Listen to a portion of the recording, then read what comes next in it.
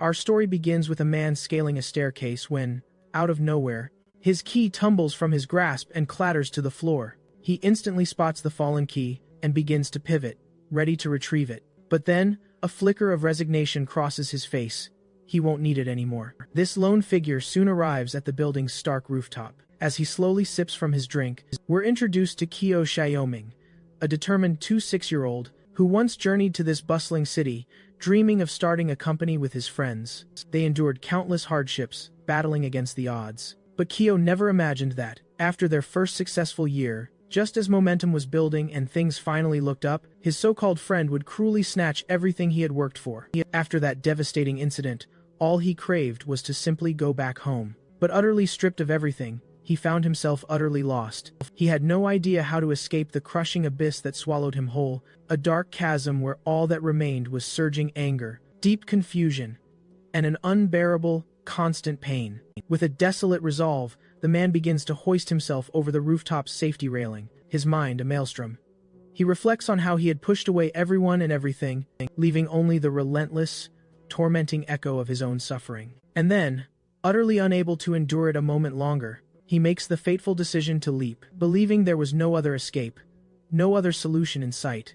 As he plummets downwards, a singular thought pierces his mind: he can finally be free. Suddenly, his eyes snap open, and the distinct sound of rain fills his ears. He jolts upright, bewildered, asking aloud why he couldn't even manage to finish the job. Still reeling in shock, he realizes he had jumped from an impossibly tall building, and wonders if he's truly so pathetic that he couldn't even succeed at times. This asterisk. Then, his gaze falls upon his hands, noticing they appear injured. Though, strangely, there are no visible wounds to be found. A chilling, guttural groan suddenly emanates from somewhere right beside him. A searing lightning bolt then rips across the ominous city sky, just as the man's eyes involuntarily fly wide open, and he beholds a sight he could never have possibly imagined. Utterly paralyzed by sheer disbelief, he scrambles to his feet, eyes fixed on a figure with an outstretched arm, desperately trying to reach him. That creature, unmistakably a zombie, grotesquely claws and drags itself across the ground. As it lunges to grab him, Kyo lets out a terrified scream. He spins around, turning his back, and breaks into a desperate sprint, running for his life. His mind races with frantic questions. Was that truly a zombie? How could any of this even be possible? Was he perhaps trapped in some twisted version of the afterlife? But then, a stark realization hits him. This couldn't be the afterlife, not with the pouring rain, the pounding in his chest, the raw pain coursing through him, his labored breathing.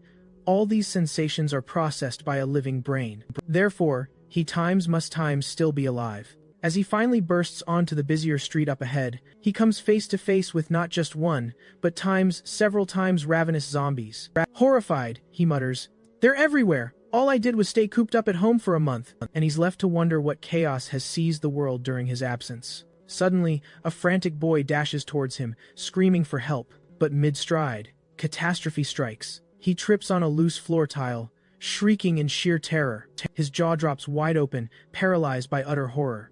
Our boy finally realizes the ghastly truth. They're devouring humanity.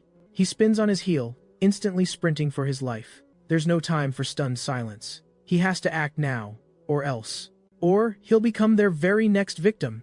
As he races through the desolate streets, another searing lightning bolt rips through the rainy night sky, illuminating a girl standing eerily still amidst a horde of the undead. He quickly realizes something is undeniably off about this zombie girl. She's uncanny. She remains perfectly motionless among the shambling corpses. Then, with a sudden, ear-splitting shriek, the zombie girl unleashes hell. Selma blurs into motion, charging towards him with unbelievable velocity. Utterly stunned, he wonders how she could possibly have spotted him from such a distance. The zombie girl streaks past him as he executes an acrobatic leap to dodge her attack. She maintains her furious pace, rounding the corner in hot pursuit, expecting to find him there, but then she halts abruptly, her head swiveling with a puzzled gaze. She's plainly bewildered. He's vanished exactly from where she expected him to be. A chilling realization then dawns. Normal zombies aren't just not slow, but zombie was unnaturally, terrifyingly swift. Then, with a shocked expression twisting into a grim, almost manic grin, the boy utters a chilling prophecy. He's definitely sealed his fate this time. Suddenly, an ominous, thudding barrage erupts on the door directly behind him. And yet, he muses, bewildered, Why should times that times sound instill fear in him? Sprinting into motion, he mutters that the door won't withstand the assault much longer. An ironic thought crosses his mind. He himself just made a daring leap, yet now he's paralyzed with fear, seeing another creature round the bend. He questions himself.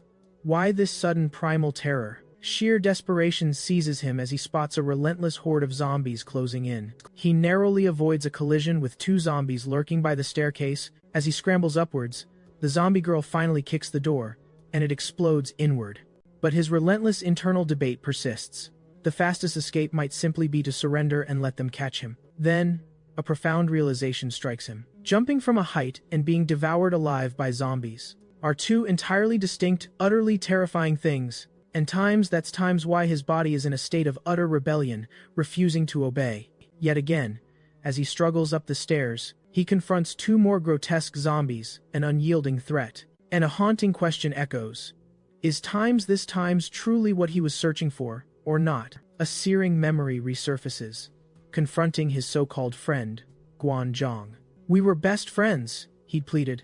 Why would you do this to me? Guanzhong had merely offered a chilling, condescending smile. Scoffing, he declared that our hero clearly lacked any basic understanding of common sense, and that it's no wonder he'd fallen to such a pitiful, deserved state. Then his now ex-friend venomously declared that someone who is truly worthless and utterly useless should be treated like mere refuse and unceremoniously thrown away. In another memory, we glimpse him desperately trying to break free, but judging by his abysmal score, the girl tells him she can't help, even as he desperately pleads. He then recalls trying to abandon that world on his own, but after truly witnessing what this world has become, he had a complete change of heart. He brutally kicks a zombie, screaming at it not to touch him. A sudden realization hits him.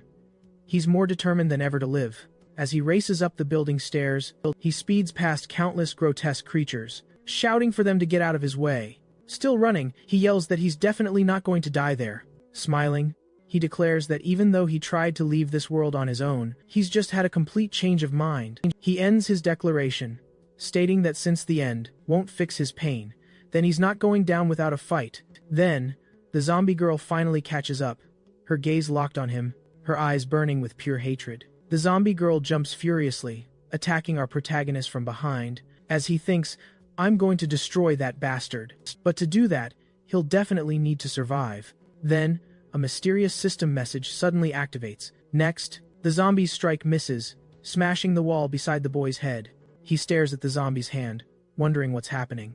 The system announces that subject, Cow Elk, Wyoming, has been redirected, and the first task has been assigned, followed by a display stating an eligible candidate has been found. The boy, still not fully understanding, and wonders if that employee he's supposed to hire is the one right in front of him. The system then asks if he wants to accept the employee. At the same time, he remembers the hordes of zombies outside, so he raises his hand high, declaring that in times like this, he has no other choice.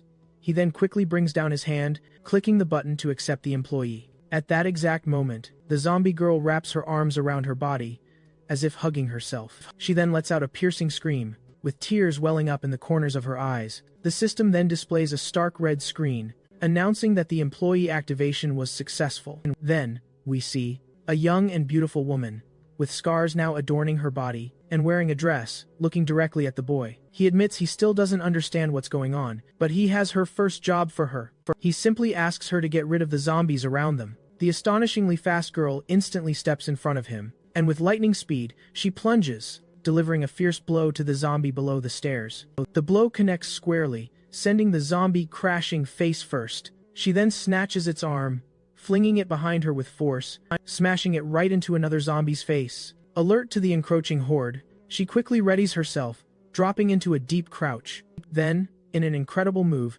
she snaps into a full split, sending two zombies reeling back simultaneously. She briefly drops to the ground, but instantly recovers, poised for her next lightning-fast strike. With an explosive leap, she rockets back up the stairs, effortlessly soaring past Kale. The zombies barely have a chance to comprehend what's happening, before the girl is already upon them. She executes a powerful cross-strike, sending a zombie flying to each side of the staircase. Throughout this intense display, our boy stands utterly still, watching in awe at the zombie's raw power. He then muses that, in this new, harsh world, she was, without a doubt, the greatest employee imaginable. He then finally breathes a deep sigh of relief, muttering, "It's all over." Moments later, the system's voice booms forth, congratulating him on his mission's success, while simultaneously revealing his hard-earned rewards. Among Tane's gleaming rewards are a brand new backpack, 100 vital points, and a chance to play the exclusive lottery, sending a wave of elation through our protagonist. He stops his excited pacing and quickly crouches down, and eagerly unzips the backpack to reveal its hidden treasures. Within, he finds comfortable clothes, essential food supplies, refreshing water, and even an array of powerful weapons. He pauses, and turns his gaze back to the glowing system screen, pondering the system's true identity and what its ultimate purpose is for him. The boy reflects that, in these apocalyptic times, he's no longer shocked by the sudden appearance of this system. Thus, he chooses to investigate his intriguing lottery prize by clicking on a massive green button, boldly labeled Lottery. The system promptly declares that his ticket has been activated. Without warning, a massive roulette wheel materializes right before his eyes, as the system announces that the lottery wheel is now in motion. With a dizzying blur, the roulette continues to spin. The system clarifies that he'll be granted a randomized reward. And then, with a dramatic flourish, the roulette wheel finally stops, its vibrant pointer resting on a section at the bottom right. The system's voice rings out once more, offering congratulations, declaring he has won a precious memory fragment of Huang Xiaoyu, which leaves the boy utterly perplexed, wondering what it could be. And just then, the enigmatic memory fragment itself is displayed. While the boy promptly interrogates the system about its purpose, smiling, he likens the item to those sweet progression drops from other games. With the memory fragment hovering right before him, he wonders exactly how he can activate it. Then, a sudden touch connects with the fragment, causing it to burst forth with an intense glow. And just like that, he's violently pulled right into the memory fragment. Still reeling and blinking with one eye half closed, he can only wonder, what just happened here? He finds himself standing before a real estate company named Shengzi, where a young woman is working at the reception, as a man steps forward from right behind him. But the man, completely oblivious to his presence, walks right through him. The man finally reaches a desk and calls out to the girl, Xiaoyu, as she politely asks if he needs anything else. At last he understands. He's inside the girl's very own memory. That's why they can't notice him and just pass right through. The girl's boss comments that, for a new employee, she's incredibly competent, but the company's current situation isn't good. With a gentle smile, she replies, "It's fine," since she came from the countryside to the city all alone, with little education, making her deeply grateful for the job she has. The boss looks at her, a hint of embarrassment on his face, as she readily agrees to receive only half her salary. He then promises, the company will pay the other half once things are back on track. Excited, she beams and thanks her boss once again. He then tells her to keep up the excellent work she's been doing, as he watches the entire interaction from the side. Xiaoyu then looks down and picks up a small hair clip. She admires herself in the mirror, after putting it in her hair, and proudly says, "How beautiful it is." A purchase from her very first paycheck. She states that ever since she left that house, she vowed to live happily, no matter how difficult the situation became. Xiaoyu takes a deep breath and happily declares that sooner or later, she will finally have her very own house. He then smiles, gazing at her, commenting on her incredible optimism. Just a few seconds later, he's abruptly back in his original spot, wondering if the memory has already concluded. Right afterward, the system flashes a message, informing him he's received a side mission: return to the real estate office and recover the girl's hair clip. Upon seeing the rewards in his assigned task, he begins to wonder what employee loyalty truly signifies. He grins, looking at the girl and saying, "Given how you handled those creatures, I'll leave them all in your capable hands. But we need to go now and finish that mission." A little while later, we see a sprawling building, a few lights already on, while both the boy and the girl have changed clothes and arrived at the real estate company. The girl, already in her new outfit, continues kicking zombies in the right tower. The boy, also in new clothes, is still impressed with the zombie girl's combat power. He stands still watching while she throws zombies into the air, and thanks for having her as his employee. He goes up the building and says that, while she takes care of the zombies, he better find her ribbon. Quickly looking beside the desk near the computer, he finally finds the girl's ribbon. He turns around with the ribbon in hand to give the good news, but then sees a zombie flying over his head. Desperate, he wonders if she's trying to kill him with fright, or by throwing a zombie at him. And he notices that in fact, when she's killing zombies, she doesn't care who's around throwing them in all directions. but nothing stops her from in the middle of the chaos, pausing and looking at him. Not understanding her gaze, he stares back the system, then affectionately says that the employee's loyalty level is very low, and that she might confuse friends with enemies. He panics as she looks at him like he's a piece of zombie meat, and wonders if that's what loyalty is used for. He runs toward a door asking what kind of game design this is, and tries to open it desperately while the girl follows him. He manages to get in, close the door, and shouts that this is the second time she's chased after him. He says that this time, there's no system to reduce the damage, and pulls a cabinet from the side to block the door. At the same time, the girl's on the other side pounding on the door with great force. Non-stop. The boy says he needs to complete the task quickly, because the door won't hold much longer under the power of her blows. He says he already has the ribbon. Now all that's left is the other half for salary. He finally decides to look behind him and gets a good scare. Behind him is her boss, now a zombie counting money. He says he got a huge fright and wonders if this is really the boss he saw in the memories. Then he notices the malice and says that he lied to the girl, saying the company was bankrupt. Looking at the zombie boss, he says he looks just like the friend who took everything from him, and that even as a zombie, his sole focus is the meticulous counting of his money. He completely drifts away, lost deep in his thoughts. All the while, the zombie girl relentlessly pounds on the door, and those jarring sounds finally snap him out of his trance. He strides over to the zombie and confidently declares that he'll only take the 2,000 for Xiaoyu, leaving the rest for them to rob together. But the instant he touches that money, the zombie's hand shoots out and clamps onto his arm. He freezes in place, completely bewildered by what's happening. The zombie boss abruptly stops all his actions and fixes him with that unchanging, soulless zombie stare. With a swift motion, he draws his knife. He asks if this zombie really doesn't want to let him go. The zombie boss roars in fury and charges straight at him. He then leaps back, even while still being held by the arm. His knife is already poised in a deadly attack position. A sudden idea sparks. This zombie is the perfect test for his new blade. With a lightning-fast strike, the zombie's arm goes flying. He casually comments on how incredibly sharp the blade truly is. Turning swiftly to the side, he declares the next strike will be the one to take this zombie's life. But then, something unexpected happens, sending his blade flying across the room. He's utterly bewildered, unable to comprehend what just happened. The zombie boss glares at him again and lets out a blood-curdling scream. A mere second later, the boss is on top of him, and the boy fights desperately to get free. The boss quickly lowers his zombie head, preparing to bite the boy. The zombie falls, but its jaw still slams into Cater's shoulder. Nervous, he frantically thinks about what he's going to do. And if this is truly the moment he turns into zombie food, he struggles to calm down and think of a way to get him off. Then he remembers. The zombie was obsessed with counting money, and perhaps that's the key to getting rid of him. Stretching his hand desperately to the side, he manages to grasp a handful of nearby bills. He throws the money high into the air, shouting for the boss to look. Somehow, it works, completely distracting the zombie, who rushes over in an absolute panic. As if his precious money were about to fall out the window, the cow immediately sees that the tactic was a roaring success. He sprints, snatches his knife, and charges at the boss, muttering that these companies always make employees feel like crap. The zombie boss is still frantically gathering the notes from the floor, until he finally seems to notice the approaching threat. The boy then fiercely declares he doesn't agree with any of that, and brings the blade down from above in a deadly vertical motion. He lands the hit squarely, with devastating precision, splitting the zombie clean in half, sending one half soaring to one side, the other half to the other.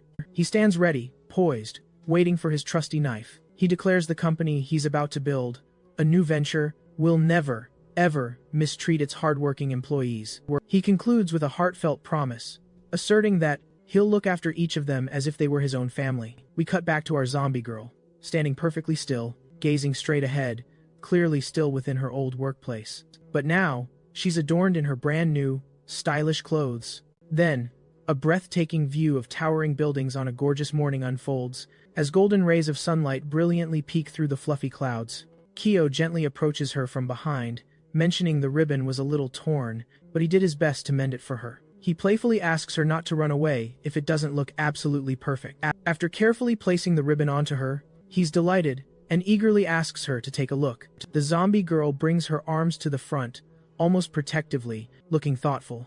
Then, a gentle breeze blows, and she actually smiles. The boy seems to notice her smile, a faint blush creeping onto his cheeks. Immediately after, he claims he probably didn't see it clearly, and the zombie girl appears quite confused by his words. They then declare that this is how their incredible journey begins, an epic quest to build a brand new post-apocalyptic company, and he's vowed to find every single one of her lost memory fragments. We're shown a sprawling city absolutely swarming with zombies, while Kaio narrates that he was once a complete failure, a man who had bankrupted his entire business. He was even ready to end his life.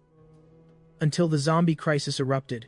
Since that terrifying event unfolded, 5 whole days have rushed by, and he's been exploring the system non-stop. Now, he's unlocked several astonishing new abilities, like the power to recruit loyal zombie employees. Plus, another ability grants him incredible rewards for completing tasks. As long as he masters these 2 powerful abilities, he'll surely be able to forge a formidable team in no time. The zombie girl, ever relentless, continues her assault, effortlessly kicking zombie faces with the same ease as the past 5 days. Our boy now joins the fray, carving through zombies too, expertly using his knife. He smiles, feeling invigorated, thinking to himself that he hasn't felt this alive in a very long time. It's as if he's experiencing a profound process of self-recovery. Then he calls upon the system, eagerly asking if there's a new task for him. The system promptly displays a vital task: stock up on essential resources. Our boy thinks that sounds absolutely fantastic. It's something he genuinely enjoys.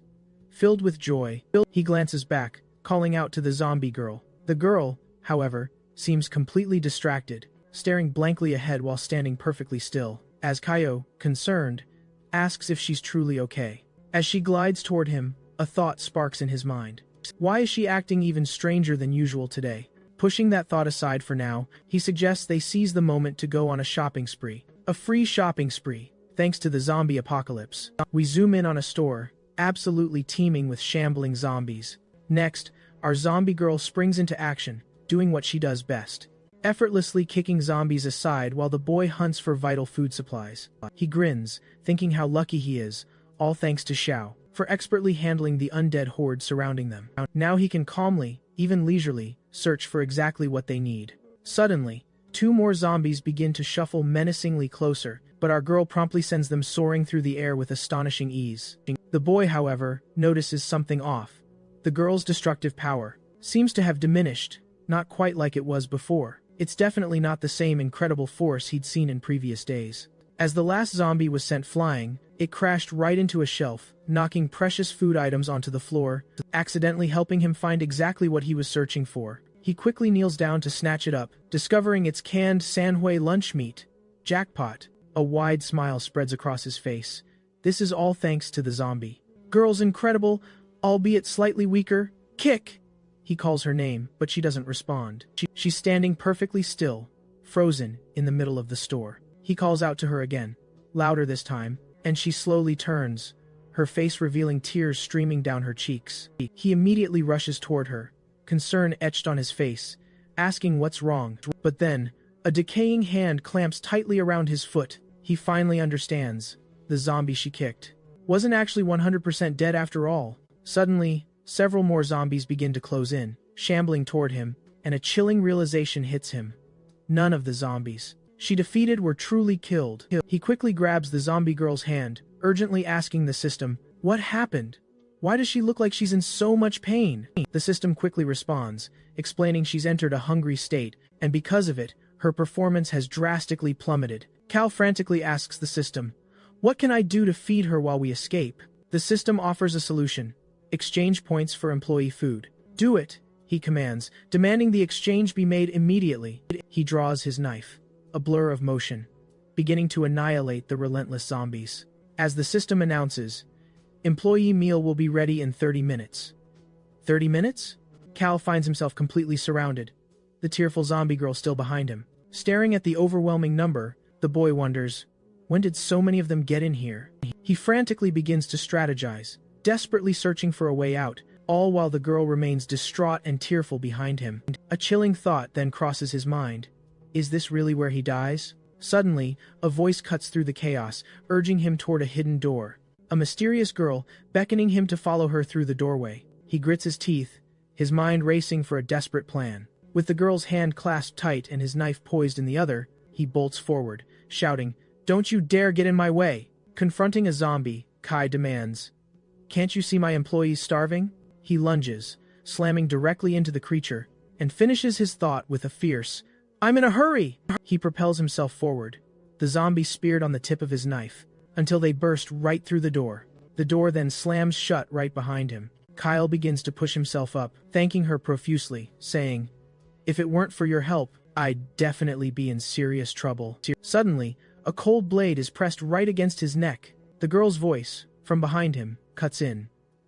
"No need to rush with the thanks." Another person then steps forward, saying, "Hand over all the food you just collected." Then we see he's completely surrounded by several other people, all pointing sharp, crude melee weapons, straight at him. The girl insists he hand over the food, emphasizing, "I don't want to hurt you." Kai thinks he's at a massive disadvantage until Xiaoyo recovers, while the others shout, "Just hand it over now, or we'll just take it by force." Kai smiles, surprisingly calm, and says he'll give them the food. He pops open a can of beans and holds it up for them to see. Two of the men immediately start rummaging through and devouring the food, like starving animals, while Kai tells them to take it easy, because there's enough for everyone. The girl then apologizes for their behavior, but explains they couldn't find food in the warehouse, and haven't eaten anything in 2 or 3 days. She explains that they weren't like this before, but the situation completely changed because of the zombies. Kai thinks he didn't expect them to prefer starving to going outside to search for food,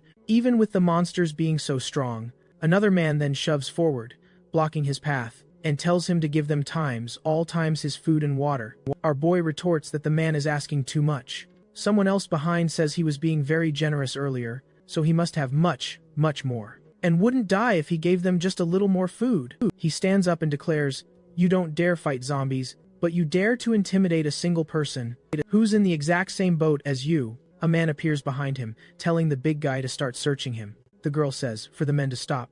"He already gave us food. You don't need to act this way." The man named Wang scoffs. "What is a little girl like times you times no?" Saying, with a wicked grin, "The world is times over asterisk." He argues, "If you don't take from others right now, someone else will surely snatch it from you." Cao then concedes, declaring his surrender and telling them to take everything. The men immediately begin rummaging through his belongings. Meanwhile, our zombie girl remains utterly frozen in place, simply watching. Suddenly, high above her in the ventilation duct, a distinct noise echoes. Next, we glimpse something struggling to escape from within. The men press closer, intensifying their search, while he desperately thinks that if they seize his weapon, he'll be utterly defenseless afterward. Soon after, still tightly bound, he reveals he'd tied a precious can of meat to his leg. The men, utterly stunned, question if they heard him correctly. Moments later, as chaos erupts around him, everyone demands to know why he hadn't mentioned it sooner. Each of them now seems to have a wildly different idea of what should be done. With the hidden meat our boy concealed on his leg, he spots the perfect opportunity and cunningly declares, "Whoever wants it, will have to go grab it themselves." With a mighty heave, he flings the can of meat far away. The precious meat lands a good distance behind them, and everyone instantly forgets the boy and bolts after the can of meat. The skinny guy, drooling and sprinting up front, boasts that the group of chubby guys will never, ever beat him in a race. He triumphantly snatches the can of meat, happy and still drooling. One of the men exclaims, now he understands the crushing downside of being fat, because the can was just one shelf beyond his reach. Suddenly, the can of meat clatters to the ground, and the man frantically asks where the skinny guy vanished to. Meanwhile, the woman screams that she doesn't care. She just wants the meat. The girl then urgently tells Uncle Su to calm down. Soon after, a man frantically tells the girl named Xiao Zhang to run, while the aunt lies on the ground, staring in horror at something before her. He then begs her, "Please, save me." The girl stands frozen, staring in utter shock at both of them, not yet comprehending the horror unfolding. Meanwhile, back with Kevin. Kevin notices that the ropes they use to tie him are impossibly tight. The girl and the uncle come running back, fear etched on their faces, and the boy wonders, surprised, why they're already back. She rushes to untie him, urgently telling him to run. A zombie girl suddenly senses something terrifying in the air. He urgently asks, "What happened?" And the girl replies, her voice trembling, that Anne was eaten. Cal asks in disbelief, "Eaten by a zombie?" And the girl quickly clarifies, "No, it wasn't." She was about to explain, when suddenly, chaos erupted. When suddenly something flies against the wall above them. We see the zombie girl looking at something in front of her.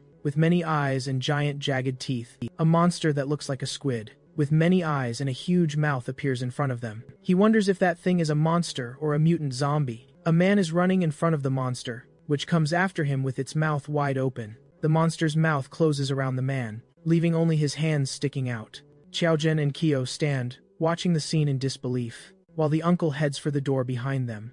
The uncle at the door thinks he can't die in a place like that, and he needs to get out of there. Kao, seeing the uncle's intention, tells him not to open that door. As soon as he cracks the door open, Face is already there on the other side, mouth wide open, ready to bite him. Obviously, he gets bitten, while Kyo thinks they are really stupid. Zombies start entering through the door the uncle left open. Our boy draws his knife and starts fighting, while thinking that the octopus doesn't seem to be as strong as his. Xiao Yu, but that he needs to buy more time. System informs him that the task has been classified as dangerous. The monster starts moving toward them. He Josong hides behind our zombie girl, who remains apathetic as always. Kao calls out his employee's name. As he turns to do that, a zombie takes the opportunity to get close to him, but the boy manages to stop it in time. Our boy thinks that everything really might end there. Then the system says, the task has been classified as dangerous for the host, and enables collaborative work mode. The system then states that Guo Xiaoyu has had her collaborative work mode activated. The girl then seems to shed her scars, which instead begin to wrap around our boy. Seeing her scars on his body, he wonders what that collaborative work mode could be. The system then begins to explain the relevant details to him. Zombie comes toward him and takes a lightning-fast punch, flying far away.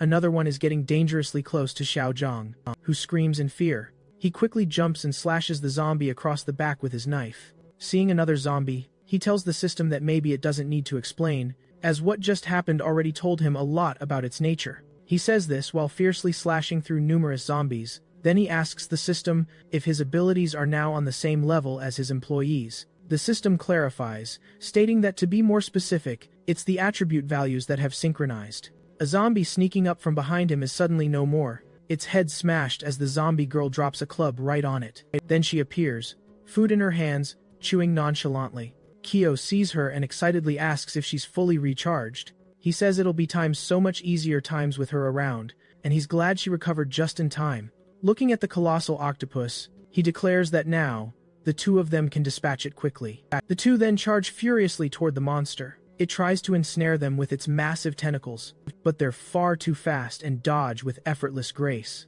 As they swiftly approach the monster, Kyo calls out to the zombie girl, spotting a crucial opening. He tells her to finish it off. Next, we see the monster, now riddled with holes and brutal cuts all over its body.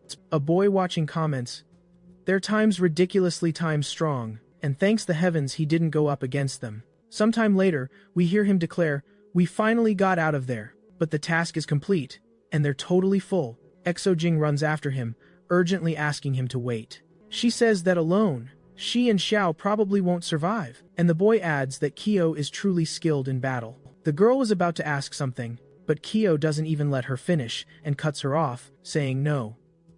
He states that there's water, there's food, and weapons there, it should last them a while, and that he helped them as payment for letting him hide there. Then he firmly states he definitely won't work with someone who pointed a knife at him. Next, he turns his back and simply starts walking away, wishing them good luck. Sometime later, he remembers he hadn't used the reward from the task lottery, and promptly opens his system window in front of him. He then activates the lottery by pressing a button in front of him. The roulette wheel starts spinning wildly again, a massive presence right in front of him. The boy gets incredibly excited to see what his reward will be. Kyo is utterly shocked, wondering, is that serious? When his eyes land on his reward, we then see a simple loaf of bread and a cup of coffee. He thinks that even though he hasn't eaten that in a long time, he feels like he just completely wasted his lottery ticket. Meanwhile, the zombie girl watches with her characteristic expressionless gaze. He practically salivates over Kyo's delicious-looking snack. He notices her eyes are completely fixated on the yummy treat, so he slyly moves it aside, testing if her gaze will follow. And guess what? They absolutely do. Deciding to be generous, he offers her a small piece, and even with that typically blank expression, she's absolutely beaming with happiness. And the system notifies him that, by simply giving his employee her absolute favorite breakfast, her loyalty has skyrocketed, and he's unlocked a brand new skill slot. He then smiles warmly at the girl, telling her to let him know immediately. if there's anything else she ever wants to eat in the future, he'll absolutely, 100% get it for her. The system window then prompts him to choose one of 3 exciting skills to insert into his newly opened skill slot, but he grumbles, wishing it would be way easier if he could just test them first. The skills are called Violent God of War, Immortal God of War, and Furious God of War. After his brief complaint about testing the skills, the system informs him that he can actually test them, but he'll still have to pick one to keep afterwards. Once the decision is made, they head straight to the port, which they discovered near the site of their previous day's mission. It's absolutely swarming with zombies, and there's ample, open space amidst the towering containers. He declares there's no better spot than this to truly test out these skills. We see several zombies lumbering aimlessly among the labyrinth of containers. He confidently perches himself on top of one of the containers, and informs the system he wants to test the Furious God of War ability first. The zombie girl then swiftly dashes toward the horde of zombies. She halts abruptly, her wrists surging with a visible charge of energy, and she unleashes a devastating punch forward, sending the entire zombie horde absolutely soaring through the air. The boy is utterly impressed that she only threw one times punch, yet sent every single one of them flying. Clearly, that ability massively boosts her capability to clear out entire areas of zombies. Next, he instructs the system that he wants to test the Immortal God of War ability. The zombie girl becomes engulfed in a vibrant green energy, letting out a piercing scream. All the zombies in the area immediately seem drawn to her presence. The boy quickly realizes that she's actively attracting the zombies to herself and is actually absorbing their hatred. He also notices her scars turning green, and her wounds visibly healing. He deduces that this ability not only grants her incredible regeneration, but also the power to provoke and draw in zombies. And he thinks that's incredibly cool. He then instructs the system to test the Violent God of War ability next. He immediately scrambles, looking for a safe place to hide, and urgently begs her not to go absolutely wild and try to attack him times again, like she did last time. Her hair whips upward as she charges into her dazzling new power. Her gaze then intensifies, becoming deadlier than ever before. He watches her blaze through, obliterating everything and everyone in a flash. Knowing her attack power is about to skyrocket with this move, but a brutal cooldown period will follow, leaving her vulnerable. After a furious burst of unparalleled energy, she finally halts, crimson energy still fiercely radiating from her. Immediately after, she springs off a nearby container, launching straight toward the horde. And the sheer devastation she unleashes is absolutely mind-blowing. As zombies are sent soaring through the air, dust clouds explode around them. Suddenly, one of these zombies is hurled straight toward a girl, and she effortlessly snatches its head right out of the air. Moments later, a surge of raw energy explodes from her very hand. Both Kaio and Xiao Yu immediately sense another powerful presence nearby, and the boy can't help but wonder just who she could be. A mysterious girl emerges, clad in striking black clothes, sporting menacing horns and razor-sharp spikes erupting from her elbows. The boy eyes her menacing spikes, asking, "Is she a mutant zombie?" CL immediately dashes across the containers, charging straight toward the mutant. She unleashes a fierce kick, swiftly blocked by the other white-haired girl. Kabo observes, stunned, that, even though the attack was unleashed with the terrifying might of the Violent God of War ability, the other girl managed to completely block it. As the two formidable girls clash furiously, he remarks, "This zombie is unlike anything we've ever encountered so far." He then realizes the explosive effects of the Violent God of War ability are rapidly fading, and if they jump into the fray anytime soon, they'll be in serious trouble. So he activates collaborative work mode and charges at her too. KO yells for her to retreat while the mode is still activating. The two of them immediately start running, desperately escaping from the formidable new zombie. Looking back, he exclaims, "That thing really runs fast." As he runs, he notices more zombies blocking their path and instantly draws his knife. Suddenly, he's shocked to realize they aren't zombies. It's a terrified boy who, seeing him approach knife in hand, yells out, begging him not to kill him. Kao halts his attack, asking, "Are you alive?" But he doesn't even wait for an answer, starting to drag him away. The other boy is pulled along, frantically asking who he is and begging him to stop dragging him. The boy being dragged tells him to calm down and not panic.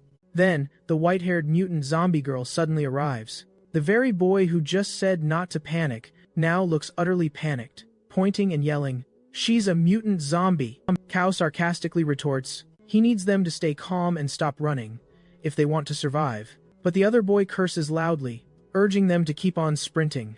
Our boy keeps his legs pumping, realizing she might be a mutant. Yet, she's still a zombie. There has times to be a way to stop her.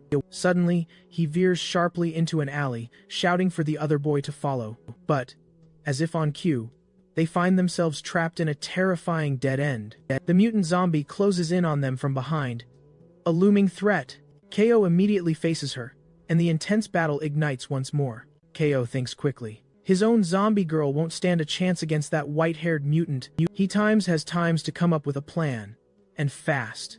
Then, a strange scent hits him. He can't help but wonder what it could be. Turning sharply to the other boy, he demands his backpack. The boy fumbles to remove his backpack, confusedly asking, "Why?" KO snaps. "No time to explain. If you want to live, just hand over that backpack, now." Instantly, he shoves the backpack into our boy's hands.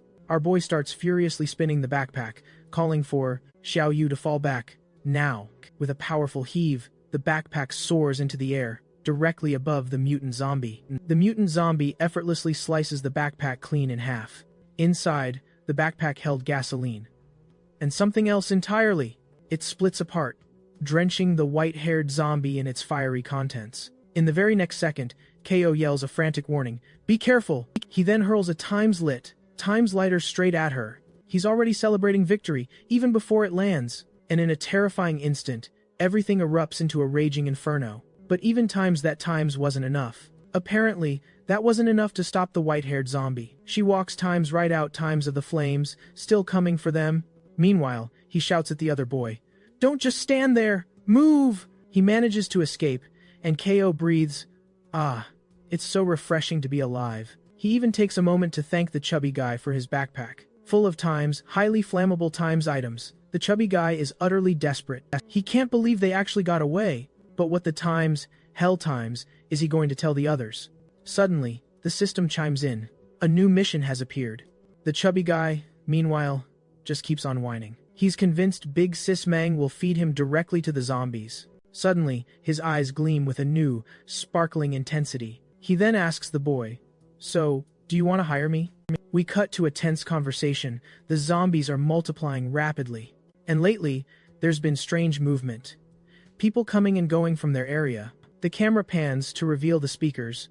Two figures deep in discussion. One of them gestures sharply, pointing at something unseen. The other confirms, "We see it too." Immediately after, our boy KO is descending from above, making a grand entrance. He's already attacking a zombie, while the chubby guy nervously watches from a height. Then, the scene shifts to a gathering place, filled with people sitting. And in the very next second, we see KO confidently striding in. Our hero makes it through, with the chubby guy scrambling in right behind him. The system window flashes, declaring his mission spectacularly completed. He grumbles, realizing he only got points, then eagerly asks about that lottery ticket, to which the system coolly replies, he can swap 100 points for a ticket anytime his heart desires. But suddenly, a terrifying sight unfolds. People around them snap to attention, pointing weapons and demanding to know who they are. The chubby guy, quick as a flash, yells not to attack, and dramatically introduces himself as Dajiao. The other man skeptically asks about his two companions. Kaju explains how he got into deep trouble, failing to secure the fuel, and these two heroes saved him, so he brought them to meet their leader. The man nods, stating their formidable leader is up on the roof, and Lao Lai will personally escort them there. The Kava exclaims, surprised. He never expected such a pristine haven amidst a zombie apocalypse. The other replies it was an untouched, unopened hospital, which explains why the place is still so impeccably well kept. Meanwhile, the boy marvels at how incredibly organized their camp is. We then see the chubby guy, his face a mask of fear, nervously ascending the stairs. Lao Lai explains that this level of order isn't by chance, it's all thanks to their unbelievably organized leader. She assigns everyone tasks, meticulously organizing every single detail. Two children playfully dash down the hallways, their laughter echoing, while a voice from above sternly warns that intense training is underway, and entry into the area is strictly forbidden. But after explaining they've brought two new people, they're granted passage toward the rooftop. Up top, a fierce woman, baseball bat firmly in hand, comes into view, yelling at someone, "Don't just dodge those zombies, you need to attack them too." We see three boys, wide-eyed, facing zombies securely tethered by ropes, keeping them just out of reach. as the boys nervously admit it's their first combat experience. The woman roars, declaring they won't get a precious second chance, and they'd better think clearly, right here, right now. Then she demands to know, what are the characteristics of these zombies? One of the boys eagerly yells out that they're terrified of light, becoming significantly slower in the morning, or under any intense, bright illumination. The other boy adds that they're also incredibly sensitive to sound. The woman then, dramatically swinging her baseball bat through the air, bellows, "Rule number 3, destroy them." The boys, their faces etched with fear and apprehension, nervously confirm they understand. A man calls out, "Captain!" announcing, "Dajiao is back!" while she sharply asks if he managed to get the fuel. Dajiao then shuffles in, stammering out that he failed to get it.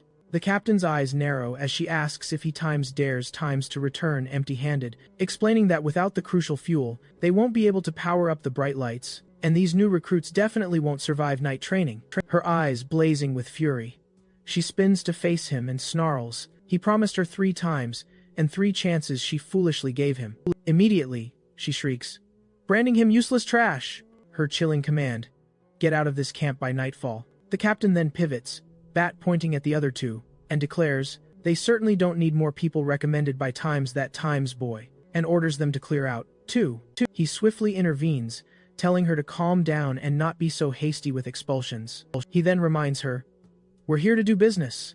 The captain, dumbfounded, asks if she heard correctly, then bursts into laughter. She retorts, "My camp offers shelter, food, drinks, vital medicines, and soldiers. Everything one needs is right here." She finishes by scoffing, "And you?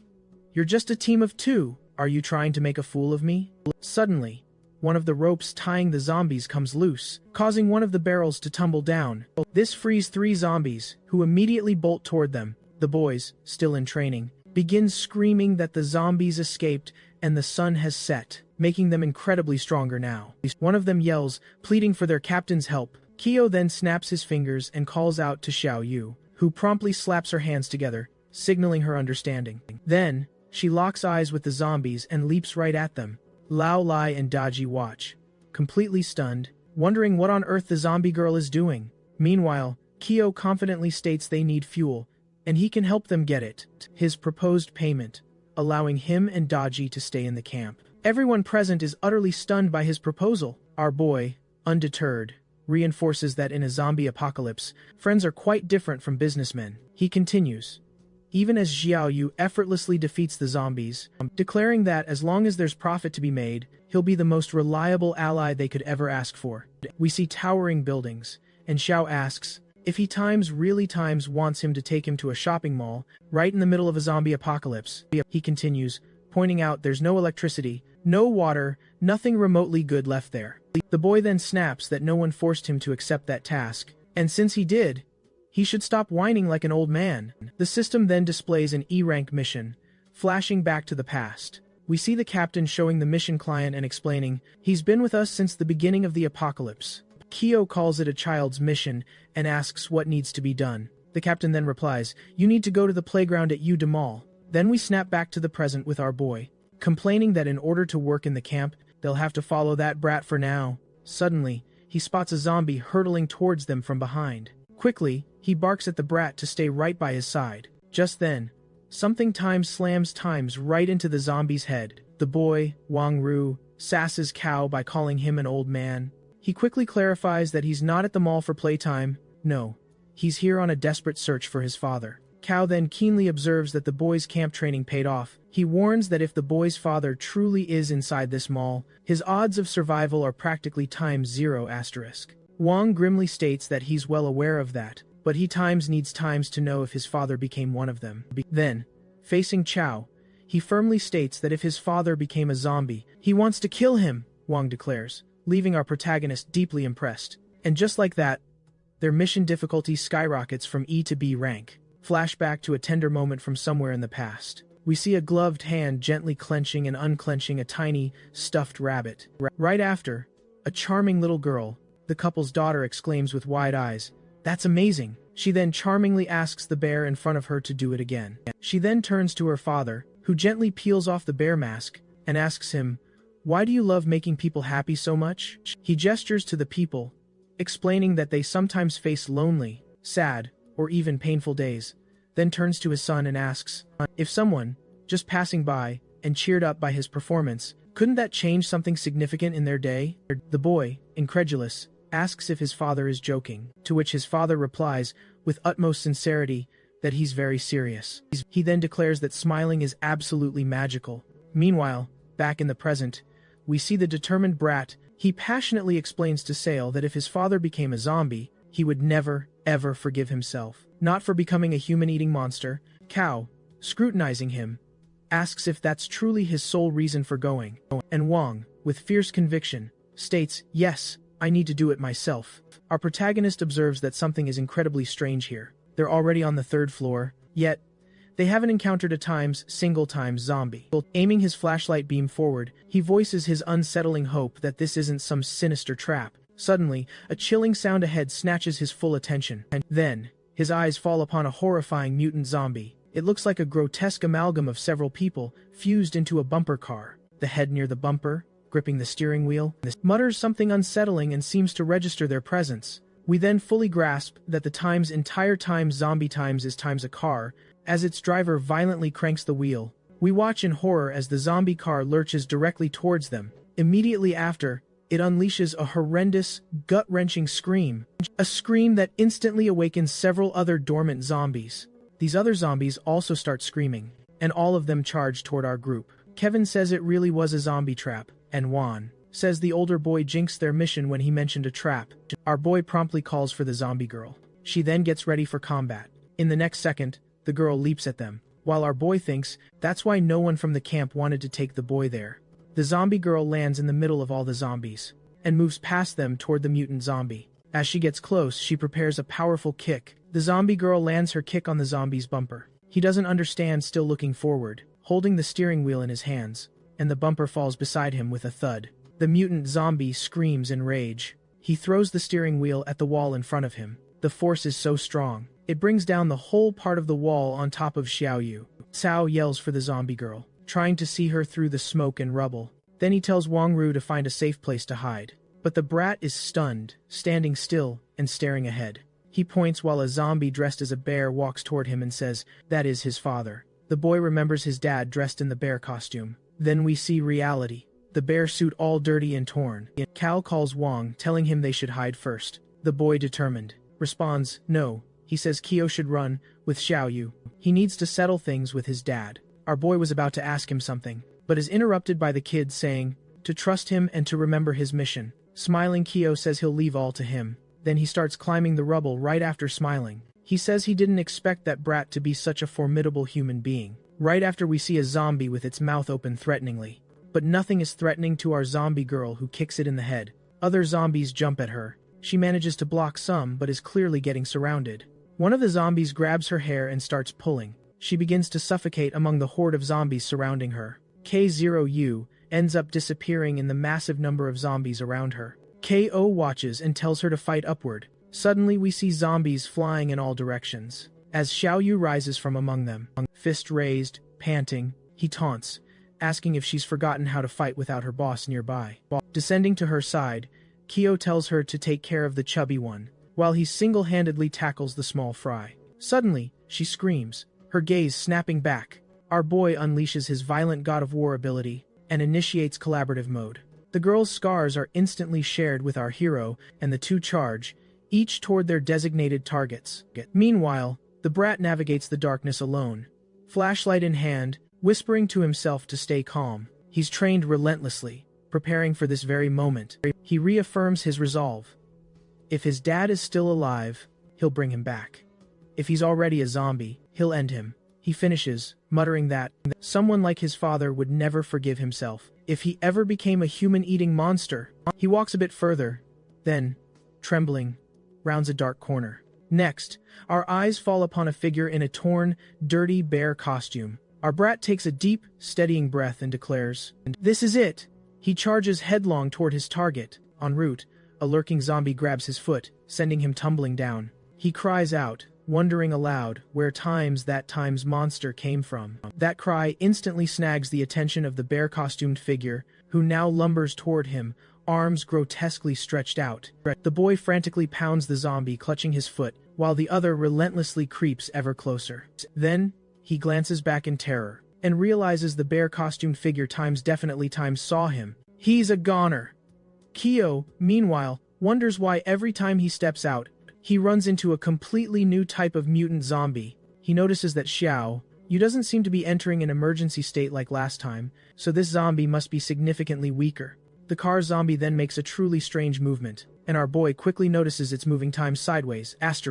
Enraged, the zombie lets out a guttural scream, its horrifying gaze fixed directly on him, one of the grotesque faces that makes up the car's open mouth. And suddenly, something utterly strange happens. It begins to swell, its veins starting to bulge ominously. Then, it explodes with a deafening, terrible bang. Our boy manages to notice it just in the nick of time. He then dives powerfully to the side, managing to dodge it. He looks back, wondering, what the hell was that? Was that a zombie jet? Meanwhile, the zombie car glares straight at him, growling menacingly. The zombie grows angrier, but our hero seems to grin, relishing the idea, as it unleashes 2 more zombie jets. Kyo confidently declares he knows how to defeat it. The boy vows that no matter its strength, a car without a driver is nothing but a metal husk. He immediately calls out to the zombie girl, and tells her to aim straight for its head, then give it everything she's got. The zombie girl, just as Kyo commanded, charges, full speed, directly at the zombie driver's head. After that powerful blow, we see the zombie driver's face contort in a scream. Immediately after, the zombie lights up like a dazzling waterfall of fireworks. Just a few seconds later, it explodes into a brilliant, glowing ball. Our boy, utterly stunned, exclaims, "That was amazing." He then looks back, a worried expression clouding his face, wondering how things are faring with the kid. And then, we spot the brat's flashlight lying abandoned on the ground. Wyatt is relentlessly striking the head of the very zombie that had grabbed his foot, sending him crashing to the ground. The massive bear head tumbles to the side, revealing the grotesque zombie within the costume. It slowly starts to lurch forward, heading straight for the boy, who whimpers, "No, don't do this." With tears streaming, he screams for his father. Then a few seconds of unsettling silence follow his desperate cry. The zombie then halts right in front of him, looking down at him once more. A few more agonizing seconds of silence pass, and then, after a long moment, the zombie seems to let out a soft, eerie laugh. Wang is completely stunned into silence. He remembers another time, a distant memory, from the past, when he asked his dad what they'd do in case of an apocalypse, just like in the movies. And his father had said life would be incredibly hard for everyone, and he told his son that what humans would need most of all is hope and positivity. Back in the present, we see tears streaming down the brat's cheeks, as he clenches his teeth, hardening his resolve. He raises his arms and his weapon, tears still in his eyes, letting out a yell. We see the horrifying zombie image of the man in the bear costume, then, an image of him, still alive from another moment, smiling, and asking, "Please, smile for me." And then, the boy finishes what he came there to do. Sometime later, we see the brat sharing a quiet moment with Kyo, who is now carrying Xiao Yu safely on his back, and says that his father's response was truly cool. The little boy asks him if, one day, he'll be as strong as Kyo, that he wants to be a soldier who makes people laugh. But Kyo, teasingly, says he doesn't think he'll make it. Then Kyo says that with a father as utterly amazing as his, he'll definitely be stronger than him. Crying, the brat looks at our boy and through tears says yes. Now, we see a card game going on. Kyle is playing cards, having spent a few days now at the camp. He started taking on mission after mission, diving deeper into the action. He explains that he's truly started to bond with everyone at the camp. And, honestly, the mission rewards weren't even on his radar. But then, with that one toy, for example, that's when he made an incredible discovery. When contractors offer items deeply precious to them as rewards, they don't just transform into valuable points. They also find a permanent home in the system's exclusive museum. Kyo is laying it on Lao Lai, reminding him there's no backing out of this bet. He demands those ever-present cigarettes Lao Lai always has. The man sheepishly asks if he can offer anything else instead. "Absolutely not," Kyo retorts, snatching one and attempting to light it. He declares he's using one right then and there. Kyo calls him a sore loser and chases after him as he lights it, only for him to start coughing like he's trying to summon a dragon. Everyone around erupts into laughter at his expense. "You can't even do that! Stop trying to look cool!" they tease mercilessly. One of the boys defends him, explaining he's not doing it just to be flashy, but because it's a touching reminder of his wife. He always lights one when thinking of her, because of that familiar scent. Lao Lai points out that Daishan, despite being 30 years old, still asked Lil Meng to get him a stuffed animal. The man, clearly flustered, explains he got it for his daughter, because she absolutely adores those kinds of things. Kyo then questions if Deshaun Times really has a daughter, claiming he's never seen her around. He explains that they live in the county, and that he called them a few days after everything went down. He truly believes they're okay, because they're incredibly tough. Then he spills the tea. Xiao Wu also had Xiao Meng fetch something for him, and he's dying to know what it was. The man with glasses quickly mumbles, "It's nothing really," while the other one grins mischievously, calling him shy. Lao Lu jumps in, offering his watch to Xiao Meng, if he'll just spill what Xiao Wu asked him to find.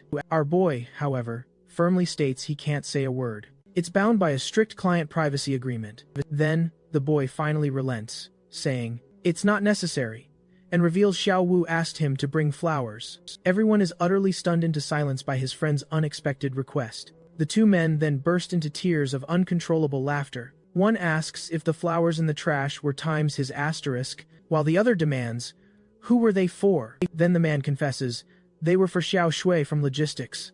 As everyone keeps laughing, he huffs, annoyed. He dramatically declares his heart has already been shattered. How times his friends laugh at his misery. And just like that, a sudden, dramatic lightning bolt rips across the sky. Every guy present is left wondering what that was, and if it truly was lightning. Right then, the captain bursts onto the scene, quickly pulling on her clothes. Our boy, meanwhile, is still utterly stunned. She then sharply commands everyone to their feet, still shielding his eyes.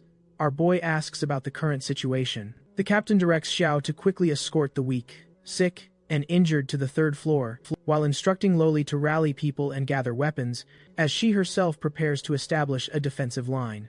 Our boy, completely bewildered, then wonders what's happening and why they're mobilizing. The girl, expertly tying up her hair, announces a massive wave of zombies is heading straight for them. Our boy, ever the opportunist, immediately spots his chance. He asks if she'd like to hire them to assist with the defense. She gives him a thoughtful look, thinks for a second, and then agrees, but warns him that the rewards won't be plentiful. Our boy proudly retorts, asking if he looks like a dishonest merchant, one who'd take advantage of people in their time of need, while secretly thinking the system will surely reward him. Right after, the system confirms an S-rank mission. He's absolutely floored by this revelation, exclaiming that even a B-rank mission was already utterly exhausting. He then yells at the system, demanding that next time, it should inform him of the mission's difficulty before he accepts, and declares he feels utterly deceived. Sometime later, more lightning streaks dramatically across the sky. Lao Lu, with his trusty cigarette, muttering he hopes nothing terrible happens this time. Our boy, intrigued, asks him what happened the last time. He reveals the camp's original captain was someone else, who tragically died half a month ago, on a rainy day just like this one. We don't see the white-haired zombie as Lao Lu begins to speak of the one who killed her. Lao Lu vividly describes the one who took her life. He then falls into a heavy silence, staring blankly into nothingness. After a long moment, his gaze shifts slowly to the side. He then shockingly reveals that the one who killed her at the port, where he met Fat Ju, was none other than the camp's current captain, Meng Dai, a while back. He recounts that day, they had only received a faint wireless transmission, and the leader at the time ventured out, searching for survivors. He comments that it was their very first time venturing out in the rain since the terrifying start of the apocalypse, and they were tragically unaware that the rain intensely agitated the zombies. The two women were constantly clashing, due to their vastly different worldviews, even though both were incredibly driven and highly intelligent. Suddenly, a man yells out, exclaiming there are zombies right in front of them, and they're completely surrounded. The former leader urgently commands them to move out of her way. She's ready to handle them. She then snatches her weapons and unleashes a barrage of fire on the zombies. But then, she glances sideways, spotting a zombie charging right at her. She swiftly dodges its ferocious attack. Next, we see a clever wire trap, and a zombie walks right into it. Its neck gets instantly snagged. The woman on the other side swiftly yanks the wire up, using the flailing zombie as a perfect counterweight. Immediately, she follows up with a fierce kick to its face, sending it flying straight into the midst of the other zombies, crashing hard into one of the shambling undead. Then, she lands with impressive grace on the battlefield. Getting up, She eyes her group and shouts for them to keep moving. The current captain commands them to run, not to slow down for anything. And just like that, she looks up at a container, a puzzled look on her face as she asks, "What's that?" She yells out, "Yanji, look out!" Suddenly, a shard of metal flies, hitting Yanji directly in the face, leaving a brutal vertical gash. And suddenly, a monstrous zombie leaps down, landing right in front of her. The zombie lets out a menacing growl, and we see it's a terrifying mutant zombie, bristling with extra teeth. She stares it down, prepared for the grim fight she would soon lead. Andrea then calls out to Meng Dai, insisting they need to move ahead now, or they'll all die right there. The other woman, after a few chilling seconds of silence, yells for Lao Lai to get them and go. Immediately. He, without a moment's protest, affirms that he understood, but at that moment, his heart was heavy with uncertainty. He understood that if they stayed behind, they would only cause more terrible casualties. At that crucial moment, he ran and drove to meet up with the others who were already across, and then, to finally make it back to the port. What he didn't expect was that only Meng Dai would get into the vehicle, and as soon as she was in, she coldly told him to start the engine. He asked about Yanji, but the woman only tersely told him to start the car, as hungry zombies began to surround the vehicle. Again, he asked about the other woman again, begging her to finally answer him. After a few agonizing seconds of silence, Meng Dai calmly stated, "I killed her." He continues, explaining that after they came back, she claimed the other woman wanted to use her as bait to escape by herself, and that, she said, was why Meng Dai killed her. Many people in the camp insisted it was a lie, believing she did it to usurp leadership of the camp, and they hoped that he, having been there himself, would do something about it.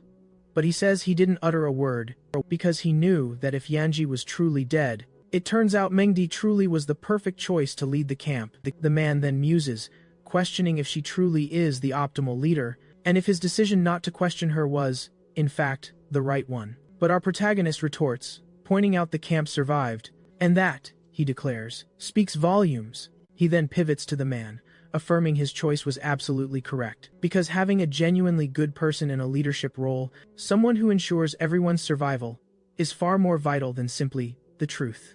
The man then smiles faintly, the word survive echoing softly to himself. The relentless downpour continues to lash throughout the night, and the zombies, oh, they're growing increasingly agitated. As the rain now drenches the very heart of the city center, jagged lightning streaks violently across the sky, whipping the zombies into an even more terrifying frenzy. So much so that our sharp-eyed protagonist notices, declaring, "The invasion is beginning." Meanwhile, on the east side of the building, the captain was in full command, issuing urgent instructions to everyone in the camp. She orders them to rig electric fences at every single window, emphasizing, do not, under any circumstances, skimp on fuel, because, as she powerfully states, survival is paramount. One of the men looks utterly stunned by this new piece of information, that zombies can actually climb windows. Until, that is, he spots one times literally times scaling the window right behind him. Another man shouts for him to move, to yank that electric fence into place, while he provides crucial cover. Then, we witness multiple zombies relentlessly climbing windows, swarming up the building. A panicked shout cuts through the chaos, calling out to the leader, reporting they desperately need more people on the west side. A zombie reaches a window, peers inside with a hungry gaze, and lets out a grotesque scream. Then, our zombie girl's foot suddenly appears, smashing right into its face. Someone loudly asks Cow where he found that girlfriend, because, let's be real, this girl is absolutely incredible. He quickly explains she used to train in Chinese kickboxing, and, just to clarify, she's definitely not his girlfriend. A man rushes in, calling for Leo to lend a hand on the other side. Leo swiftly agrees, okay, and begins to move. But the captain instantly appears, telling him sharply, stay right there, and calls for Xiao Wu to go instead. A bewildered Leo then asks, so, am I staying on this side, or not? The captain immediately responds with a firm, yes, adding that he's now officially in charge of this entire area. His friend playfully teases, asking if Leo really thought they couldn't hold this side without him, while Lao barks at him to shut up and just go. Suddenly, a zombie lunges at Lao Li from behind, but our quick-witted protagonist shouts, don't let your guard down, and expertly dispatches the zombie before it can even strike. Lao Li offers a quick apology, and the two immediately team up, cutting down more zombies in a fierce display. Meanwhile, over in the west area, Pushing into the third floor's entrance, we're met with chaos. Bodies litter the ground. People frantically flee from swarming zombies. The captain barks a sharp order. Deshawn, eliminate all the zombies. And quickly rebuild our defensive lines. She then secures the third floor passage with Xiao Yu. Thinking to herself, the situation looks incredibly grim, and she considers the drastic measure of blowing up the stairs. Meanwhile, on the west side, a frantic boy sprints from a relentless zombie, saved at the last second by his friend, who immediately tells him to get up and help the leader. Soon after, a captain orders Group B to switch on all the lights, but a boy quickly points out that they won't have enough fuel. The leader, however, simply replies, "It doesn't matter. If we don't make it through the night, then the fuel won't matter anymore anyway." Then, once again, we see several zombies desperately clawing up the windows. But suddenly, an improvised spear goes right through a zombie's mouth. One of the friends remarks, "Looks like he's not so useless after all." And the other, smiling back, teases him, "Don't start getting cocky now." The friend then boasts, "How many of you can land a headshot with a spear, huh?" While the leader playfully teases him to go hit a few more. He laughs and says that after they win, he'll definitely help them with their wedding plans. Behind the captain, we see one window is still intact, but another is completely broken. But most importantly, we see different claws dug deep into the concrete of one of them. Meanwhile, on the eastern defense line, we spot a screaming zombie with several spikes grotesquely protruding from its body. Cao suddenly notices the mutant zombie right behind him. The mutant zombie then leaps toward him. He then screams out for Xiao Yu. The zombie gets dangerously close, its claws extended, ready to strike, but the attack is miraculously stopped by our favorite zombie girl. Cao thinks to himself, "That was incredibly dangerous. The attacking zombie got way too close for comfort." He realizes that if he were a normal person, he definitely would have died from that brutal attack. We then cut back to the western area, where the situation is incredibly tense. We see the man with glasses suffer a lethal blow to his abdomen, while the leader watches. Then, with a trembling voice, he calls out to her as his strength rapidly fades. We see some sacks and shells piled up behind the door to keep it firmly in place. An elderly lady nervously asks Deshawn why they're still up there. He gently calls her Grandma Chen, and tearfully apologizes for failing to defend the base. The people there start to panic, their fear palpable, crying out that they don't want to die yet. The captain sharply asks everyone to calm down, reminding them it's not over yet, then tells Lo Lai to count the people. But for those unfortunate enough to be bitten, a sliver of kindness arrives. Suddenly, a girl steps forward, offering to tend to Sean's gruesome wound. Without a word, she immediately begins to meticulously clean and dress the cut on his arm. Moments later, he breaks the silence, calling her Xiao Wu and attempting to speak. But her words cut him off. "He's gone. He's dead," she whispers, adding that she didn't actually see the boy leave with them, realizing she must have just imagined it. The man then hangs his head, offering a heartbreaking apology for failing to protect him. Kyo then explains that that idiot had suddenly confessed his feelings to her, doing it with a huge bouquet of flowers, right in front of everyone. Just yesterday. Caught completely off guard, she got so flustered she rejected him purely out of reflex. But when she later tried to find him, desperate to talk, he was nowhere to be found.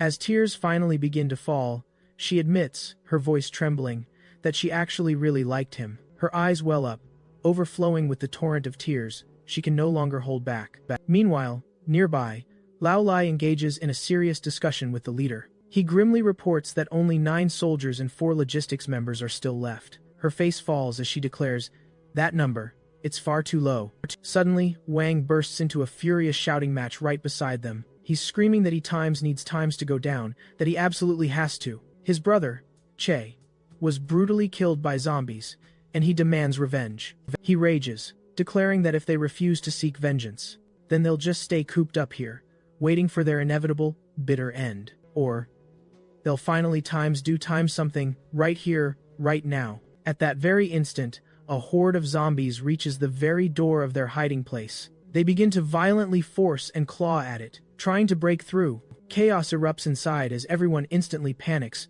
startled and terrified. The captain shouts over the din, ordering them to fall back immediately. Cao muses that escaping wouldn't be an issue for him asterisk, but worries for them asterisk. He could easily get out, but a nagging question lingers.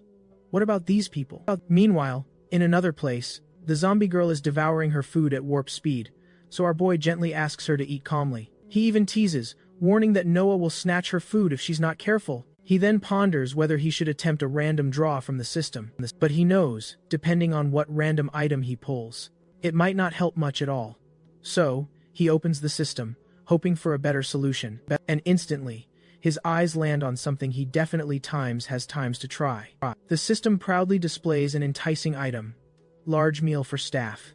He swiftly swipes to the side, curious for more, and there it is, the human resources window, proudly featuring his one and only employee. Our beloved zombie girl appears, and as he swipes again, the system boldly asks, "Would you like to open a new slot for a new worker?" He confirms the unlock without hesitation, a thought popping into his head.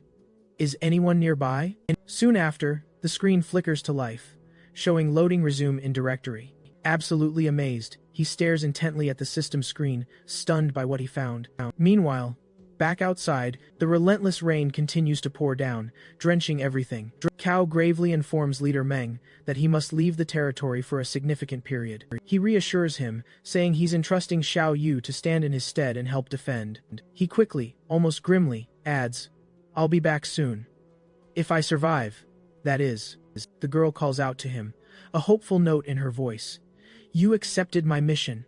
He turns, offering a warm smile, and softly tells her, "Don't you worry about a thing." Remembering their past, he knows they're business people through and through. He concludes, emphasizing that integrity must always come first. Suddenly, another deafening bang rattles the door of their hideout. At last, a ghastly hand claws its way through the shattered door, and then, a grotesque zombie face squeezes through the widening crack.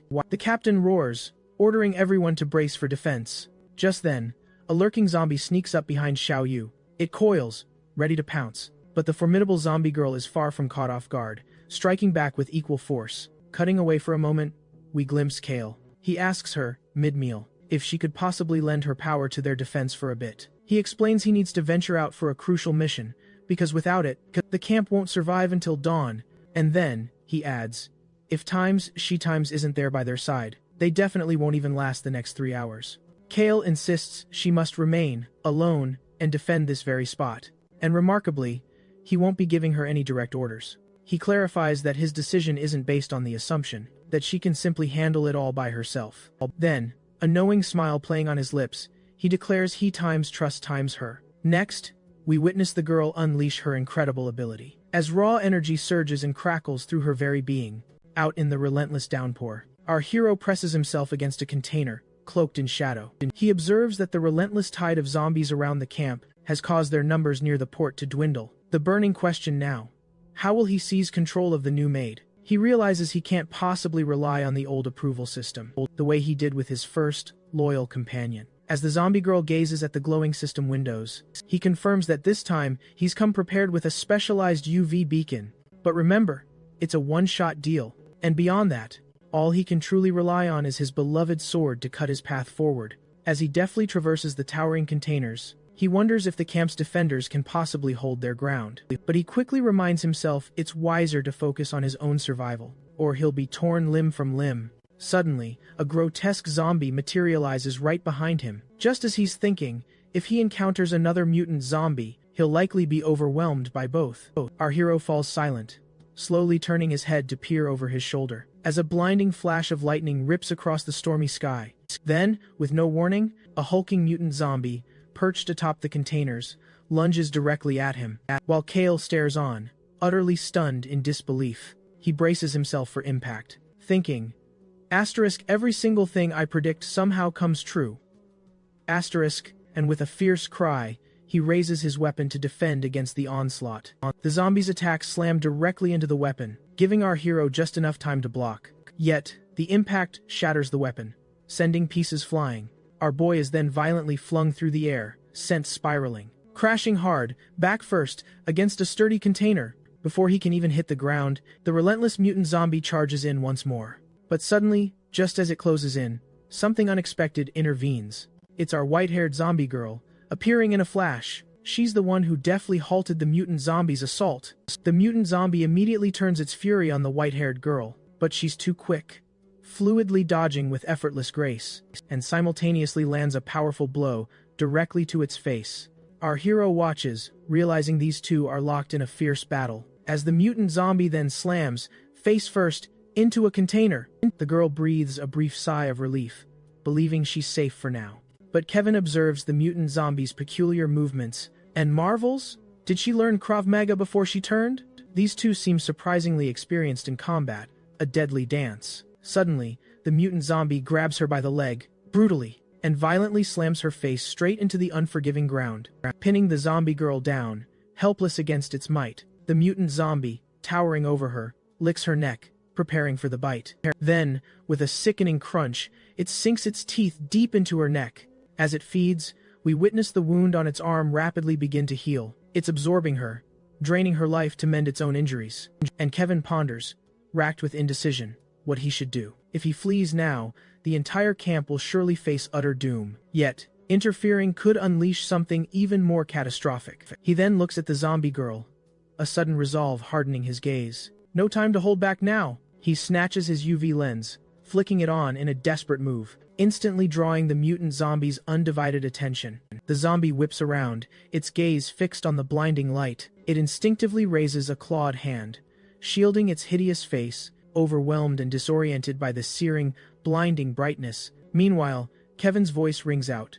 Don't even think times about hurting my maid. But the zombie lunges, leaping directly toward Kevin, escaping the scorching UV beam once again. A blur of motion, just as it closes in on our hero. A sudden blur. An iron bar suddenly pierces right through the zombie's grotesque body. From atop a container to his left, a surprise attack. Our white-haired zombie girl stands, armed with 2 more iron bars, ready to strike. She moves with speed, hurling both bars at the zombie, crucially pinning it to the ground, a desperate measure. Every iron bar is now deeply embedded within the zombie's body, tethering it to the earth as it unleashes a desperate, dying howl. Just a few agonizing seconds later, the zombie's body simply vanishes. Kevin declares, it's finally been defeated, and wonders if that explosion was a unique trait of mutant zombies. Suddenly, the white-haired zombie girl appears, standing directly before him, a menacing iron bar gripped firmly in her hand. And Ko can't help but wonder just how he's ever going to rein in this wild card. Once more, a jagged bolt of lightning rips across the stormy night sky. The kid yells, urging him to aim straight for the zombies' heads, but the other man shouts back that they're just moving too fast. He can't get a clean, clear shot. And then, 3 grotesque zombies leap, pouncing on our little brat, but our fierce zombie girl was watching, instantly protecting him, effortlessly phasing right through all 3 zombies. One of those zombies, though, was a horrific mutant, and her attack didn't completely obliterate it. It spins around, lunging at her with incredible, terrifying speed. We see the solid wall behind the zombie girl absolutely shatter, and then, the mutant zombie's hands are deeply embedded in the wall, while she floats gracefully, right above its head. And with that, she descends, delivering a fatal, crushing blow onto the mutant zombie from above. One of the men yells, "Don't just stand there, gawking, watching that girl, because Keto specifically warned them not to stay near her right now." He continues, "If we slack off even for a second, we'll be the ones dragged straight down." One of the men then points frantically, shouting to Lao Lai that one of them is already back on its feet. He declares, "Leave it to me," and charges headfirst at the zombie, but as he lunges for the attack, the zombie swiftly dodges out of the way. The zombie then coils, preparing a counterattack against him, while he mutters, "That little girl is so strong. I can't possibly back down now either." He deftly dodges the zombie's strike and delivers another powerful blow. They tell themselves, with fierce resolve, "We absolutely cannot die here." The man states, "My wife and daughter are waiting for me after all." And as he says that, we see a zombified mother and her little girl. He seems to recognize them instantly, a chill running down his spine, his expression twisting into pure, utter shock. Then, he lets his axe clatter loudly to the ground. Falling to his knees, he cries out, "Ying Hong, my daughter!" The 2 figures then shuffle toward him, blank stares and hungry, open mouths. With a voice trembling and stuttering with disbelief, he asks, How did you end up here?" The 2 horrifying zombies then draw frighteningly close to him, while he frantically remembers them alive, a wave of profound shock washing over him. And with that same trembling voice, he manages a weak smile, saying, You came all this way to find me." He slowly stands, opening his arms wide, whispering, I missed you both so much." He rushes over, eager to embrace them both. But then, the chilling reality. 2 menacing zombies close in. He cries out, a desperate plea for them to go home. One of his friends then screams, "Deshawn's name!" The other can only watch, utterly frozen in shock. Xiao Hui, exhausted, leaned heavily against the sandbags. Her power usage had left her utterly drained, but she forces herself to rise, fighting for strength. Ahead of them stands a formidable zombie, marked by a red headband, and behind him, an unending horde of the undead masses. The injured zombie girl, one eye clenched from the strain, finally struggles to her feet. The boy then cries out, warning Deshawn not to approach. A girl pleads, urging Xiao Wu not to follow her. But she stumbles over a discarded trash bin, a wilting bouquet spilling out. Then, a chilling sight. The zombie's foot descends, crushing the very flowers she received in her past life. The zombie then unleashes a guttural, furious roar. The injured zombie girl clenches her teeth, then charges headlong. However, her strength gives out midway, and she collapses tragically to the ground, her body simply unable to bear the weight. Still trembling, she struggles once more to rise, for she witnesses those she swore to protect, falling, one by heartbreaking one. Then, Kyo's words echo in her mind, "I trust you." With renewed resolve, she stands, confronting the overwhelming horde ahead, their dead eyes fixated solely on her. She unleashes a fierce, defiant scream, glaring back at them, but her body finally gives way, unable to hold her. The zombie girl begins to topple towards the earth. Yet, before she can hit the ground, someone catches her.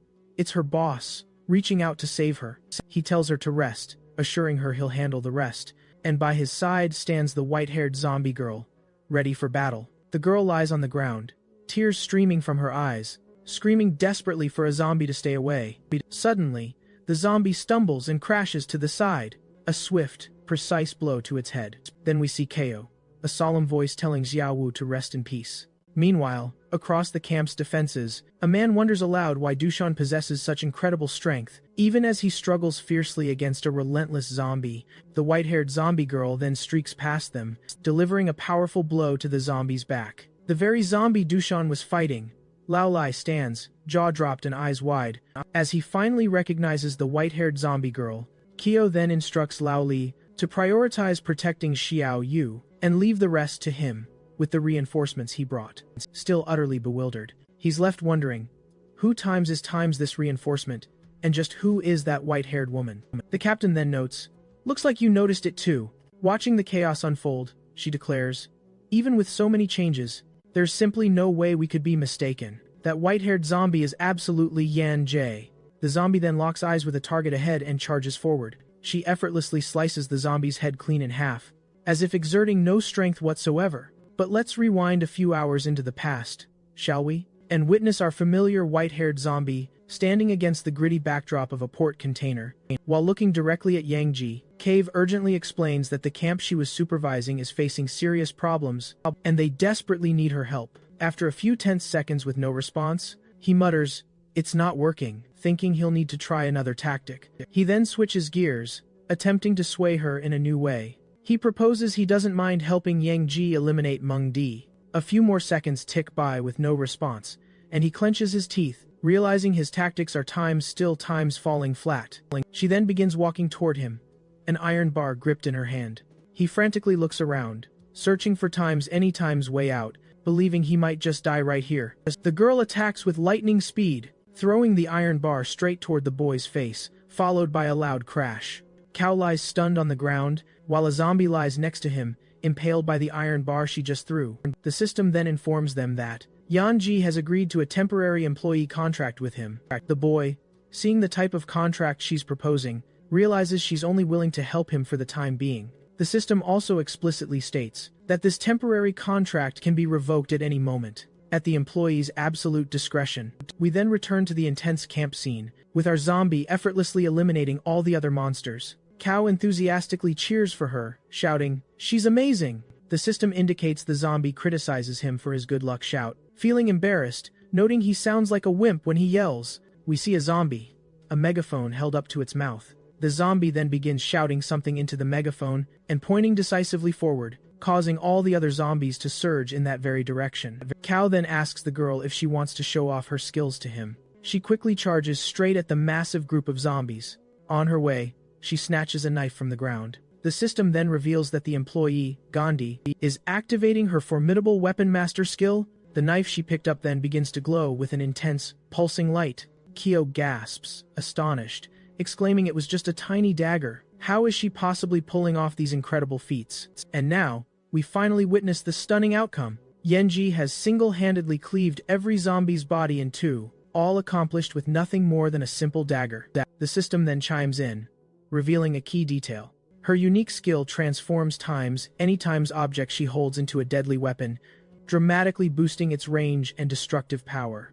Once again, our scene shifts dramatically. We're back at the port containers, a stormy night ablaze with lightning. The captain turns to Yangi, speaking with a touch of relief. It seems we've managed to shake off those relentless zombies. Perhaps we can finally make it back to camp swiftly now. Suddenly, the other woman grasps the girl's hand, urgently calling to her. She reveals her arms, marred by two monstrous scratches, fear etched on her face. She confesses her terrifying fear.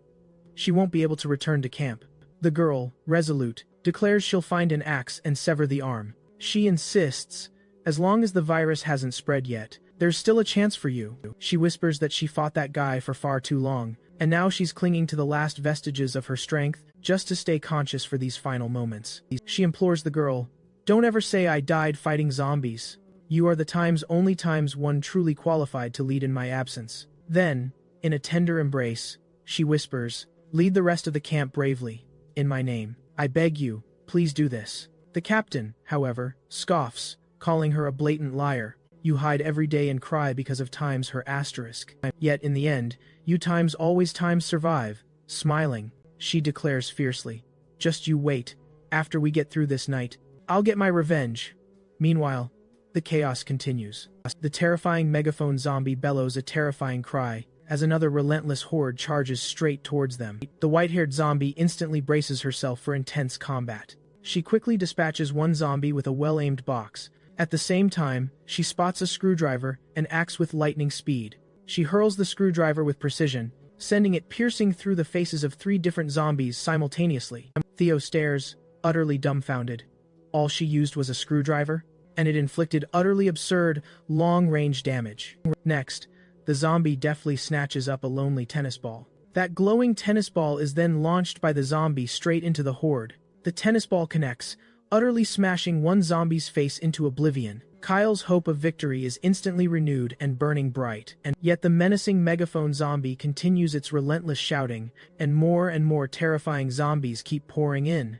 Kyle points frantically at the megaphone zombie, urging Angie, "We have to take him out as soon as humanly possible." And then, the system pronounces, "The zombie insists they can't breach this monstrous horde of the undead." Meanwhile, Kaio confidently tells them to leave the smaller ones to him. Their gazes finally lock as the captain assures them, "Leave it to us." Kaio informs YNG that she's entrusted with taking out their leader, while the others tackle the smaller threats. Right after that, with perfect timing, he eagerly opens his backpack, declaring he's been dying to test this out. Then, with a gleeful grin, he pulls a clapping monkey toy from the pack. He switches on the toy, and it immediately starts an unholy racket, as he bellows a challenge for the zombies to follow him. Levi chimes in, insisting he wanted to help out too, while another man quickly asks him to go grab more ammo, because he's already completely out. NJA then stands perfectly still, observing the boys' strategy and the camp people locked in intense battle. A faint smile plays on her lips as the chaotic battle rages on. Quickly, she darts and lunges straight for the megaphone zombie. In the blink of an eye, as she passes, the zombie's head is cleanly severed from its body. The other zombies, dumbfounded by what just happened, are left in shock. Still holding the knife, a lethal extension of her arm, she suddenly slashes through all the other zombies around her. The girl halts behind one of the zombies, knife poised in her hand. She hurls the knife, but the zombie miraculously deflects. The attack. Kyle screams out in utter desperation, shouting that he just blocked her very last weapon. The girl then snatches a belt, ready for her next move, which instantly begins to powerfully glow. Suddenly, one of the zombie's pants comically plummets to the ground. He roars in fury, bellowing that she dared to steal his belt. Swiftly, she wraps the glowing belt around the zombie's neck and yanks it back. She then takes a steadying breath and calmly closes her eyes, and with one final, decisive pull, she vanquishes the zombie. On a serene, sunny morning, we see birds gracefully flying above. A man somberly starts digging a hole with a shovel. It's Lao Lai, painstakingly digging a new hole in the ground, And we realize 2 long weeks have passed since that horrible, dreadful night. We see yet another grave being solemnly prepared, as the grim reality is laid bare. Scarcely half of the survivors made it through that gruesome night. Due to the severe damage the building sustained, the remaining survivors made the difficult decision to relocate. Cow received several vital missions, preparing for the group's departure day. Lao Li relentlessly kept pestering the captain, demanding to know what truly happened that night with Yan Ji, and she finally told him absolutely everything. Xiao, you finally stirred awake after being unconscious for 2 long days, and ravenously stuffed herself with food, a sign of life. But Yan Ji was never seen again after that fateful day. The captain states they can depart once they finish packing absolutely everything. He loudly questions why she isn't joining them. She defiantly turns her back, declaring she'll stay and wait for Yan Ji. Lao snaps, calling it absurd to wait there, especially when she doesn't even know if Yan Ji will ever return, demanding to know how long she plans to stay, warning of the immense danger and the futility of it all. She firmly states that her decision is already made, and he needn't bother trying to convince her otherwise. But he just asks her to say something, anything, that makes sense. Meanwhile, unseen by them, Yan Ji watches the intense scene unfold from a nearby rooftop. Cao startles her with his sudden appearance, asking if she's truly not going to go down and see them. She turns, as he calmly tells her not to be so surprised, explaining that their temporary contract hasn't expired yet, and he can still easily track her. He steps closer, pointing out that even though Lao was suspicious, he waited for the camp's sake, and because of her, Meng Dai had been terribly overburdened. Cao looks at her with a serious gaze, urging her to go down there, and at least say her goodbyes properly. Yan Ji stands motionless for a few seconds, deep in thought. He then playfully jokes that she's already a zombie, and doesn't need to think so cautiously anymore. Cao then smiles reassuringly, telling her not to worry, that he's got her back, and urges her to just go down there. Meanwhile, Lao's heated argument with Meng continues. Meng finally tells him to stop trying to convince her, and just go already, but he shouts, "To hell with that. If they're staying, then they're all staying together, and he'll wait with her." Cao then arrives, cutting off their argument, announcing that he brought Yan Jia to them. Lao's face lights up as he hurries to the car, triumphantly declaring that now they can finally leave. Cao interjects, stating she's not there to go with them, but rather to say goodbye. Everyone stares in stunned surprise. He then gravely explains that the girl is no longer human. The horns on her head serve as undeniable proof, and that, for some inexplicable reason, he can communicate with her. The entire group stands hesitantly, shrinking behind Lao Li, while he mistakenly thinks they're reacting to the other zombies. Meng Dai then erupts with a furious yell, demanding if she was truly going to leave without saying goodbye, and if she even knows what she went through this past month. She explains that everyone suspected her after she took her place, but she heroically endured all the immense pressure, finally uniting everyone. Yet, she confesses, every single day, she questioned her own work, terrified of splitting them apart. Every day she constantly asked herself, what would Yan Ji do? She passionately declares that just because she's no longer human doesn't mean she would ever turn against her, that they were true battle companions, that if it weren't for Kyo's presence, she wouldn't have even dared to bid them a final farewell. Yan and Jia then walk up to the girl and gently place a hand on her head. Tears begin to well up in Meng Dai's eyes, which soon overflow as her grief finally breaks free. She then embraces the zombie, unable to hold back her emotions any longer. Kyo states he'll be counting on Lao Li and Meng Dai from this moment forward. The guy flashes a confident smile, telling him to leave it all to him. The captain mentions that's the priciest clothing kit she acquired before the apocalypse hit, and instructs Yanji to take exceptional care of it. The brat asks if Kyo and the zombie girl aren't joining them, and what they should even do if they can't defeat the zombies. To which he simply replies, "Do your absolute best." He urges them to stay optimistic and recall his father's words of wisdom. Moments later, the three stand still, watching the van, carrying a group of survivors, drive off into the distance. Kyo and the zombie girl stand side by side. He declares that they've finally departed. He glances at her sideways, asking if she has any plans in mind. She remains still, and then, suddenly, the system interface materializes with a new notification, announcing that a new employee has been successfully hired. The system suggests that even if she thinks he complains too much, following him isn't a bad option for the time being. Kyo smiles, declaring that he's completely cool with that. He opens the system screen, proclaiming it's finally time for the rewards. He sees he's accumulated 1,007 points. Then, He excitedly announces he wants to spin the roulette 10 times this round. Our boy exclaims that finally, after a tremendous amount of effort, he's managed to gather his first 1,000 points. Smiling brightly, he commands the system to activate the lottery. He's absolutely buzzing with excitement, telling the system that today, he's the luckiest man alive. The two zombie maids watch him, as he excitedly urges the roulette to start spinning. He wins a night vision contact lens, which grants short-range night vision when activated. The boy also snags a black and red tactical knife. Kyo beams with happiness, winning 2 blue quality items right away. He exclaims that now he won't need to carry weapons anymore. He can simply summon them directly from the system. Storing his new weapon, he tells the system to continue. He wins an impressive variety of items: bottled salt soda, bath gel, employee food materials, and more. The two zombie girls watch as he stomps on the ground, cursing his own sewer mouth. He wins 2 new items, one called Employee Regenerative Potion, and another, the potent short-term mutation prevention medicine. With victory secured, he snags 2 brand new memory fragments, one from Huang Xiaoyu, and another, universally powerful. Our hero immediately showers the system with gratitude, hailing it as the true savior of the entire universe. This, of course, leaves the girls utterly mortified. Our boy then muses over who should receive that universal memory fragment, feeling an intense curiosity about Yengi's mysterious past. I'll use it on her, he decides, as the system confirms a successful exchange. With eyes gleaming, he calls the zombie over, eager to witness her history unfold. Suddenly, he's plunged into the desolate expanse of an empty desert. A colossal explosion rocks the ground right behind him. He whips around, demanding, "What in the world is happening?" Before him, people clash violently, weapons drawn against one another, in a devastating, war-torn landscape.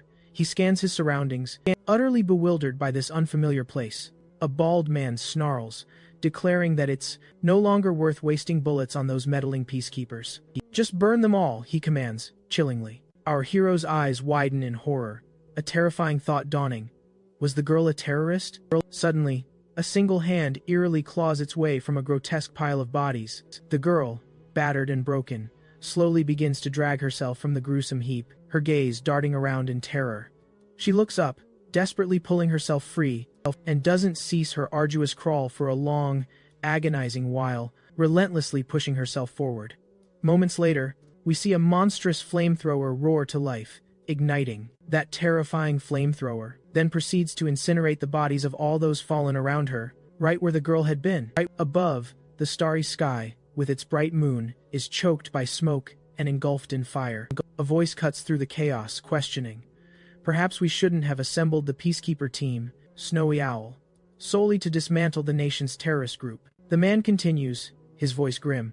"You were almost wiped out, all because you rescued a small girl from the clutches of violence." He explains that even a minor act of kindness can be enough to trigger an alarm among those ruthless terrorists.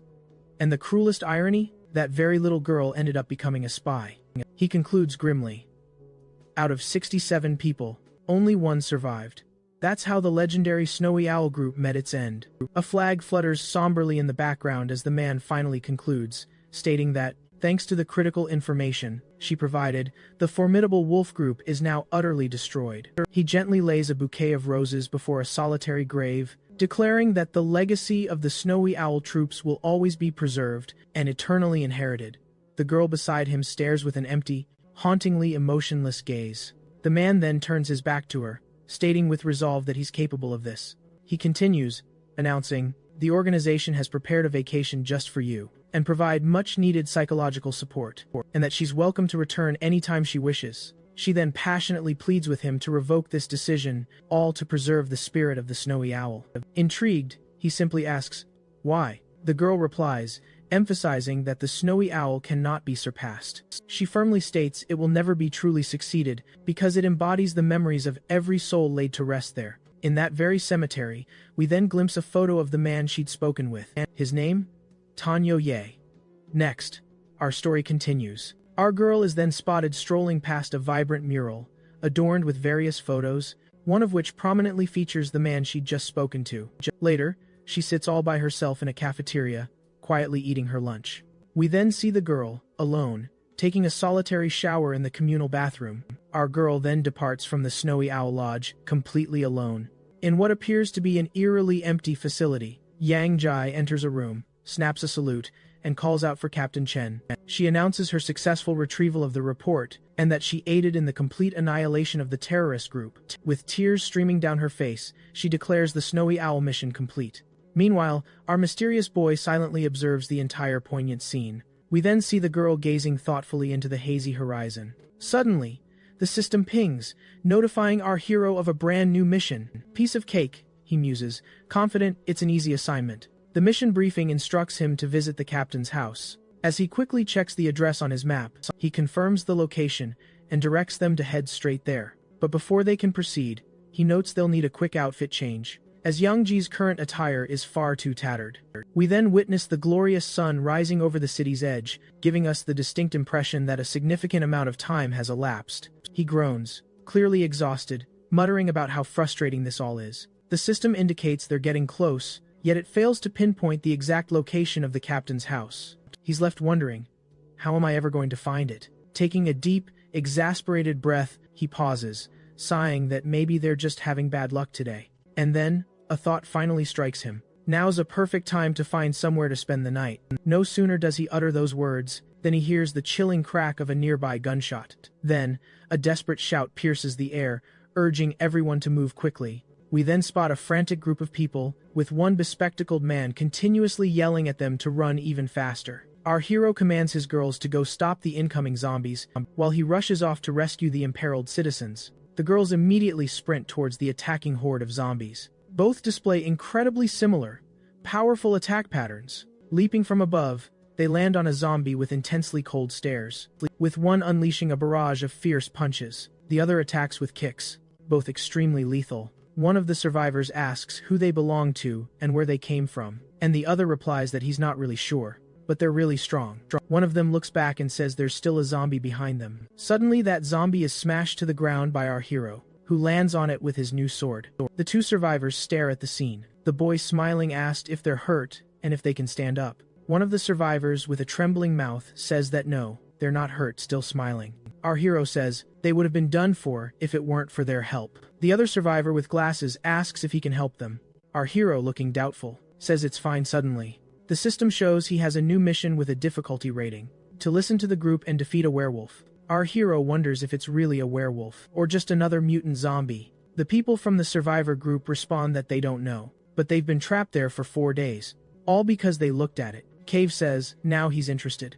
The guy says that as long as our hero protects them, he'll be able to take whatever he wants. Once they reach the camp smiling, he says he's going to collect on that, while the survivor with glasses says it's a promise. Suddenly the sounds of combat seem to come from the building in front of our hero. Everything points to the werewolf they were talking about. Finally showing up, Cao tells Yanji to take care of it. Then he puts Xiao Yu in charge of protecting the survivors, while he goes to cover the other. And then out of nowhere, one of the survivors pulls out a gun.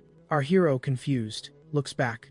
The survivor with glasses has a manic look in his eyes. Staring straight ahead, he then yells for everyone to go, while our hero notices that all of them now have either a firearm or long-range weapon lost. Our boy wonders what is going on. Yang Ji attacks furiously and hits the werewolf in the chest. The survivors take the opportunity and use their long-range weapons to shoot at the werewolf. Our hero tells them to wait, because his mate is still in the line of fire. Clearly, without hesitation, the survivors unleash a barrage of gunfire on the werewolf. Our hero shouts a frantic warning to Yang Ji. Dodge, quickly! The girl turns, a startled, blank expression on her face, but then, she spots the deadly bullets hurtling right for her. With incredible effort, she barely manages to dodge the relentless line of fire. Taking cover behind a car, the werewolf that stood before her is instantly riddled with a hail of bullets from the survivors. Our hero seizes one of the survivors by the shirt collar. Fuming, furious, he scolds them, demanding why his maid was still on the front line. When they opened fire, and the survivor stammered, saying he was just trying to help. Annoyed, he shoves the survivor away, letting go of his shirt. He orders the survivors to find cover and hide immediately, because with that deafening amount of gunfire, they're going to attract a whole horde of ravenous zombies. He declares he's a man of his word, unwavering, and will absolutely keep the promise he made to them. Turning to Xiao Yu, he instructs her to pursue them. We see towering buildings, smoke billowing from some, clearly indicating intense combat as the werewolf keeps running and howling. Yanji relentlessly pursues him, hot on his heels. The werewolf seizes the moment, passing an old car, rips off its door, and hurls it directly at the girl. Yanji's eyes widen in surprise as the door rapidly flies toward her. But with incredible agility and surprising strength, she snatches the flying door and swiftly spins, launching it right back at the werewolf. The door smashes directly into the werewolf's arm. The sheer force of the blow sends him soaring through the air for several meters. He quickly twists around and manages to brace himself against a wall to continue his desperate escape. The intense chase between the two continues throughout the building. Ko notes he's injured and must be hiding on one of the upper floors. Sometime later, he declares, "The beast's scent is overwhelmingly strong. Even I can sense it. He must be in here for sure." He then orders Xiao Yu to bash down the door. With a powerful kick, the girl effortlessly smashes through the door. To their surprise, they discover a woman and a child inside. Within the room, Cao is utterly stunned, completely bewildered by the scene. The system then informs him his mission has been updated, revealing he's finally arrived at the destination.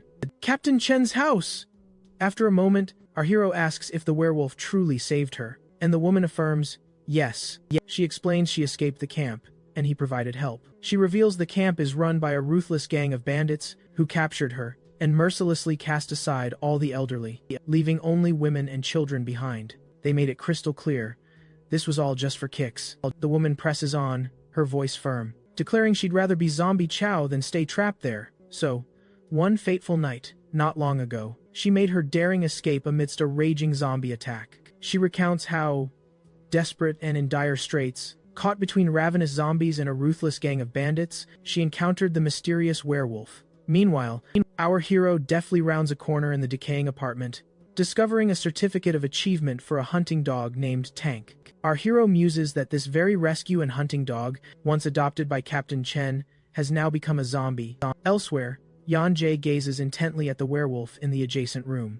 Kyo speculates the werewolf appeared that night because, perhaps, it sensed they were in mortal danger, and instinctively sought to protect them. He continues, saying the creature's life must be profoundly sorrowful, for even as it strives to help countless people, the crushing majority inevitably succumb and turn into zombies. Then, recalling Yankee's haunting memories, he observes that the werewolf truly does bear a resemblance to someone. Suddenly, a piercing scream rips through the air, grabbing their attention. Someone desperately cries out for Tank's help. The bespectacled survivor, gun pressed to the woman's face, snarls. Surprised to see him there, he coolly tells him not to worry. He then hurls an insult at the woman, claiming she's one of his. Then, from deeper within the building's confines, a frantic scream of "No" echoes out. We see three figures at an apartment door, peering anxiously inside. The survivor with glasses clutches the girl by her hair, vowing that even if he had to scour the ends of the earth, he would absolutely reclaim what he believes is his. A voice then rings out, commanding him to let her go. The survivor then, sarcastically cheers upon seeing Kel make his dramatic appearance. As their weapons menacingly zero in on the boy, he sneers that no one in this world wants to witness this, and that it's enough for him to just kill the werewolf, as promised. With an evil smile, he assures they'll pay him well. He even offers, "If you want, I'll let you keep the girl." Cal then takes a steadying, deep breath, and steeling himself, thinks, "So, this is the apocalypse." We then see the werewolf, absolutely enraged, with Yanji placing her hand firmly in front of him, preventing him from surging forward and attacking the survivors. Meanwhile, our hero grimly reflects that dogs became human, but humans became far worse than dogs. A survivor then sneers, "Is that truly the answer you'll give?" Adding, "What a pity, we were even going to spare your lives." And with a pointed gesture, the other survivors surge forward. He yells out his command, to calmly apprehend the two women. With a terrifyingly insane gaze, Kyle shouts to Yanji and Xiao Yu. His command rings out, "Go after them." Meanwhile, two desperate survivors charge straight toward the girls.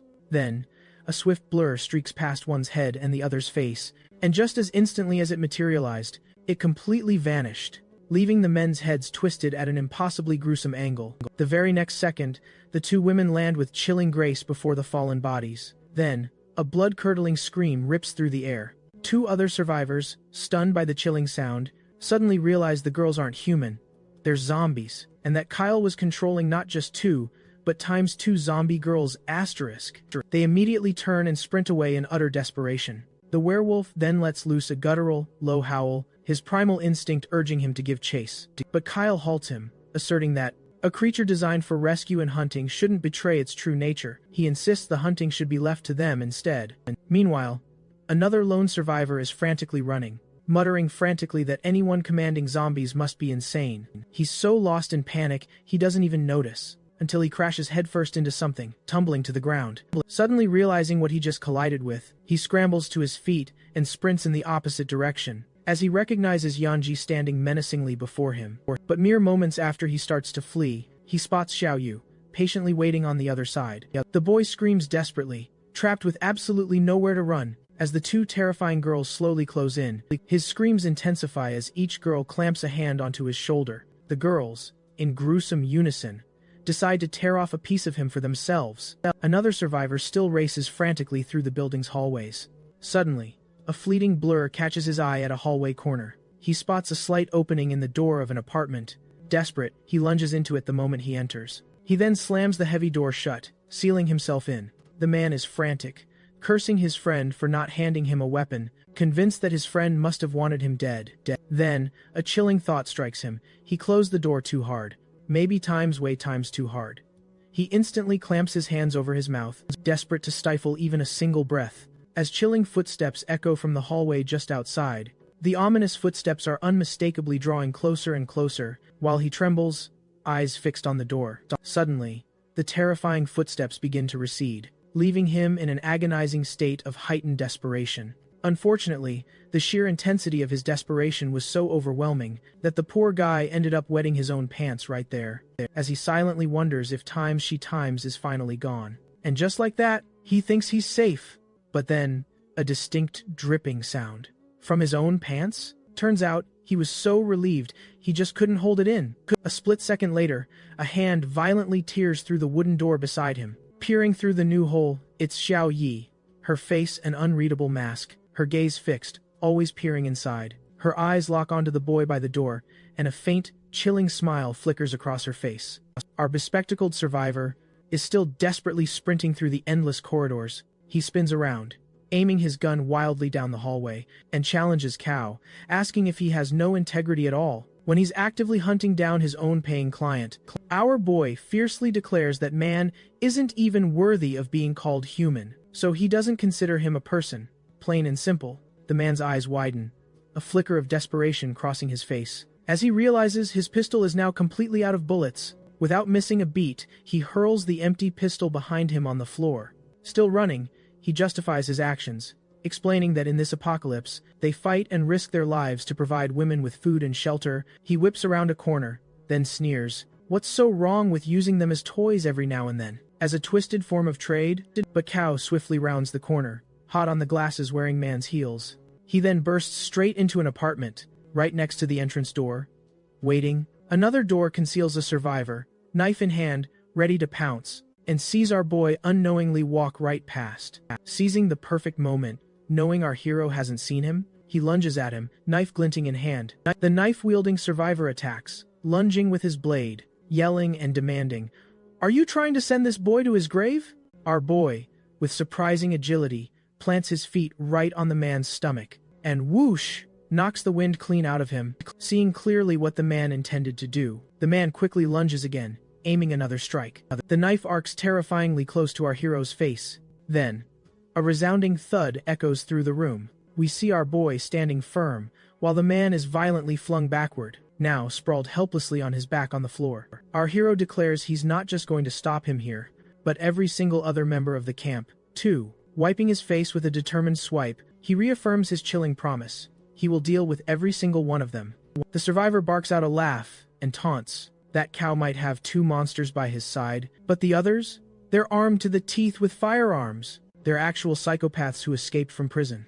Our boy, unfazed, simply states, "None of that matters," as he slowly draws his sword. The other man immediately starts trembling and shrieking, wailing that everyone in this twisted apocalyptic world is absolutely crazy. Since our boy shows no reaction, completely unfazed, he roars again, cursing, and charges at him with wild abandon. The moment he closes in, our boy deftly plants a hand on the man's face, using his whole body, and with that powerful grip on his face, He violently slams the man to the ground. Then he violently drives his sword into the floor right beside the man's head. Kyo declares that this world no longer holds any laws or morals, that humans are now forging their own laws and following their raw, savage nature. He goes on to say he's no protector of justice, no hero at all. But his rules for this apocalypse are the absolute opposite of the man's. Then, raising his sword high, he declares he is nothing more than that. The scene then shifts to the hallway, where a man's scream pierces the air. Kat, now standing, states it's time to strategize their very next step. Then, we witness a man tied up by his feet, dangling from a pole, with hungry zombies clawing and reaching for him. He screams, desperately begging for help, his voice cracking, pleading, desperately, to be released onto the building's rooftop. A man stands menacingly, speaking to the girl tied on the ground at his feet, asking her how she feels, watching her boyfriend being devoured by zombies. The girl, her voice trembling with terror, begs for mercy, promising she won't ever try to run away again. The man then cruelly steps directly onto the girl's face, telling her sharply to stop her pathetic babbling. He states her only reason for still being alive is to serve him alone, and menacingly asks how she dares to talk back to him. The girl on the ground, completely desperate, screams for him to stop, desperately calling out for help. He slowly reaches out his hand toward her, a wicked smile on his face. He says they're about to have some fun. Suddenly, we see the man's severed hand flying through the air. The man on the ground screams out, writhing in pure agony. We then see that Kaio, the powerful werewolf, and the two zombie girls are now standing on the building's rooftop. Next to them, the man who was just on the rooftop is suddenly plummeting downward. He falls with a thud right near his stunned friends, who immediately ask, "What the hell is going on here?" One of the friends asks the other why he just fell, bewildered, while the other quickly notices that one of his arms is completely missing. Then, one of them points upward, shouting, "Who is that?" And then, we finally see our imposing hero, stating that he's the one who's going to finish every single one of them. He also warns that if they dare call him Master Kyo, he'll send them straight to their graves even faster. Soon after, we see the two zombie girls launching their fierce attack, both grabbing one of the men directly by the face. Joey violently throws the man she grabbed by the face against the building wall. One of the guys, brave enough, jumps on Yonjae, determined. She quickly and effortlessly dodges the man's attack. He hits him swiftly from behind, also sending him flying toward the building. Next, we see the two hanging with half their bodies inside and half outside. A person who's trapped calls someone else, saying there's a fight going on outside. The other tells her to duck, or she'll get hit too. Then we see the metal door with bars completely shut. A woman repeats again for the other to get down. Suddenly, the door bursts open behind her. A man is thrown inside, hitting the back wall. Then we see our werewolf with a serious face entering through the door. A little girl turns, and with bulging eyes, asks if that's the monster the other one was talking about. Meanwhile, we see the courtyard outside the building. One of the men is stammering and trembling in fear in a corner, telling his boss they won't be able to beat Cow. The other says that aside from the leader, all the others are zombies, that the boy takes care of confidently. He says that even the best zombies will fear their new weapons, and then he asks to bring that weapon. Yanagi smashes a bottle on the ground, shattering it completely then. She throws it at one of the henchmen, and hits it right in the face. Oh, she and Shio keep moving, defeating and escaping the cursed camp. Then we see the barrel of a gun turning toward the two. The guy of a mounted weapon on top of a car clenches his teeth as he pulls the trigger. The two manage to jump and dodge, but the shots hit one of the henchmen who was between them. The armored car keeps coming, firing non-stop from above. We see the destruction the car and the weapon cause. In the open courtyard, Cal looks at the people he rescued and tells them not to leave, no matter what happens. He turns to the guard dog and says he's leaving everything to him. The werewolf then nods affirmatively while staring ahead. Meanwhile, the tank crew keeps firing and taunting Kyo to show himself. The leader inside the car shouts, asking how they dare invade his territory, and tells his buddy on top to keep firing at full blast. They quickly see the werewolf beside the building surrounding the car. The guy on the gun, atop the car, sees the werewolf, and asks if he thinks he's immortal, while firing at him. The werewolf is then hit in several parts of his body. Then he remembers Ko telling him that was a regenerative serum, and after injecting it his wounds will heal much faster. He gives the injection to the werewolf, declaring he's entrusting it all to him, because protecting everyone is his sacred duty. Then, behold, as all the bullet holes swiftly regenerate across the werewolf's body. The werewolf then bursts into a rapid sprint, circling the car. Meanwhile, Kyle bellows that this is the moment for his zombie girls. Watching as they strategically position themselves, he declares this is their one, desperate chance, adding that they must make it count. The gang leader clenches his jaw, muttering they've got guts, then swiftly spins the steering wheel, sending his shots spraying wildly in every direction. One of the shots grazes Xiao Yi's hair, as she relentlessly pushes toward the car. With a shocked expression, the man controlling the weapon screams, continuing to fire wildly in every direction. But not for long, because Yang Ji drops onto him, armed with a piece of a manhole cover, finally bringing him to a halt. Next, we glimpse Kyo's menacing shadow in the armored car's window. In one swift motion, he rips off the door with a single hand and flings it far away. Inside, the gang leader trembles, begging not to be sent to his death, promising to give Kyle anything he desires. Kyle gazes calmly, asking if he's finally feeling fear. Our boy turns his back and tells him to remember that chilling feeling of fear, well, to bury it deep within his very body. While the man effusively thanks him for the mercy, a few steps later, he stops and says to take all those feelings, and times him to hell. Then, he whirls around and brutally strikes the gang leader's head. Sometime later, they've completely cleared out the bandit hideout, successfully rescuing all the prisoners. They also cleaned Captain Chen's house and locked all the doors. We then see our boy, a faint smile playing on his face, with his two zombie girls standing faithfully behind him as he declares it's time to move on. He's also instructed the survivors to leave the city and head north, hoping to finally meet up with Meng Dai's group. Tank, meanwhile, decided to stay behind and escort them. Looking up at the clear blue sky, he thinks, firmly believing that at some point in the future, they'll meet again, smiling. He reflects that his mission is finally complete, and wonders if the dog is a new species he's never encountered. Our boy pauses, pondering the mysterious situation with the zombies, and just how little he truly knows about it. He considers heading to the disease control center to find out more, thinking about all the monumental effort it would take to reach the CDC. He finally throws up his hands, confessing he can't make heads or tails of it all. He'll only bother with it when it becomes absolutely essential. Then, the system announces his mission has been successfully completed, and for his efforts, he's just snagged 30 employee loyalty points. Grinning ear to ear, he eagerly states he can't wait to see what happens when that loyalty level finally hits 100%. But then, the system suddenly pings him about the daily interest calculation, and that his current payout has reached 413 points. Immediately, another notification flashes across the screen, reminding him he cancelled a Class B mission 3 days prior, and as punishment, the system will deduct TEN times its point value. His heart sinks as he realizes, due to his point deficit, a crushing 5% interest has been slapped onto his debt.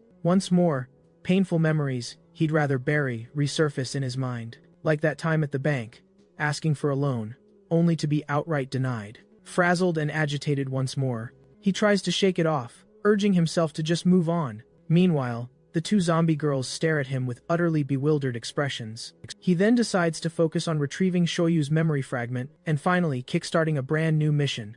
With a firm resolve, he commands the system to activate the second memory fragment of the zombie girl, right now. A blinding flash of light forces him to slam his eyes shut. Then, reopening them, he muses it's always blindingly bright whenever he enters a memory. He probably should invest in some sunglasses for next time. Suddenly, we're greeted by a colossal rainbow birthday cake, and just as suddenly, her parents and her brother appear, all beaming and joyfully congratulating her. Our boy stands frozen, a gentle smile gracing his lips, pondering if this truly is the Times girl's family. His next thought, just where is Times, she asterisk. A moment later, the girl's mother appears, looking visibly irritated, scanning the room and demanding to know where the food is. Meanwhile, our zombie girl is tucked away in the kitchen, quickly apologizing, promising to finish up in a flash, her knife flying as she rapidly chops vegetables on the cutting board. Suddenly, the little boy whines to his father about how his sister bought the dreaded blue soda. He absolutely doesn't want blue soda! He wants the red one! The father, distracted by his phone, asks the boy if they aren't the same thing. The boy instantly erupts into a massive scene, insisting they are times different. Yes. He begins to thrash wildly, screaming for the red one and nothing else. As the girl steps into the room, her face is suddenly splashed with soda. Her little brother, pointing his cup directly at her, declares, "It's all her fault." She's utterly caught off guard, soda dripping from her face. Yet, her first instinct is to shield the plate of food held before her, her face utterly blank, devoid of any emotion. She stands perfectly still as the soda streams down her face and blouse. The mother then snarls, demanding why the girl is just standing there, before ordering her to go buy soda for her brother and clean up this mess.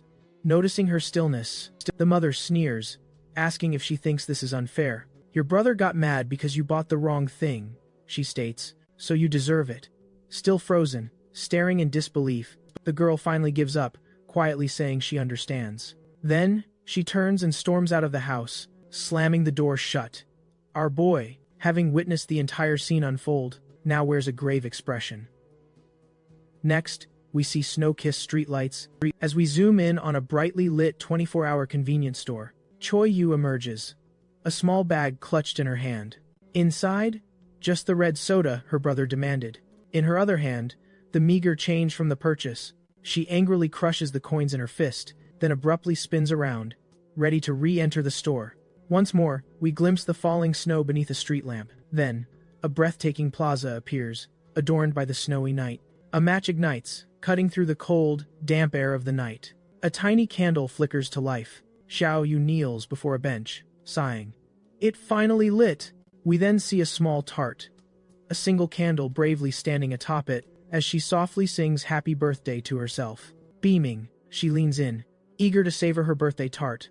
Our boy watches her from afar. She tells herself, make a wish, and declares her wish to save enough for university, find a good job, and finally have her own house. With her hands clasped tightly before her face, she repeats, I want a real times house.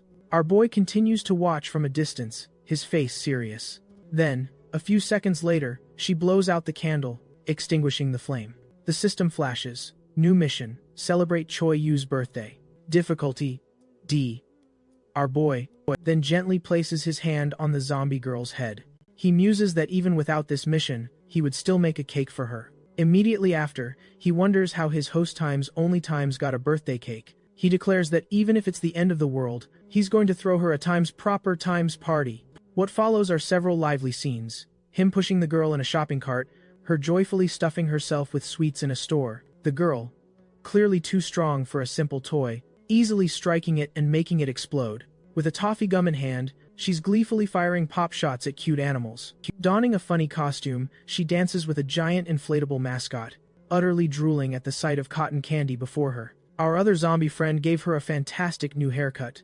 Then, she carefully selected a stunning new outfit, unveiling a truly beautiful new look. Meanwhile, our boy and Yanji happily flash their scorecards, both proudly showing a perfect 10. A little while later, Kel makes an unforgettable entrance, decked out as a gigantic red chicken. Xiao Yu is so stunned, she immediately drops her scorecard, while Yanji, in a fit of rage, hurls hers to the ground in utter frustration. As he cautiously inspects the strange scene unfolding before him, the zombie girl, with a glint in her eye, readies a sharp knife. As if to subtly warn him she's about to feast. Suddenly, a closed photo booth comes into view. Then, with their signature blank stares, the two zombie girls slip into the booth. Our hero, absolutely determined not to miss out on the fun, decides to pile in too, hilariously squishing the two girls. Yanji, with a mischievous grin, grabs his head and shoves it right up against the camera lens, leaving him looking absolutely hilariously distressed. The photos begin to print, and every single one is utterly hilarious, especially with his face comically squashed right against the camera edge. Xiao Yu stands outside, calmly gazing at the freshly printed photos. Even with her usual blank, expressionless gaze, it seems a flicker of thought crosses her mind. Camille snaps her out of it, telling her to stop daydreaming. It's time to go. Come on. Our girl then turns sharply and sprints to catch up with them. Our boy sharply warns Yanji not to touch that cake, because it's been 2 months since the apocalypse began, and it must surely be totally spoiled by now. He then reveals the real times reason they're here. They're gonna bake the cake themselves. Our boy then muses that once that cake is perfected, Choi's loyalty will skyrocket through the roof. Spread out before them are all the necessary ingredients for a cake, and on the other, a trusty recipe book. Next, our hero confidently asks Yanji to fetch the eggs. Upon seeing the eggs ×fly and ×smash against the wall right next to him, he quickly declares he'll handle the next batch himself. Suddenly, he glances over at Yanji and spots her holding a massive sack of flour over her head, poised to dump it all into the bowl before her. She's absolutely fuming. that he's daring to criticize the incredible job she's doing. Meanwhile, he's convinced it's his time's fault, and she definitely needs a break. As he clumsily attempts to crack the eggs, he accidentally lets shell fall in, then dumps a whole kilogram of sugar into the batter, and, of course, adds way times too much water. After an immense amount of effort, he finally realizes it was utterly naive of him to think he could bake a cake all by himself. He might as well try his luck spinning a roulette wheel instead. Then, a specific scene from the girl's memory flashes through his mind. Her sitting alone on a bench. A slight smile spreads across his face. He stretches out, declaring he'll try again with renewed determination. He'll keep at it, even if it takes 100 years to get it absolutely perfect. Still, it was only a small matter of 6 or 7 trees. Kevin beams with pride, admiring his flawlessly crafted cake batter. After endless attempts, he finally perfected it all by himself. Filled with joy, he makes his way swiftly toward the door, thinking the only thing left to do is pop it in the oven. He's absolutely thrilled that the generator is finally powered up and ready. With his hand poised firmly on the main plug, he realizes all that's left is to electrify the entire store. Without a moment's hesitation, he jams the power cable into the outlet. The very instant he flips the power switch, an ear-splitting blast of sound erupts, filling the air with music. A sudden chill runs down his spine as he realizes the store has an active sound system. The music begins to absolutely deafen everyone, blaring from the speakers outside. And, as you might expect, every single zombie in the vicinity whips its head around toward the sound. Our poor boy's face immediately contorts in utter despair, fully aware of the chaos that's about to unfold. Countless hordes of zombies immediately begin their furious march toward the booming music. The undead masses sprint with surprising speed in the direction of the noise. The power cable is yanked from the socket with lightning speed. Our hero, cable still in hand, gravely declares they were far too careless. He barks a command. Get ready to fight. Donning her fierce new outfit, she sprints and swiftly gets into position. Our boy glances her way, remarking that today she truly desired a battle. Then, with a flash, he dramatically summons his mighty sword. He confidently tells her to leave all the fighting to him and Yanjay. He then announces, it's a brand new company policy.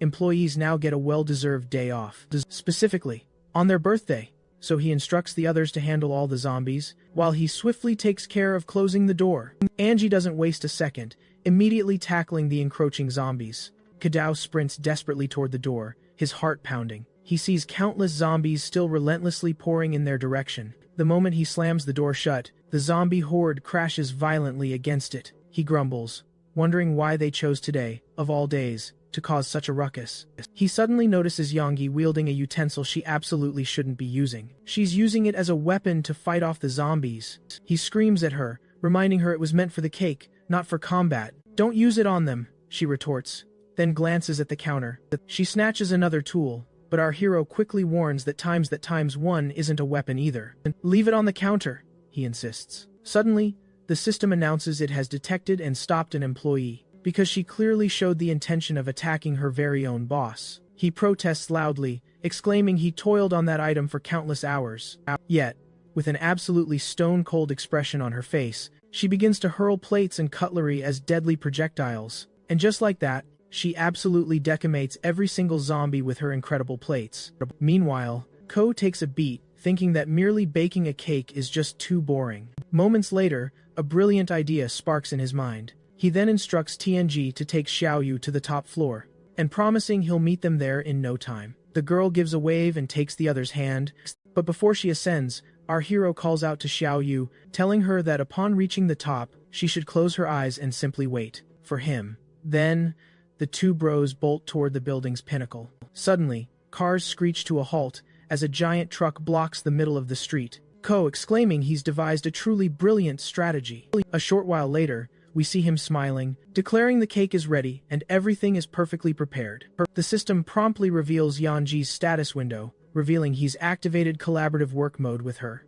He'd never before activated this time's collaboration mode with TNG. Clutching the cake in one hand, he braces for an all-out sprint, then launches into his run. He muses that the sensation is completely different from his collaboration with Xiaoyu. This collaboration with Yanji feels incredibly calm and clear.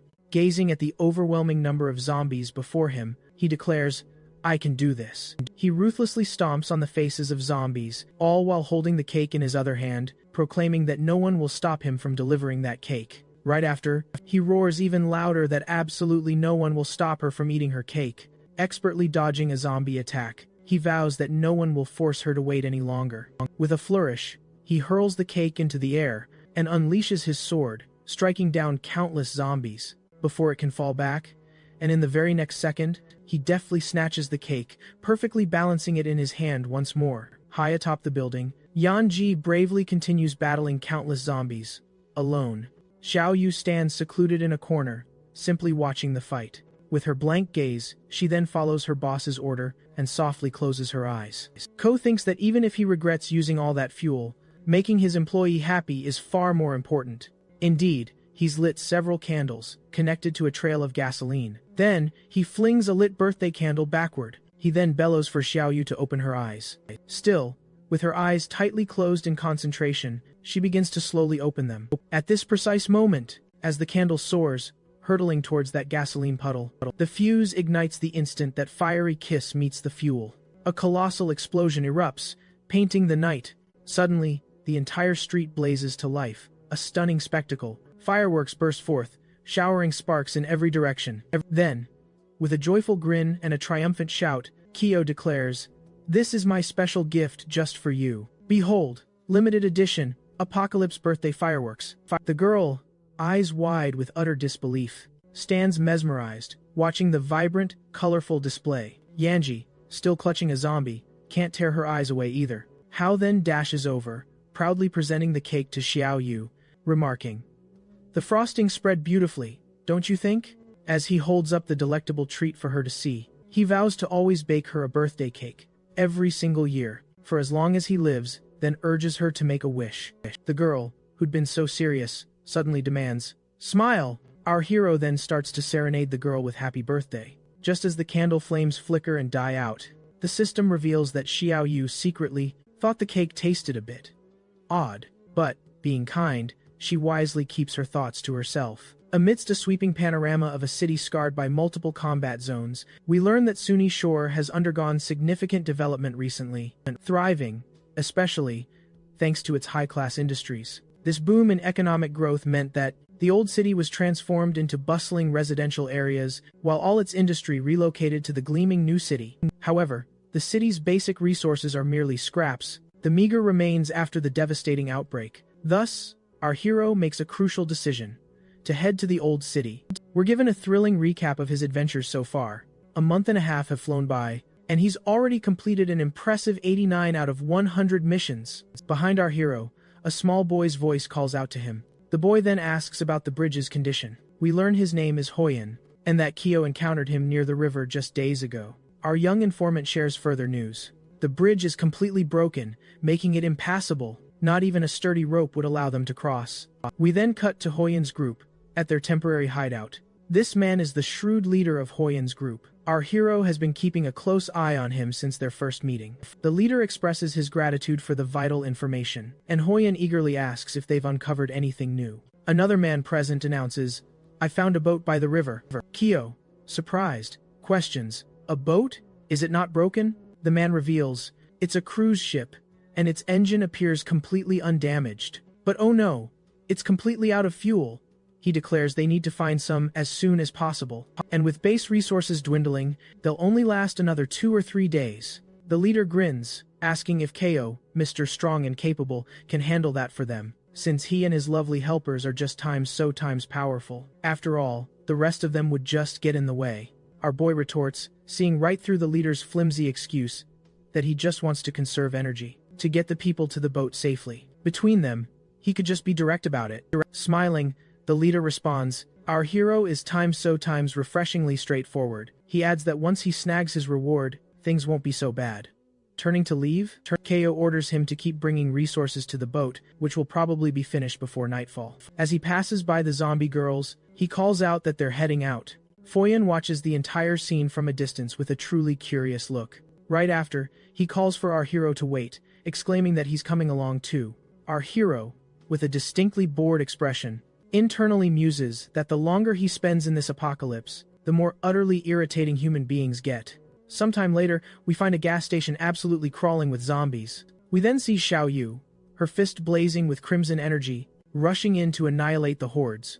She unleashes her power in a full, devastating burst, engulfing several zombies directly in front of her. Her powerful strike leaves a fiery trail on the ground, sending multiple zombies flying into the air, practically incinerating them on the spot. The system proudly announces that Xiaoyu has gained a new skill, Heavy Cleaver. This significantly boosts her combat prowess, but comes with a fixed cooldown period. Our boy watches on, brimming with pride, declaring that this new power can easily compare to her very first one. Just times how strong she's become. Hoyan is utterly blown away by Xiao Yi's power, asking if it's some kind of legendary kung fu, and if she can teach him too. Please. Our hero instantly grabs the boy by his shirt, asking why on earth he'd want to learn that, then tells him to hurry up because they desperately need that fuel. Meanwhile, back at the grind, we see the zombie girls relentlessly working and fighting to clear the area. He enters the gas station store, announcing he'll check it first, and asks the boy to find a few useful items. The boy genuinely compliments KO, saying he's incredibly kind, and that it's the first time he's ever seen anyone volunteer to go straight into battle in this brutal apocalypse. Our hero declares he's merely a businessman, he helps people, and they give him rewards in return. It has absolutely nothing to do with kindness. But the boy insists that making deals like this is kindness, because if Ko is so strong, he could just take whatever he wanted, and wouldn't have to go through all that trouble. Haru, our protagonist, asks if that's really what he thinks, declaring he himself doesn't believe that for a second. He even quips, it's a surprise Hoyan has survived this long. Ko began to realize that even though the kid talked to Timeslot asterisk when they'd worked together before, he had already noticed his keen sense of observation and execution. He then gently smiles at the boy, admitting he's glad he survived. The boy, who had been completely serious moments ago, smiles and gratefully closes his eyes, saying he's also happy to be alive, and even happier he didn't dig his own grave. Our hero admits he didn't quite understand that last part, but the boy lies asterisk, claiming he said Ko looked really handsome. Our hero then starts getting genuinely annoyed by the boy's incessant chatter, so to try and finally get rid of the kid, he quickly tells him there's an overturned car at the entrance, and asks him to check its gas tank. The boy quickly salutes and declares he understands, while our hero can't wait to finally have some peace and quiet. The boy then heads outside, spots the overturned car, and realizes he'll have to climb on top of it first asterisk. He carefully puts the gas canister down, and begins climbing onto the back of the car. Suddenly, a zombie's hand emerges from beneath the car, asterisk watching the boy's feet. Next, the zombie's decaying head slowly emerges from under the car, as the boy continues his climb, apparently unaware of the lurking danger. Suddenly, the boy lets out a scream, leaning against a rusty metal grate, that groans with a truly concerning noise. And of course, the grate was rotten, unable to hold his weight, but before he could fall any further, Ko rises like a shot and grabs him by the foot, sarcastically quipping, "You're very cautious." In a trembling voice, the boy warns, "There are zombies under the car. Be careful." Ko curses, demanding why he's worrying about others at a time like this. He continues, explaining he already dealt with the one in the car, but there's another massive one. The boy nervously asks, "How big?" Meanwhile, we still see the two terrifying zombie girls at the gas station, and then, on the roof of the gas station itself, we glimpse a truly massive mutant zombie. It moves asterisk, releasing ominous smoke from grotesque holes in its body. Then, it slowly turns toward the two girls, with infernal flames glowing menacingly behind it. The boy looks up in absolute fear, gasping, "What is that thing?" The colossal mutant zombie leaps into the air, poised to strike.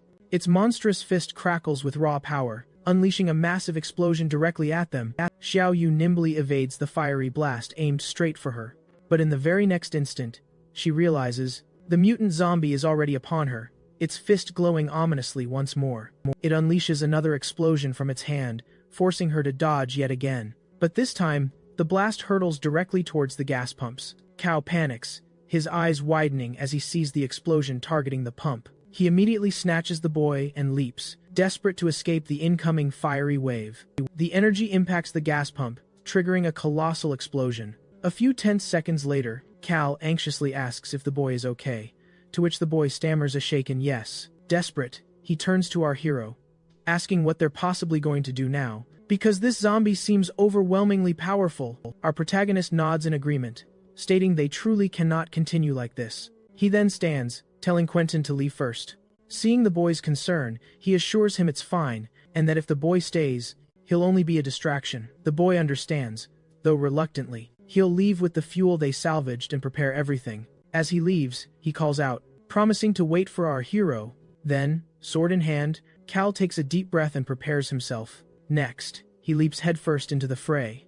In the very next moment, we see all three of them charging and attacking the mutant zombie. The zombie is truly colossal, and seems to be holding its own against all three of them simultaneously. Our hero is stunned to see it actually manage to defend against all three of their coordinated attacks. At the same time, the zombie blasts smoke directly into the face of our hero, who had attacked from behind. The zombie grins menacingly, and then detonates the smoke it had just released right in our hero's face. We see Shelly clutching her injured arm, trying desperately to recover. Next, we see Yanji also struggling to stabilize herself. After the explosion, our hero thinks that this mutant zombie is far more powerful than any other, that things aren't looking good at all, and at this rate, they're doomed to lose.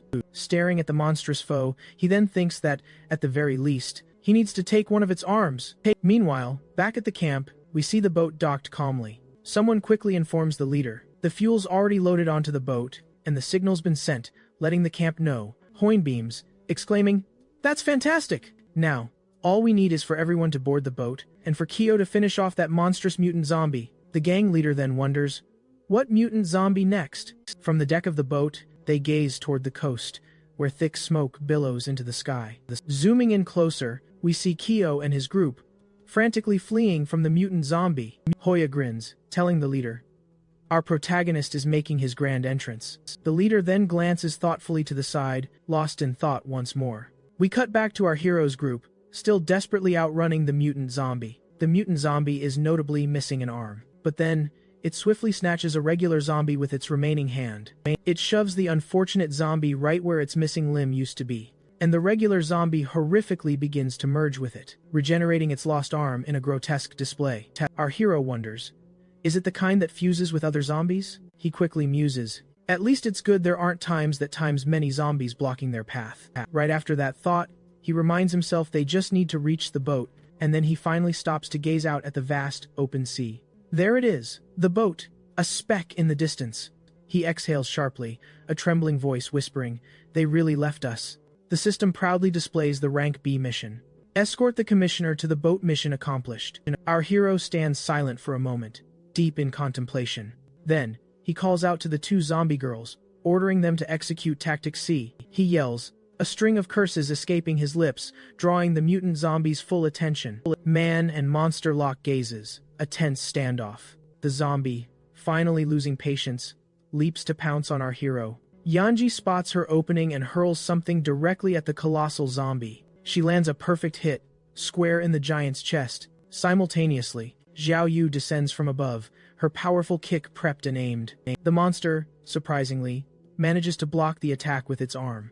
But suddenly, a grotesque tear begins to rip open on the monster's shoulder. And from within, an unsettling eye opens on the giant mutant zombie's shoulder. But giving the monster no time to react, our hero lunges in, sword drawn and ready. He aims for its other arm, glancing at the distant boat, and thinking about how he times believed times again, in the same empty promises and cooperations riddled with lies. He strikes the zombie, fueled by pure, unadulterated rage. He thinks of the fake friendships he's endured, and the same betrayals that constantly plague this world.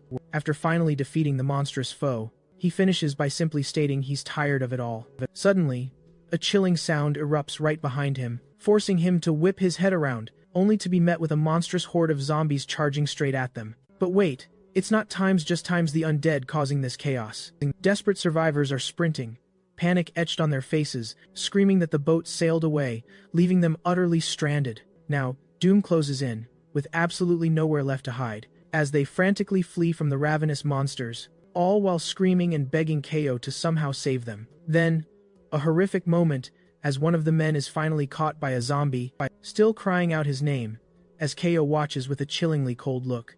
As he watches the man get mercilessly snatched, he coldly states that he has no intention of helping. We then cut to a desperate group of survivors, frantically running, as one of them falters, left behind, and the zombies begin to pile on him. In the annals of Greek mythology, Sisyphus suffered an eternal punishment, pushing a massive rock up a cliff, but the rock would always times fall once it reached the summit, forcing him to push it endlessly, forever and ever again. Our hero, emphatically, refuses to be another Sisyphus. Then, the system reveals a new mission, Protect Me, with a difficulty rating of C.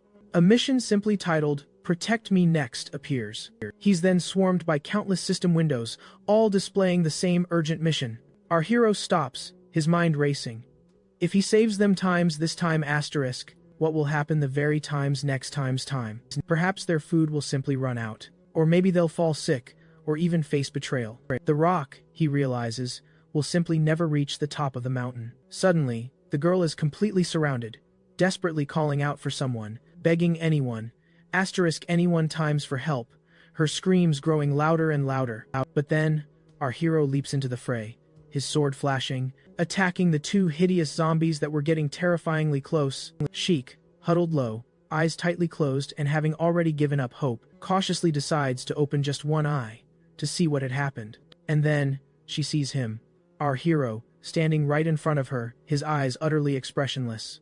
As he relentlessly defeats zombies, our hero, even as he fights off the grotesque monsters, begins to wonder, what exactly is he doing His body practically moves on its own, compelled to save the girl, even though he himself has no conscious answer why. He already knows, with grim certainty, that all of this is useless. And then, two grotesque zombies come charging toward him, with hungry eyes and gaping mouths. But suddenly, the zombie girls leap into action, attacking. They intercept those two new monsters, who were coming straight for him. Once again, we witness them in full action, defeating zombie after relentless zombie. Still pensive, our hero quietly says to himself, "So, this is how it is," he mutters, remembering his friend, Jean. He says he's finally starting to understand him, recalling Jean's blunt words that declared, "Useless trash only belongs in the garbage." Sayo reflects that with power and wealth in hand, they truly begin to believe themselves above all other beings, and their empathy drains away, lost to the abyss. He vividly remembers his friend, Zhang, and grimly thinks that he almost became just like him, but fiercely vows he'll never let that happen. Our sharp-eyed girl notices the hero lost in thought, his focus completely gone, so she quickly shouts, "There's a monster behind you!" The colossal mutant zombie, grotesque with eyes on its shoulder, heaves itself up from the crumbling rubble pile. As it fully emerges, a monstrous silhouette in the hazy air, the mutant zombie lets out a devastating roar, flexing its raw power. Our hero, a fearless smile on his face, confidently calls for the zombie girls, and they respond instantly, charging into the fray with renewed vigor. The mutant monster, not to be outdone, charges right back, eager to meet their attack head-on. Together, they launch themselves into the air for another devastating combined attack. Moving as a single, unstoppable force, they descend like meteors, powerful kicks aimed precisely at the monster. At the same moment, our hero swiftly throws a rope, targeting the creature's arm. The rope lands with perfect accuracy, expertly coiling around the monster's wrist. In that very instant, he lunges, sword ready, poised for a fatal strike against the zombie. The colossal iron shoulder seems to glare directly at our hero, and this time, the massive arm successfully blocks his assault. The instant his attack is thwarted, our hero roars, urgently calling for Zhao Yu, and she blasts forward, her fist charged with a powerful, heavy slash. She leaps deftly behind the monster, unleashing her mighty strike, slicing the beast cleanly in half, one side tumbling away from the other. Watching the massive beast finally collapse, our hero muses that even though the world has fallen to this, and even with power far surpassing any humans, he fervently hopes to always live as a human being. Suddenly, a survivor, beaming with joy, points excitedly out to sea, shouting for everyone to see the boat swiftly approaching them. And inside, a boy is shouting Kaio's name, his voice filled with urgency. Rewind to about 10 minutes earlier. Someone approached the gang leader and reported a serious issue with the boat. The leader, his voice sharp, ordered the boy that whatever the problem was, to deal with it, and deal with it times now, asterisk. He then seized everyone's attention, pistol raised high, declaring he was taking care of the problem times right now, asterisk. Then, 3 deafening gunshots suddenly erupt, Another survivor team member rushes to the scene where the shots rang out, demanding, "What in the world is going on?" As he takes in the horrifying scene, he lets out a shocked shout, demanding, "Did Hoyam just take out our leader?" And then the boy starts to question everything. Could trash like Times that Times even be considered a leader? Still reeling from disbelief, the man demanded to know what the boy was talking about. The boy then declared that earlier today, he abandoned the group to the relentless zombies, and tomorrow, he'd do it again, without a second thought. He stated bluntly, they have absolutely no chance of surviving if they keep doing this. Styling then countered, claiming that with Kale, they had sometimes chance. Fast forward to the present. Seeing the boat finally approaching the dock, the boy then blurted out, "I never thought the leader would actually trip and fall into the water," while Hoyan added that even he couldn't believe it. Our protagonist, meanwhile, was quite pleased to have convinced the others to bring the boat back. And Hoyan quickly clarified that they were just afraid of the leader, but truly didn't want to leave anyone behind. Smiling, he then questioned the other survivor who had witnessed the truth. Sweating nervously and speaking far too loudly, he blurted out, "Yes, that's exactly it," Kaio then added. "Hoy has really grown up," and he cheekily asked if he'd get some kind of reward now. To his delight, the boy then replied, he'd give him one of his precious times lunches as a gift. Once again, we see our hero skillfully defeating zombies with his sword. We see him expertly guiding a group of survivors through the city. They had managed to reach the old city using the boat, where they found a desperate group of survivors, who had left their hideout to seek urgent help. Our hero, Kao, immediately decided to help them. Looking ahead, the boy spotted smoke rising from behind a building. He quickly assumed it must be the location of the camp the group mentioned. The boy's mind raced. That's where they say there's someone capable of curing bitten humans, and some of times are even in this group. Even though he doesn't truly believe in it, any chance is still a chance. And in the end, if it doesn't work, he can at least help end their suffering. A terrifying mutant zombie then crashed down in front of them. The people in the group pointed at the zombie, exclaiming, "It's another mutant. And this is already the third one." The boy commented that the longer the apocalypse goes on, the more and more mutant zombies seem to appear. Our protagonist then told Hoyan and Yanji to lead the group toward the smoke, while he and Xiao Yu would provide crucial cover. The two-headed mutant zombie roared, preparing to lunge and attack. Suddenly, a massive impact crashed nearby, raising a huge cloud of dust in the middle of the city. Hoyan is suddenly rocked by a hail of gunfire slamming into the ground right before him. He freezes, teeth clenched tight, fear gripping him instantly. Just look at the massive hole left gaping by that powerful shot. A survivor from the camp yells out, declaring they haven't received any orders, which means they absolutely cannot let anyone inside. He warns that if they dare try to force their way past, he will shoot. Hoyan, mid-zombie takedown, urgently shouts back, explaining that their group has no ill will whatsoever, and they simply need a place to escape the ravenous zombies. The guard retorts that their leader isn't currently at the camp, and he completely lacks the authority to allow them entry, especially with so many horrifying zombies swarming nearby. Then, our boy steps up, confidently stating he'll handle the zombies if necessary, if only they'd let them inside first. The guard then dictates that they must eliminate the zombies first, and only then will he consider letting them in. But if they attempt to breach the defenses, he'll open fire without hesitation. Our girl quietly muses that his stringent methods aren't entirely unfounded. Our boy, however, sees it simply, just wipe out all the zombies right here. And with that, he instantly activates his cooperative work mode with Yanjai. He swiftly tosses her a rope, declaring, "We're initiating tactical Operation Coral." She catches it midair, a flash of determination in her eyes. Our girl then effortlessly weaves through the horde of zombies, expertly utilizing the rope her boss provided. Our boy barks at everyone to clear out, and if they can't run, then to duck. Hoyan clenches his teeth, fully grasping the impending chaos, and quickly helps a survivor, as both he and our girl, each gripping one end of that vital rope, finally loop all the way around the massive zombie group, now charging directly toward one another. As they rapidly close the distance, we see they've masterfully formed a tight loop, encircling every zombie. They cross paths, a perfect synchronized move, causing the entire horde of zombies to compact, tighter and tighter. And then, our hero roars to Xiao Yu, "It's your turn now." She instantly begins gathering immense energy, crackling around her. Then, with incredible, explosive force, she launches herself forward, her feet slamming hard onto the ground, unleashing her heavy slash ability, channeled into a devastating kick. she blasts a colossal, crimson energy line hurtling toward the zombies.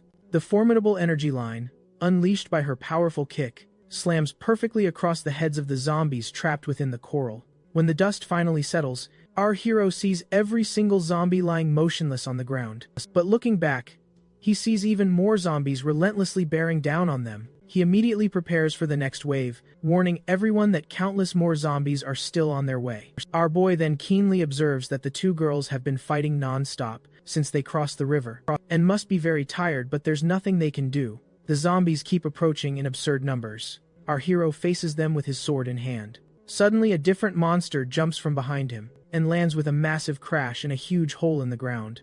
Then another one, like it, jumps in the same spot, raising more dust and causing another big impact. Then we see that the new zombies that appeared are fighting against the regular zombies, creating major chaos and lifting a lot of dust. Our hero, noticing this, sees that these monsters are a species he's never seen before. In the middle of the chaos, we see three people in biohazard suits, saying the results seem acceptable for a first real combat. One of the men approaches a girl and asks if she's okay, and if she was hurt, to which the girl points and says it was just a scratch. The person in the biosuit says it's not a problem, even if they were bitten, because they've already invented the cure, and will provide food and rest for everyone. Kel looks and asks if he is the camp leader, taking the opportunity to thank him for helping them. The person inside the helmet says he's very kind, and that he actually owes him. Our hero, suspicious, doesn't understand what he meant by that. Then he sees his friend Jean, greeting him and saying, "It's been a long time since they last saw each other." We see a hand pulling a boy's hair, while asking if the boy doesn't have a lot of money. A boy has his foot on another boy's face, asking how he dares refuse to give money to buy cigarettes, while the other begs to be left alone.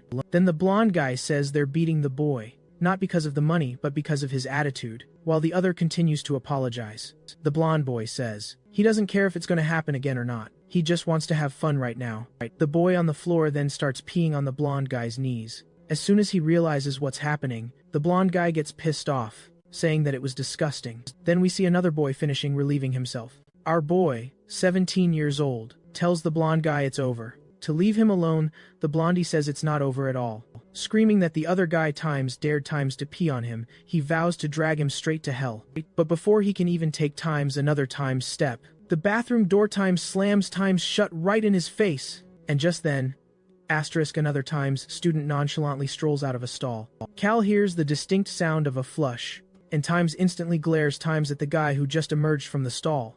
The other boys, frozen in the bathroom, look, absolutely terrified by the unfolding chaos. The new boy, fresh from the stall, then casually remarks "Ah, that explains the racket. Just a bunch of rats scurrying around." Glancing over the terrified students, he turns to our hero and asks, "Need a hand?" Our hero quickly replies yes, then fires back, "Do you know how to fight?" The blonde guy, his face already badly swollen on the floor, snarls at his friends, "What are you waiting for? Get them." The other two friends in the bathroom, each brandishing a broom like a weapon, scream and charge right at them. Our protagonist and his unexpected ally charge forward as well. From outside, we hear frantic shouts, erupting, yelling for them to get away from him. A short while later, we see only the two of them left standing, while all the other boys are gracefully arranged in front of various urinals, thoroughly humbled after the beating they received. The boy who was originally getting pummeled stammers out a heartfelt "thank you," tears welling up in his eyes, and our protagonist simply says, "It's over now. You better get going." Cal sincerely thanks his new friend, admitting, "I probably would have lost if I'd been alone." And the other guy shrugs it off saying, "No problem at all. I just can't, do my business when there's a racket." Our hero points out that even with that reason most people would have just bolted The other guy simply replies, "Not me." A comfortable laugh breaks out between them, and the boy introduces himself as John, a second-year student from Class 3. Our hero then introduces himself as Ko, a second-year student from Class 16. They both instinctively reach out to shake hands, but instantly remember they haven't washed their hands yet, so they race to the sink instead. Later, we find the two of them chatting animatedly as they leave school, their bond growing stronger with each passing day. They'd fiercely compete over grades and bond over their shared love for the same games. Years later, we see them as young adults, each holding a phone, undoubtedly engrossed in another round of their favorite game. A few more years fly by, and they even end up attending the same university. We then witness our hero, absolutely, times crushing it, times and winning first place in the university's app development competition. We also catch a glimpse of them, utterly exhausted on the subway, leaning on each other, finding comfort in their shared fatigue. And finally, the vibrant city buildings, glittering against the night sky. The scene cuts to them enjoying a lively dinner at a restaurant.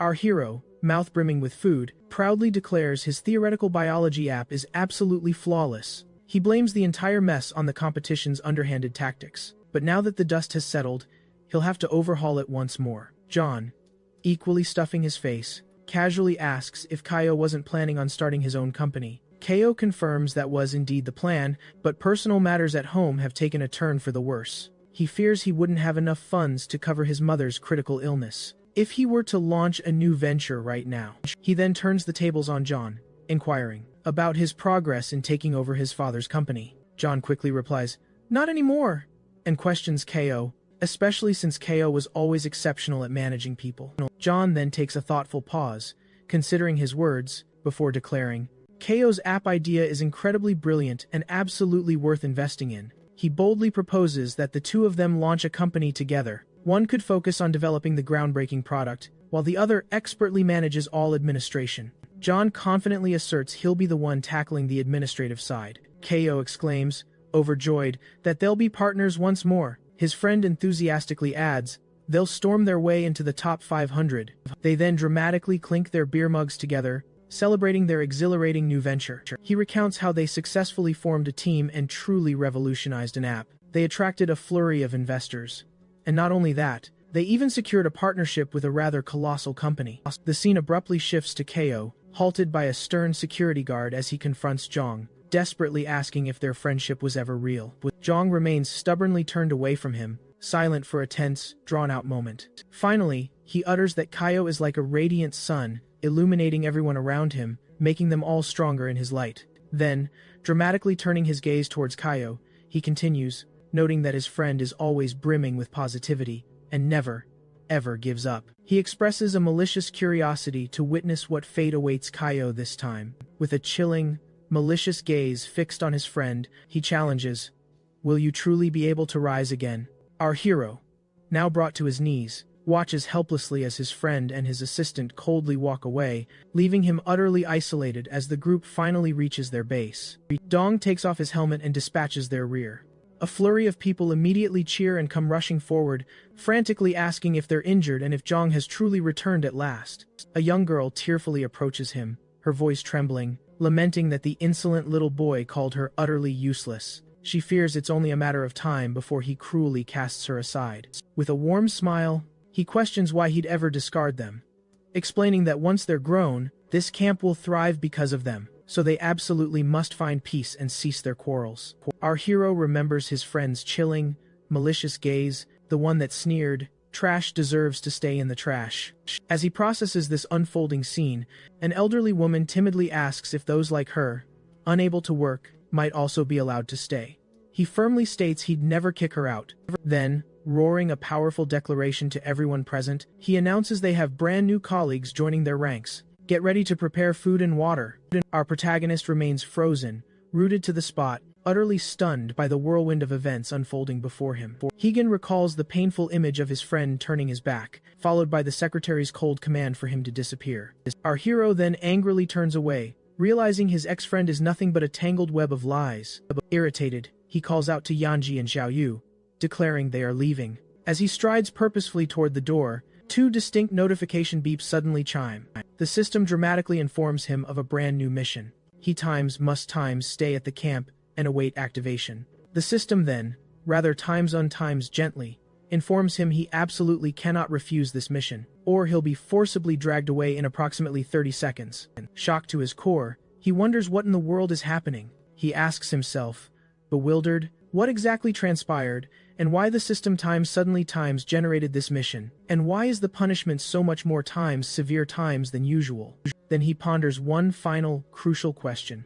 Is the system genuinely trying to help him, or is it just messing with him? Suddenly, Hoyan, who's been calling his name for what feels like half an hour, rushes up beside him and practically screams his name right into his ear. Finally times catching our hero's attention. Hoyen explains they're moving the bodies to the examination room and asks if he's joining them. Our protagonist then muses that, since the system won't allow him to leave, he'll simply take things one step at a time and see what unfolds. Soon after, he calls out John's name. Kayla says he'll just tag along to look around, asking if there's any problem with him doing so. The man smiles, assuring him that anyone can enter. The meditation room is absolutely open to all, he states, without even a hint of their personal relationship. We then see a room with tightly closed doors, clearly labeled as a temporary examination room.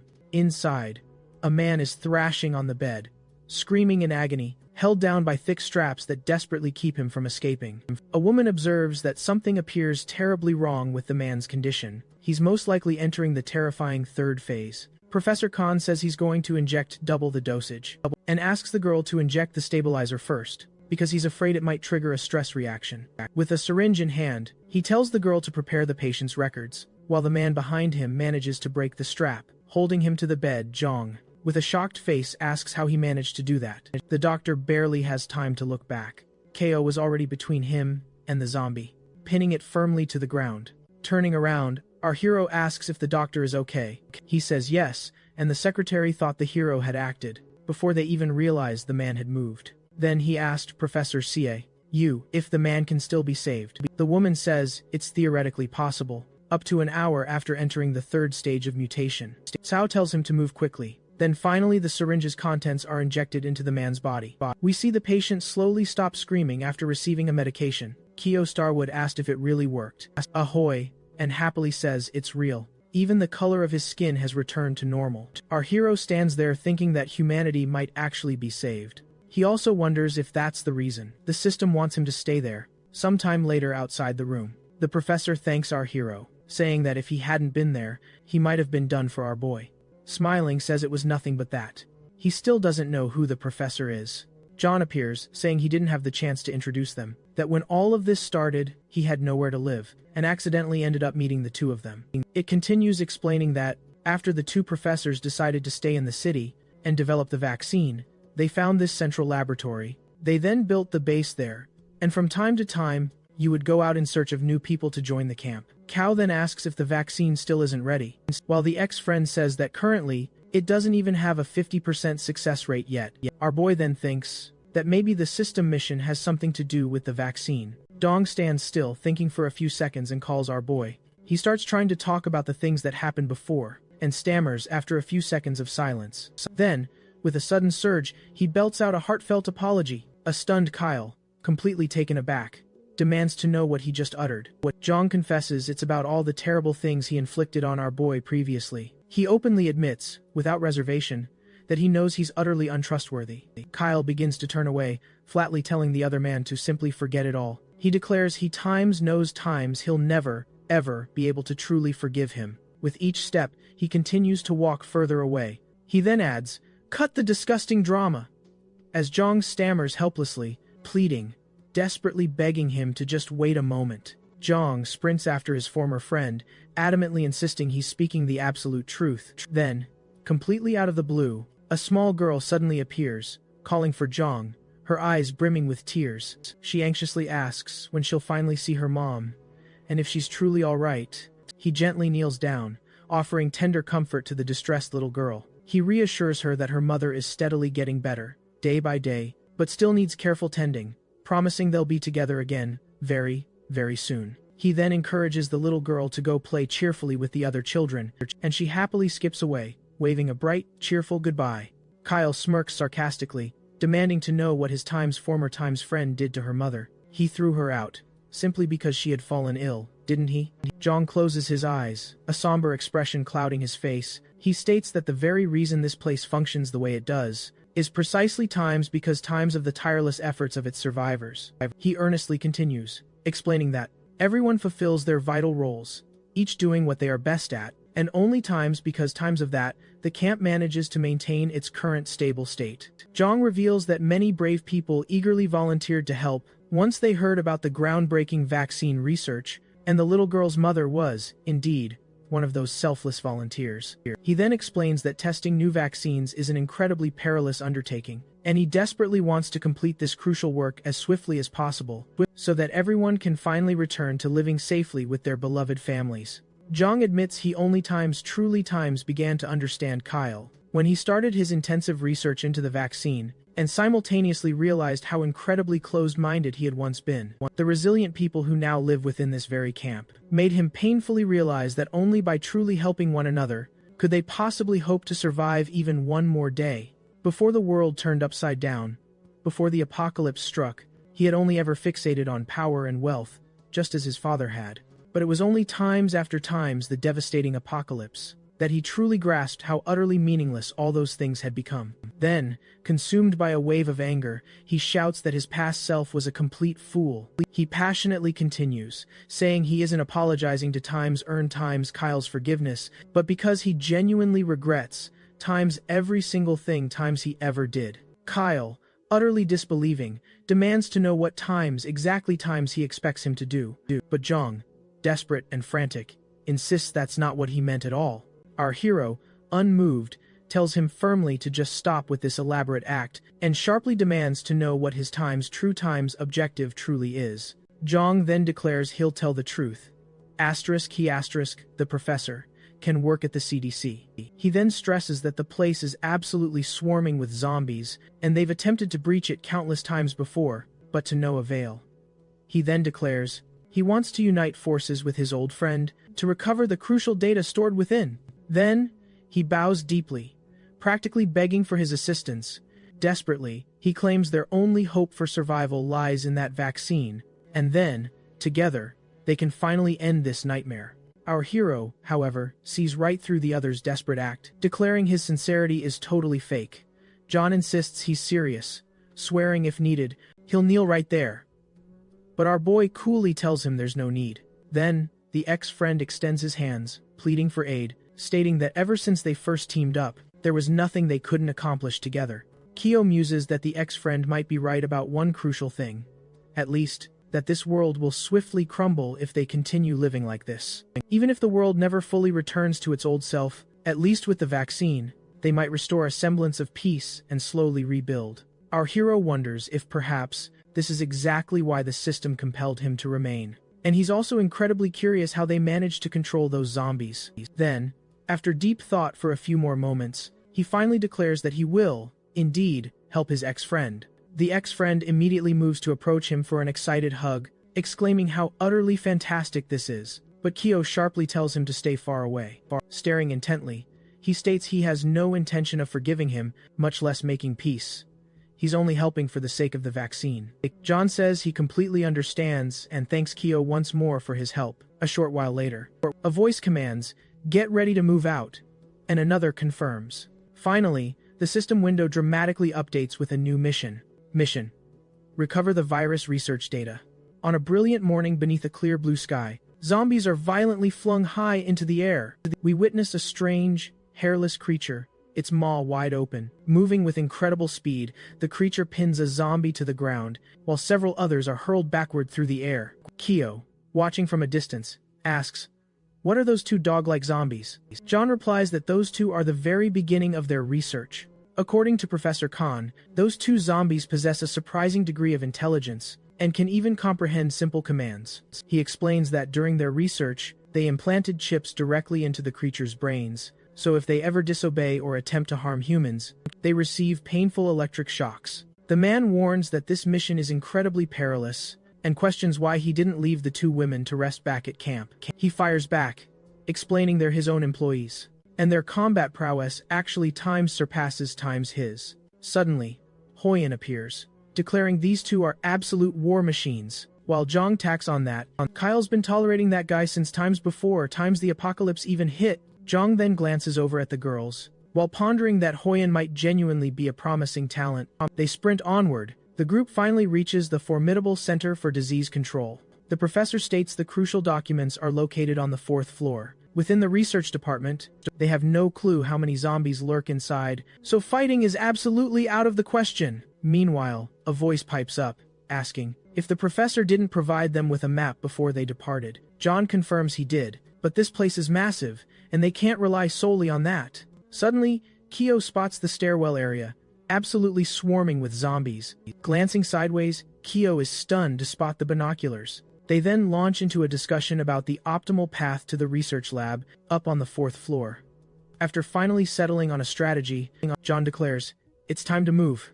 Kyo remarks that ever since they arrived in the old city, he's noticed something distinct. The zombies here sport different colors compared to those in the new city. As they pass some zombies lying on the ground, he reiterates that their coloring here is truly bizarre. Point then adds that mutant zombies are also far more prevalent. Dom clarifies that, according to the professor, compared to the traditional concept of the undead, zombies are actually more akin to an evolved species. There seems to be an ever-increasing variety of zombies appearing daily, and they've been classified into 2 distinct types: normal zombies and the more dangerous mutant zombies. An evolved-type zombie typically enhances itself, retaining its original biology and showing selectivity with its food, preferring live prey. The other type is the fusion zombie, which appears to merge with other beings, resulting in varied sizes and shapes, and showing no selectivity about its food. Dong clarifies that the ones they created for protection are of the fusion type, a blend of dogs and humans. It usually takes around 5 people to take down an evolved-type zombie, while fusion types could demand anywhere from 1 to 10. He continues, stating he finds evolved-type zombies more dangerous because they're smarter. But ultimately, no matter the zombie type, they all share the exact same weaknesses: UV rays. Straight to their brains. Dong suddenly stops, pistol gripped tight, saying the instructions end there. They finally reach the 3rd floor. He gently opens the door, and sees that there are countless zombies inside. Cattle whispers for everyone to stay quiet, and try to move slowly to avoid them, while thinking about why there are so many zombies, and how he won't be able to protect everyone. They begin walking among the zombies, trying not to make any noise and staying alert for any disturbance. One man thinks that if he had known it would be like this, he wouldn't have come, and once he's back, he'll transfer to the logistics team. He also thinks that if he makes it out alive, he can brag to Xiao Mei and the others, and maybe then she'll admire him. Distracted, he ends up letting the tip of his weapon hit the wall. Making noise, zombies immediately turn toward him, while Kyle yells that they're screwed and tells them to run. Hoyan says they can lure the zombies to the research lab on the 3rd floor, on the opposite side of where they need to go, and that it has an emergency staircase. Cal throws an alarm clock to Yanji, telling her to use it to attract the zombies to the right side of the hall, and that they'll meet again on the 4th floor. The system reports that Yanji enjoys this kind of challenging work. She promptly sets off the alarm on the clock, and the monsters begin to look in her direction. Sae and Hoyan run, telling the girl they'll see her later. She takes off running with a ringing alarm clock in her hands. Finally, they see the sign indicating they've reached the 4th floor. They enter and close the door, and Hoyan says they won't be able to hold out like this for long. Theo then asks Jean what they'll do now. He says that our hero and Hoyan should go to the research lab, at the end of the department. Smiling, our hero asks if he trusts them that much. Jong smiles back and says that's how he shows his sincerity. After a few seconds in silence, Kivo turns and calls Juan to go. Catching him by surprise, they enter and ask Yu to stand guard at the door. Walking among the files, Ko asks Hoyan how his leg is, and the boy says it's nothing serious. Next, our hero asks what the boy thinks of Jong. Hoyan asks why he's asking him that. Ko says he seems quite trustworthy, and that running a camp of this magnitude is no simple feat.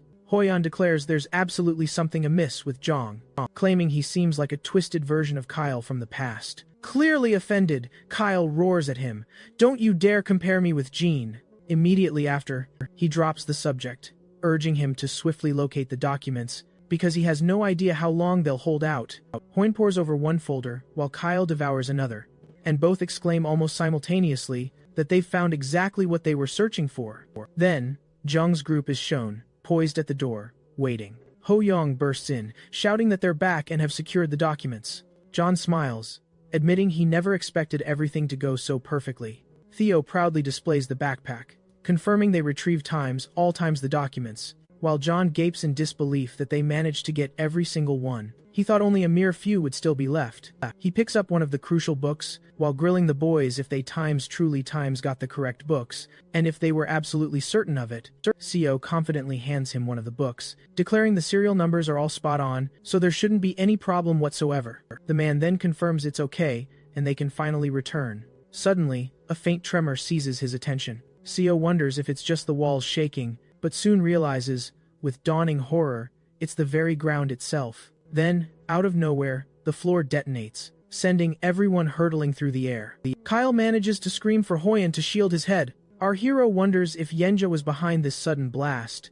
and if she's encountered a truly formidable foe. He finds the girl right before him, asking, "Is that an enemy?" Immediately afterward, he spots what appears to be several zombies grotesquely fused into one monstrous being, and exclaims, "What in the world is times that times thing?" Kyle observes the creature, stating it looks incredibly powerful, and they must finish it off as swiftly as humanly possible. He then instructs G, who's already poised with a stone held high above her head, to aim directly for the zombie's face. She then hurls the stone with incredible force toward the zombie, who's desperately trying to wrench an iron bar from its chest. It finally seems to succeed in ripping out the stubborn piece of iron.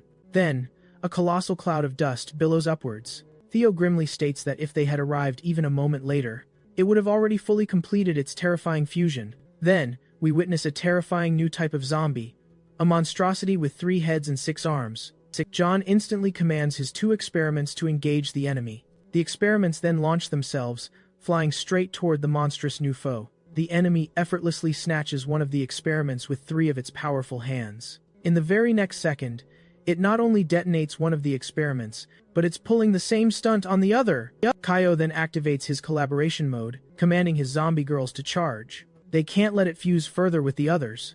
Xiao Yu quickly pounces onto the new creature, and the monster opens a mouth, letting out a terrifying scream. It then charges forward with incredible speed, and in what seems like less than a second, it's right beside Kao, delivering a powerful blow to his face. The sheer force of the hit sends our hero flying several meters away. The boy exclaims, he barely managed to be quick enough to block that creature's blow. He wonders why it's so incredibly fast. He can barely recover from that hit, when the creature is already on him again, jaws gaping. But this time, Yanji arrives, a piece of stone in hand, and manages to slam it from the side. The power of her blow is also incredibly high, sending the creature crashing into the opposite wall. Kao states that monster is too strong, and he needs to focus, but the others are still right there. So, he quickly decides to call out to Zhang, who's busy helping the other survivors. Our hero tells them they need to leave first, not wanting Hiyun to end up dying right here. Zhang adamantly says there's no way he'd ever leave first, his sword still firmly strapped to his back. He tells Kao to go now and not delay the vaccine any further, saying he's not going to be dragged out of there. The man then pauses for a few seconds, gazing seriously at his friend. He then decides to respect his friend's decision, and tells him to return soon after. A short while later, Kao sees they've finally left, and declares he doesn't want them to see what's coming next. Yanji throws something at the creature again, then, Xiao Yu strikes the creature in the chest with all their strength. Moments later, the creature immediately begins to regenerate the area hit by the 2 zombie girls. The creature lets out another terrifying scream. Kaio thinks the monster recovers far too quickly, and they need to deal enough damage in one blow to defeat it. He notices that Yanji's arm is injured, meaning she can't throw stones anymore, and Xiao Yu's ability cooldown is far too long. Kao starts thinking, and seems to come up with an idea about what to do with Xiao Yu's cooldown. Then, he closes his eyes and says, "They have to try that." Then, he roars for Xiao Yu to unleash her violent war god ability, and hit with a heavy slash simultaneously. Without hesitation, the zombie girl obeys, activating both formidable powers.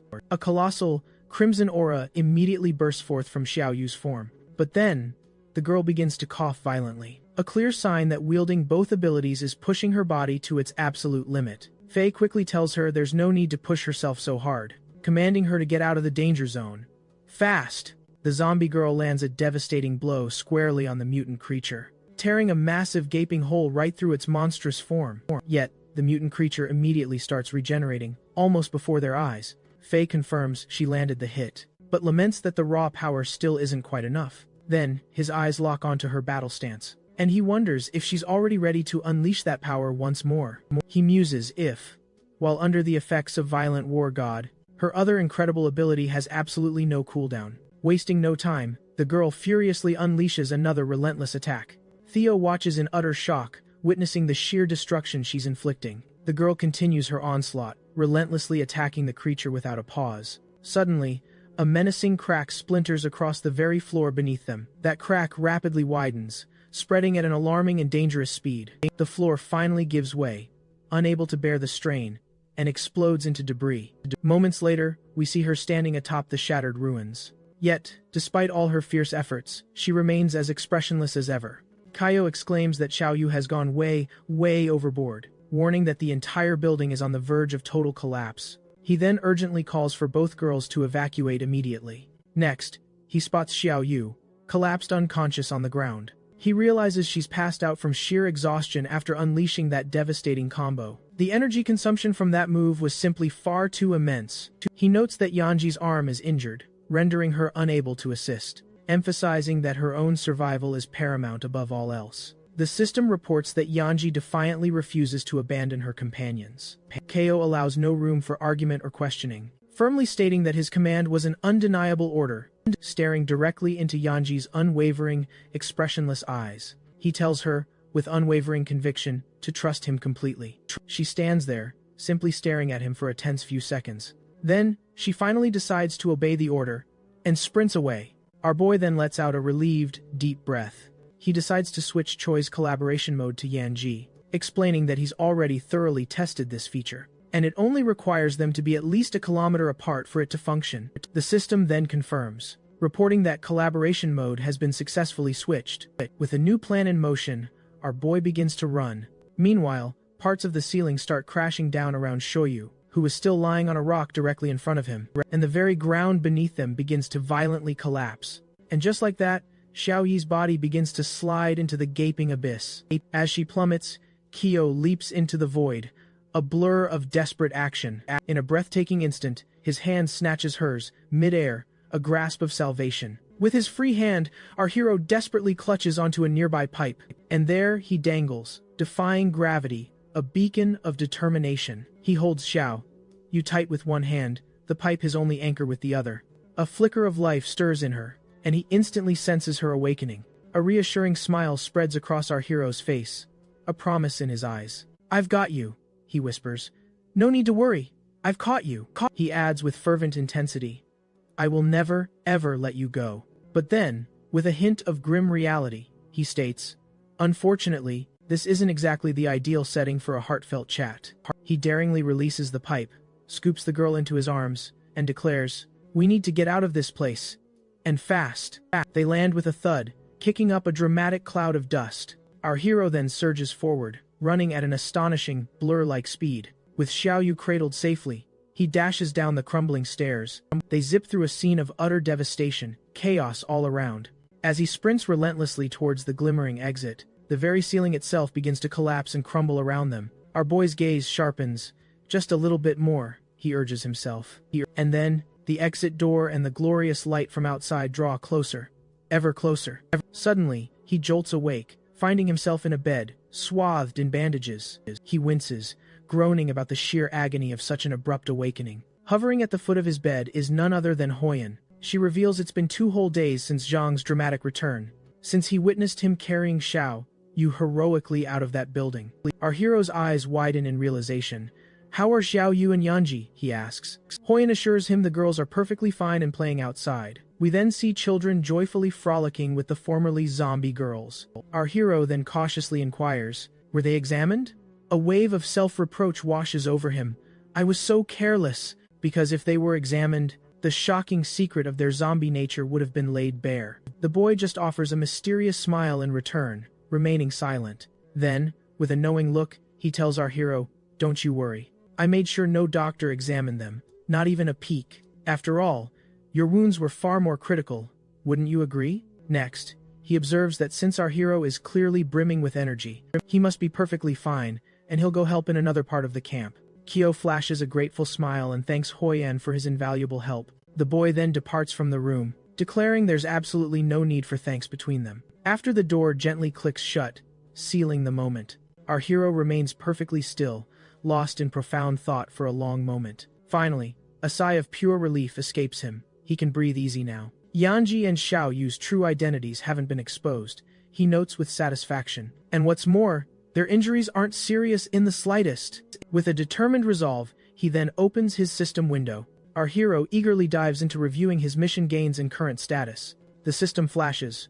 revealing his immense loyalty points for the company, which have soared all the way to a stunning 99%. He's set to snag a coveted memory fragment with his very next roulette spin. Then, a new system window pops up right before his eyes, boldly asking if he's ready to confirm that exhilarating roulette spin. And just like that, we're transported to the moment our hero accepts the spin. He exclaims, realizing it's true.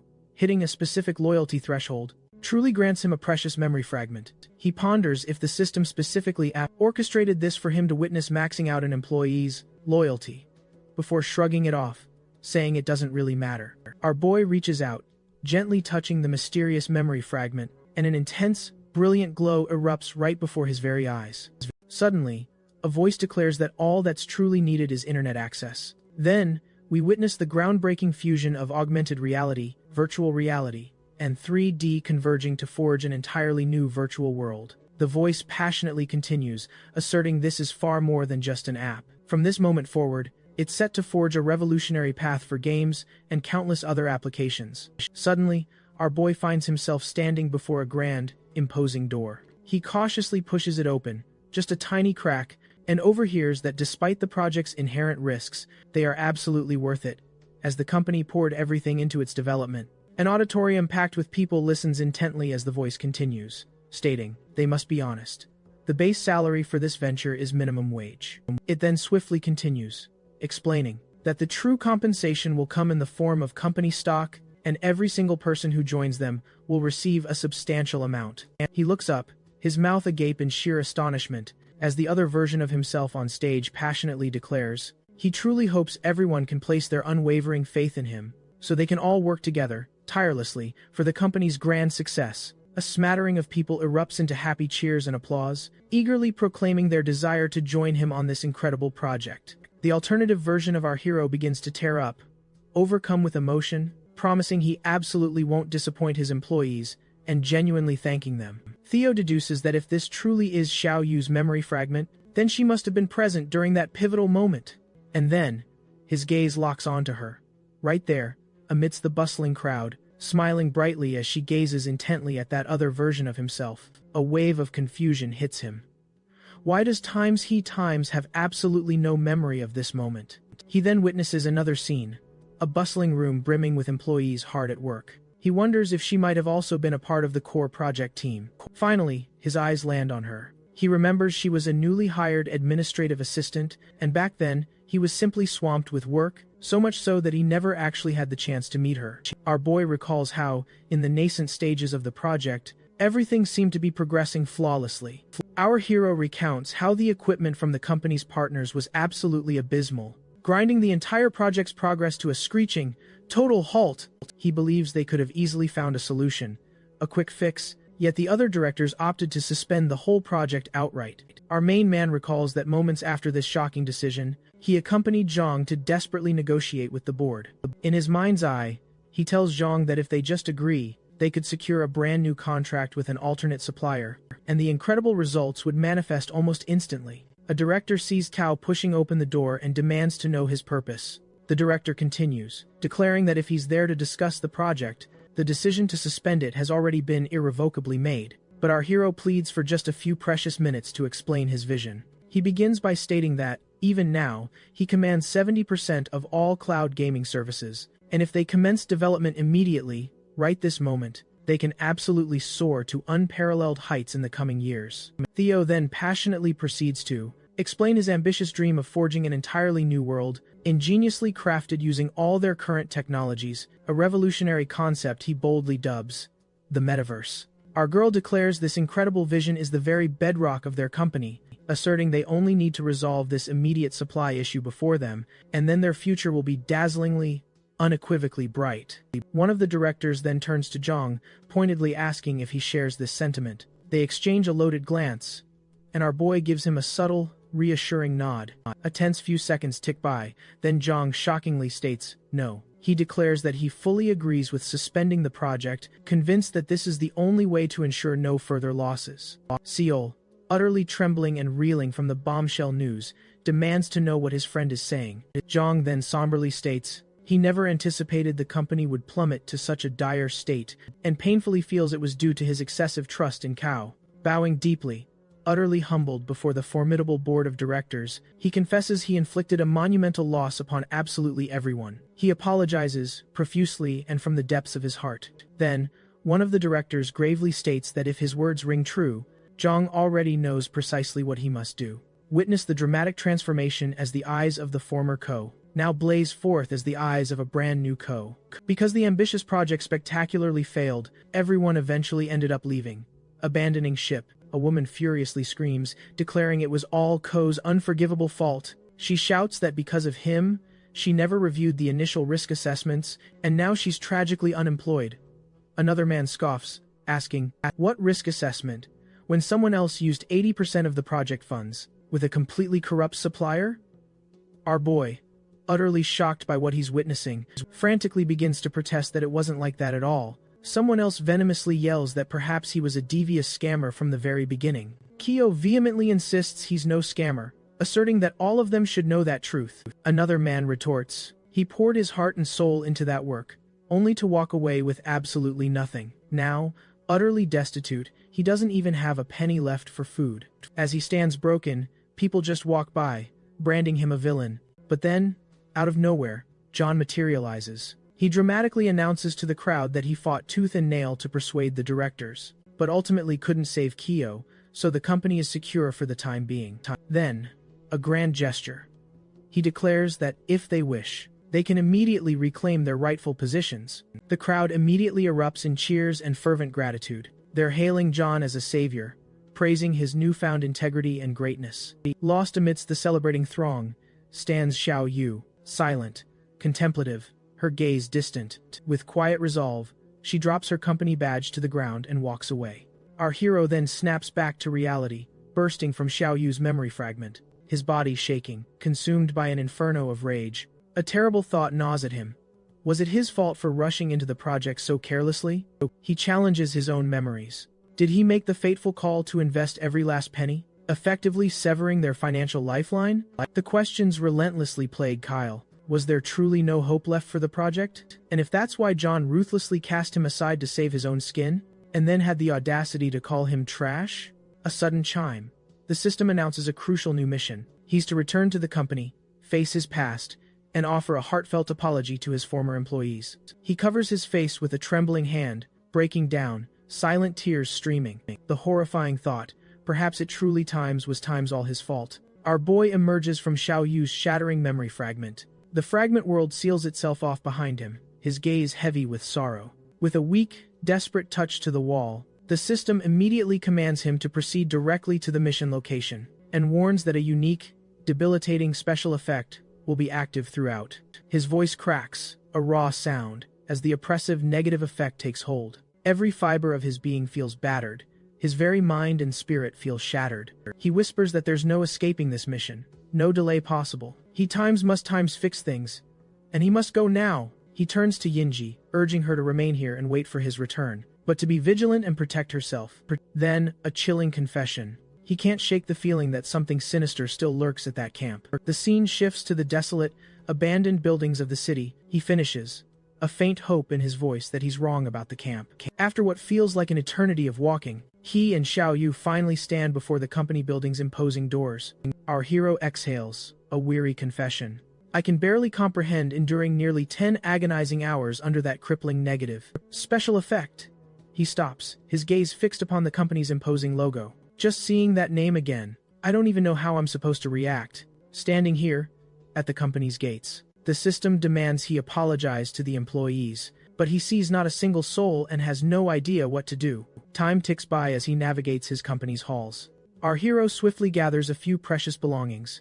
A badge, a cup, a hair clip, and even a cupcake. He managed to find items from employees he knew well, but he questions whether all of them decided to stay. He'll need to check that on the computer. Pronto! Joey kicks open the general manager's door with a crash. As the door swings open, Cal immediately feels his body growing heavy. He senses an ominous presence lurking within. Our hero quickly connects Gene's computer to his portable generator. Soon enough, the login screen appears, demanding a password. Our boy laughs, declaring he designed the entire company's system himself. If John thinks a few layers of encryption will stop him, he's dead wrong. He quickly finds the employee list, and knows he needs to get that mini printer working. But the number of people laid off after his departure seems alarmingly suspicious. Then he stumbles upon something truly bizarre, wondering what it could be. Our hero uncovers a folder with files about John's parents, and wonders, didn't John hate his father? Consumed by curiosity, he opens and decrypts the file. Inside, he finds several files: market research, employee terminations, and risk evaluations that are wildly different from what he remembers. Our boy uncovers a file naming the company's corrupt supplier. He also finds videos and documents detailing the company's equipment, along with outrageous cancellation fees. And Cow meticulously connects the dots. The legal representative of the corrupt supplier is the same person as John's secretary. Our boy suddenly remembers. It was precisely because of a supply problem that he was cut off. The one responsible for everything was John. He recalls that even Xiaoyu, the intern, received part of the company's shares, and in the end, it wasn't for the employees' welfare at all. It was a meticulously laid trap for him all along. He finally realizes that everything they saw before was just a fraction of the truth, built entirely on a foundation of lies. A chilling thought strikes him. Is this why the system wanted him here? To uncover this devastating truth, Kyle drops to his knees, utterly crushed by the weight of this revelation, feeling his stomach churn with sickness. He slumps against the wall, telling Xiaoyu to hand him the tablet. Once the video extraction is complete, because he needs time to see it now, our boy approaches the door, an ominous dread settling over him. Looking outside, he sees a horrifying pile of bodies, merged into a grotesque, shapeless mass, adorned with countless employee badges. He pondered, how did everything spiral out of control like this? His hands immediately flew to his head, gripping it tight. A torrent of thoughts and regrets instantly deluged his mind. He saw the faces of his employees, bewildered, wondering why this was their fate. He realized John's true target was always him from the start, and he, in turn, tragically dragged every single employee down with him. As he was brought to his knees, he screamed that none of this concerned them. Tears began to gush from his eyes, a broken sob escaping his lips. He pleaded, begging them for any semblance of forgiveness. Suddenly, Xiaoyu rushed over, presenting a tablet to Kyle, a video already playing. On screen, a person asked, "Does this old thing even still work?" The figure in the video cheered triumphantly, exclaiming, "It actually works, it truly does." Then, she introduced herself to our hero as Liu Swanner. As Liu then explained, the team had a few choice words for him, but since they couldn't reach him directly, they had no choice but to rely on manager John. A man's voice boomed. "There's only one thing I need to say. Stop being so reckless." Another man interjected quickly. He added, "I didn't think Kyle would get axed this fast, and now I can't even find him to punch his face." Another employee then chimed in, saying she'd seen him practically begging for a loan at the bank. A girl in the video mentioned, "My aunt works at that bank. She might actually be able to help him out, but don't you dare think that means we've forgiven you." She continued, urging him in the video to start over and pay them back. "And this time, you absolutely cannot make the same mistakes." Several voices in the video collectively urged him, "Start again, and make it right." They emphatically stated, "You absolutely cannot give up now." Many of his former employees had wanted to be in this video, to speak their minds to him, many reiterating they haven't forgiven him. Our hero, his voice now a trembling whisper, responded, I know you haven't forgiven me." He gently placed a hand on Shoyo's head, declaring, "Until I've earned their forgiveness, I cannot possibly die in this place." Our hero affirmed he still had a mountain of scores to settle with John. He leaned against the wall, a slight smile playing on his lips, and told Xiao, "You stay right here. I'll handle that monster by myself." Still smiling, he pushed open the door. "I'll be done with this in a flash," he declared confidently. The system reported, "Collaboration mode for the violent war. God ability has been officially activated." Before him stood a grotesque mass of employees, eerily still, each wearing a tiny tie. Our hero drew his gleaming sword, declaring, "It's time to finally let you rest in peace." With his free hand, he gently closed the door, leaving Xiaoyu safely inside the room. The twisted mass then lunged, and our hero, in turn, leaped toward the horror, sword gripped firmly in hand. He delivered a furious vertical slash, cleaving straight down the center of the mass. Splitting it in two, he then spotted a name badge, Li Qishan, and he remembers, they had laid the project's very foundation together, always burning the midnight oil, way back when. Gritting his teeth, our hero vows he still owes that guy a lunch. He slashes again, a horizontal arc this time. Another badge sails past, This one bearing the name John Wend, the one who always teared up at the thought of squishing bugs, and Cal wonders if he ever got that hair transplant he always talked about. He recalls Zhao Zhang, who'd work like an immortal whenever an idea struck, forgetting food and drink, lost in his work, and he always asked if he remembered to take his stomach medicine. As he lands another blow, his mind drifts to Fuligo, the one who always brought in the fresh coffee. He relentlessly carves his way through the monstrous mass, each strike bringing memories of his employees, as their badges, tokens of their past, fly wildly through the air. He remembers everyone's tireless dedication back then, and how all they needed was that one final step for everything to succeed. Charging headlong into the mass, he thinks once more, it was truly just one tiny step away. Our boy relentlessly slices and executes the mass, over and over again. Kato stares ahead, his expression grim. He offers a heartfelt apology to everyone, as the badges of his former employees rain down, scattering across the ground. Our hero reaches out, carefully retrieving one of the fallen badges. He thanks them again, right in the middle of the badge rain. He lets out a solemn laugh, and then says, it was only thanks to their forgiveness and unwavering blessing that he was able to return to life, reborn as his true self. Chiyoyu then carefully cracks open the door, her eyes fixed on him. The system reports she had been worried about him, and secretly decided to watch over his every move. He smiles reassuringly at the girl, telling her he's fine. Our boy declares they still have a long, arduous task ahead, printing photos of every single person who was part of the project from back then.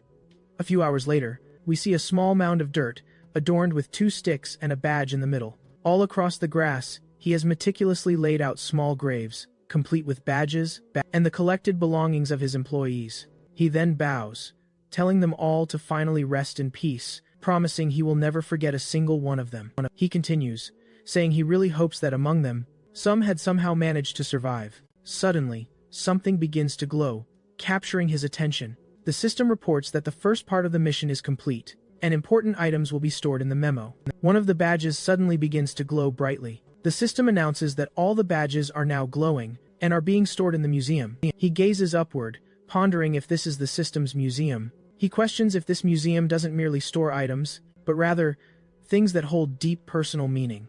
Our hero suddenly realizes that for all of them, joining this company had been something profoundly important. He confides in Xiao Yu, admitting that ever since that project's failure, he kept wondering if he had truly been a good boss. And he believes he finally got his answer today. As a result, he's decided on the path he'll take in the future. But before that, he will shoulder the hopes and expectations of everyone, and finally finish things with Zhang. The system then reports that the next phase of the mission is to settle things with Zhang, and its difficulty level? A daunting S. Let's rewind, just a bit. 2 hours after Kale left on his mission, back at the camp, the professor announces that the vaccine has finally been improved. He goes on to state that the results from experiments 1 and 2 were absolutely crucial to its development. John remarks that after expending so much energy, it's finally time to see the ultimate result. Meanwhile, the professor suggests they head to the test site, since only one final step now remains. Looking down thoughtfully, John repeats, yes, the final step. We then see the professor and the man walking briskly side by side, each carrying a briefcase. Hoyne stays hidden, observing them intently from a distance, recalling Kyo's urgent words, echoing in his mind, that the disease is indeed returning, and he's going out for a while to search for a cure, and that he still suspects something is deeply wrong with John. So Hoyne must exercise extreme caution until his return, and if anything feels amiss, he must contact E and G. Hoyne's mind races. Where are they headed? And what exactly times is this improved super vaccine? He continues, a determined plan taking shape. He needs to seize this opportunity during their absence, to sneak in and investigate everything thoroughly. The central air conditioner's vent comes into view, then a pair of hands deftly removes the grate, opening a path. Hoyne drops to the ground, thinking rapidly. He doesn't know how long they'll be gone, so he must finish his investigation quickly. Scanning the room, he wonders, where could Professor Khan's office be? Suddenly, hushed voices question, is the door locked properly? 2 voices overlap in response. Of course it is. And since we're always the last to leave, they state, there's never anything left to eat anyway. Oyen suspects everyone's vanished, and he knows he must move fast. But he's utterly blindsided when someone calls his name. He spins around, finding the professor there, her eyes locked on him. She demands, what are you doing here? The boy tenses, a palpable ripple of alarm coursing through him. She's just about to speak, but Hoyan rushes forward, clamping a hand over her mouth, silencing her words. He raises his knife, a grim apology escaping his lips. "You shouldn't have gotten in my way," he murmurs. The boy plunges the knife downward, aiming straight for her, but the professor, lightning fast, blocks the strike, meant for her chest with her bare hand. Hoyan, his face utterly unreadable, realizes his blow was thwarted and swiftly retracts the blade. The professor asks, "Where do you need to go?" "I'll take you, just don't send me to my maker." The boy cracks a small smile. "You want to live, huh? I thought you were the type who wasn't afraid to die." She replies, "It's because I still have urgent matters to attend to. That's why I can't die here, not yet." They lock eyes, a silent, tense standoff for a long moment. Hoyan finally sighs, then a slow smile spreads across his face. He points the knife at her. "Lead the way," he commands. The professor asks, "What exactly are you looking for?" "I've already scoured the computer and the shelves," she says, gesturing with her bandaged hand. "There's nothing here but research materials."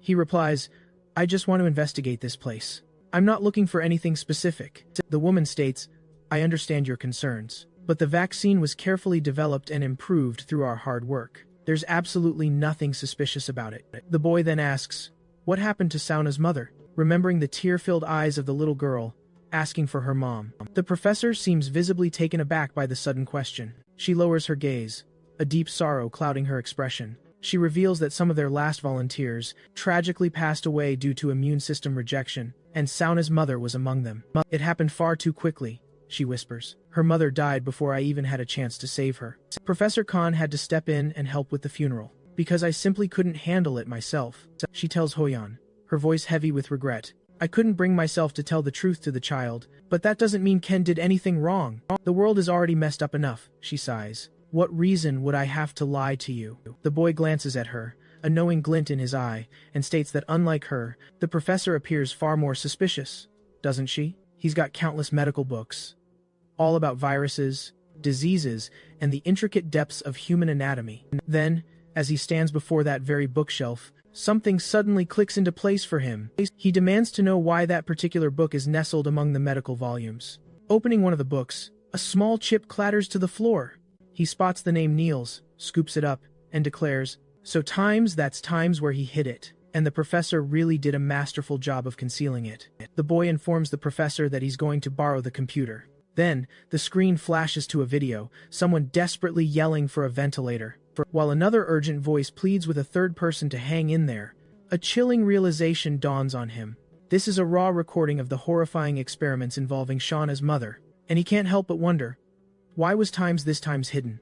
The professor insists, claiming she already told him everything. There's absolutely nothing strange about it. He flashes a chilling smile and counters, asking if she really believes normal experiment recordings need to be hidden away. Then, he simply tells her to keep watching. The video abruptly cuts. A chilling voice then announces that the third combat trial is about to begin. We then witness the terrifying sight of the zombified woman, her teeth clenched, as more zombies are unleashed while she prepares to fight. The professor watches in utter horror, gasping, "What is that?" The boy sharply questions how she could have turned into a zombie if she had supposedly been buried long ago. And yet, the professor continues to deny everything, vehemently. Clearly bewildered, he then demands to know why there were combat experiments at all, if it was truly all supposed to be for the good of humanity. He presses on, reminding her that they just watched the incriminating footage. Will she really try to convince him to believe in their twisted narrative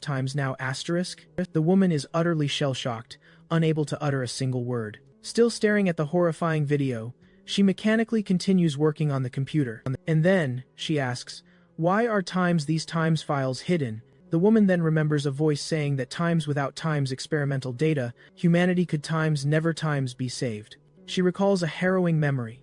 A man yelling at her to run while surrounded by hordes of zombies, handing her critical results and proclaiming, This is our last hope." She remains utterly agape, watching the devastating videos as tears begin to stream relentlessly down her face. The girl then remembers an old man lamenting that he was useless at his age, and that he only saw as his final, desperate contribution to science, and to the very future of humanity. Tears begin to flow profusely, cascading down to her trembling chin. Then, the memory of the little girl's mother flashes vividly in her mind, as she smiled warmly and said, I trust you. She can't take it anymore. She collapses, weeping uncontrollably. The true, sinister purpose of her experiments finally slams into her. The haunting memory of the professor's words, telling her to leave the little girl's mother's funeral arrangements entirely to him, relentlessly torments her. She distinctly recalls the professor's calm assurance they would find a suitable place to bury her so she wouldn't have to worry at all. Suddenly, she slams her fist on the table in furious realization, cursing aloud, declaring they had deceived her every step of the way. The boy freezes, utterly stunned by the sudden, intense outburst. She explains how, every time she reported an issue, the professor and John had behaved suspiciously and consistently kept her away from the critically ill patients.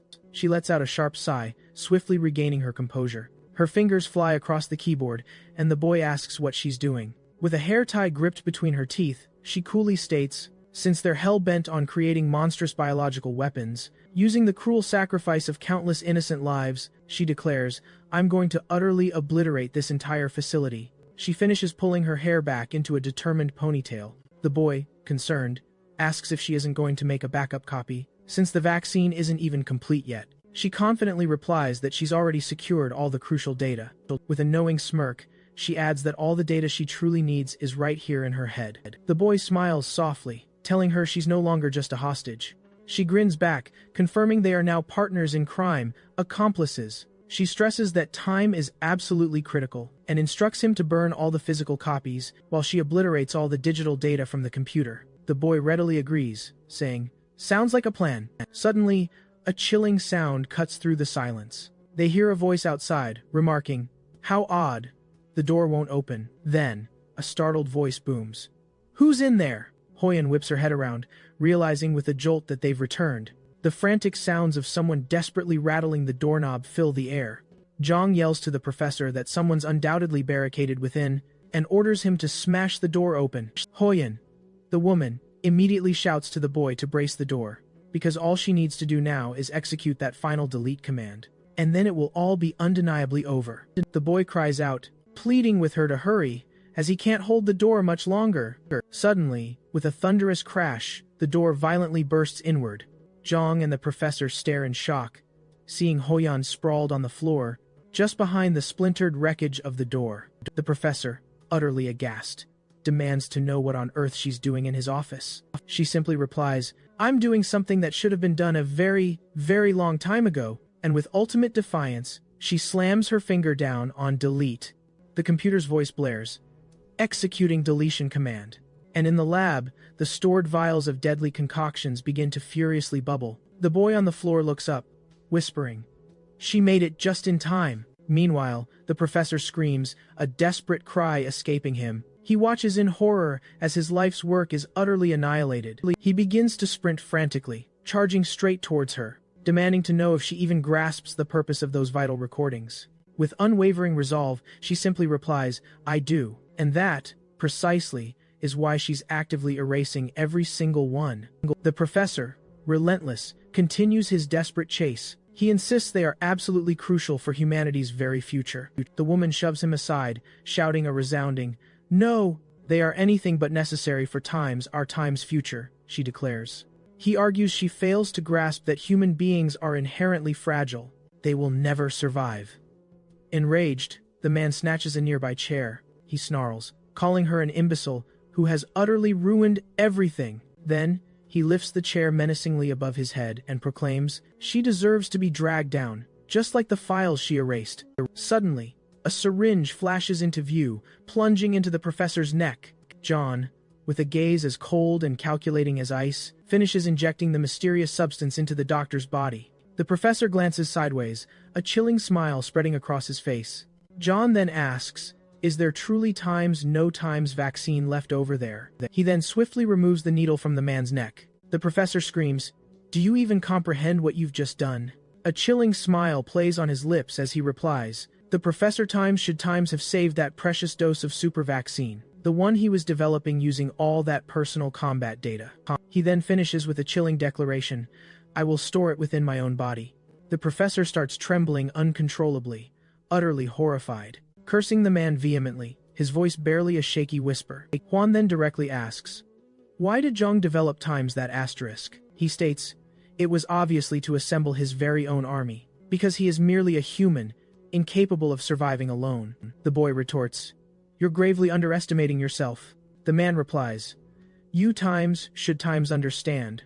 For some truths, whether in this new world or the old, they simply times never times change," he continues, proclaiming that the path to the future is, invariably, the path of sheer survival. He elaborates, "The strong relentlessly feed upon the weak, and that truth has remained unaltered since the very dawn of time. Only the times method times has been redefined. The weak have always functioned as mere nutrients for the strong, to dominate the world.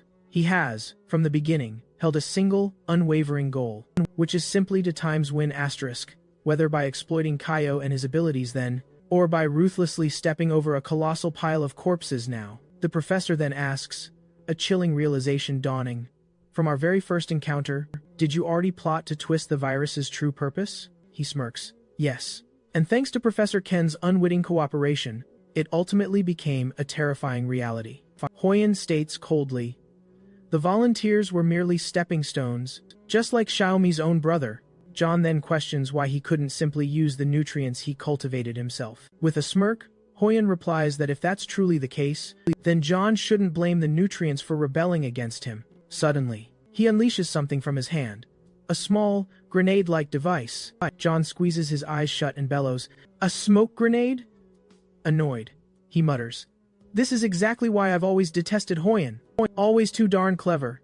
Then, a sudden, chilling touch. A hand fiercely grips his foot. We then cut to the professor, vowing he will times never times forgive John. The man stares down, his gaze utterly chilling. He pulls out a gun, ordering the professor to cease his resistance. "Hurry up and transform into a zombie," he sneers. He fires, a gunshot echoing immediately after. John recounts how the professor once declared he would risk absolutely everything in the name of science, that I truly believed in his talents, from the bottom of my heart. The professor lies on the floor, teeth grinding in agony, a twisted smile on John's face. John declares that after times this asterisk, humanity will remember times him times forever. He continues, asserting that from this moment onward, the entire performance belongs to him. The professor continues to grind his teeth, cursing under his breath. His body begins to horribly mutate. He thinks, asterisk, I'm going down right here and now. Asterisk, asterisk, I can't believe it. But if I am, I'm taking everyone down with me. Asterisk. We cut to outside the room, hearing the professor's agonizing scream. Hoyan and the professor run, with Hoyan commenting on their sheer luck. The two of them started fighting each other. Otherwise, we would have been dragged down with them. As they swiftly exit the building, Hoyan asks the professor, "What do we do now?" She replies, "Alert everyone at the camp, immediately, because soon, Professor Khan will transform into a monster." A man shouts at them, demanding to know what happened and what they did in the lab. Meanwhile, Hoyan urgently tells him to gather all their weapons. The man looks utterly confused, asking why they should gather weapons. "And why would John send everyone to meet God?" he questions. The professor quickly responds, "There's no time to explain. Just trust me. We need to get out of here. Right now." The boy thinks, asterisk, the moment this man gets distracted. Asterisk. Asterisk.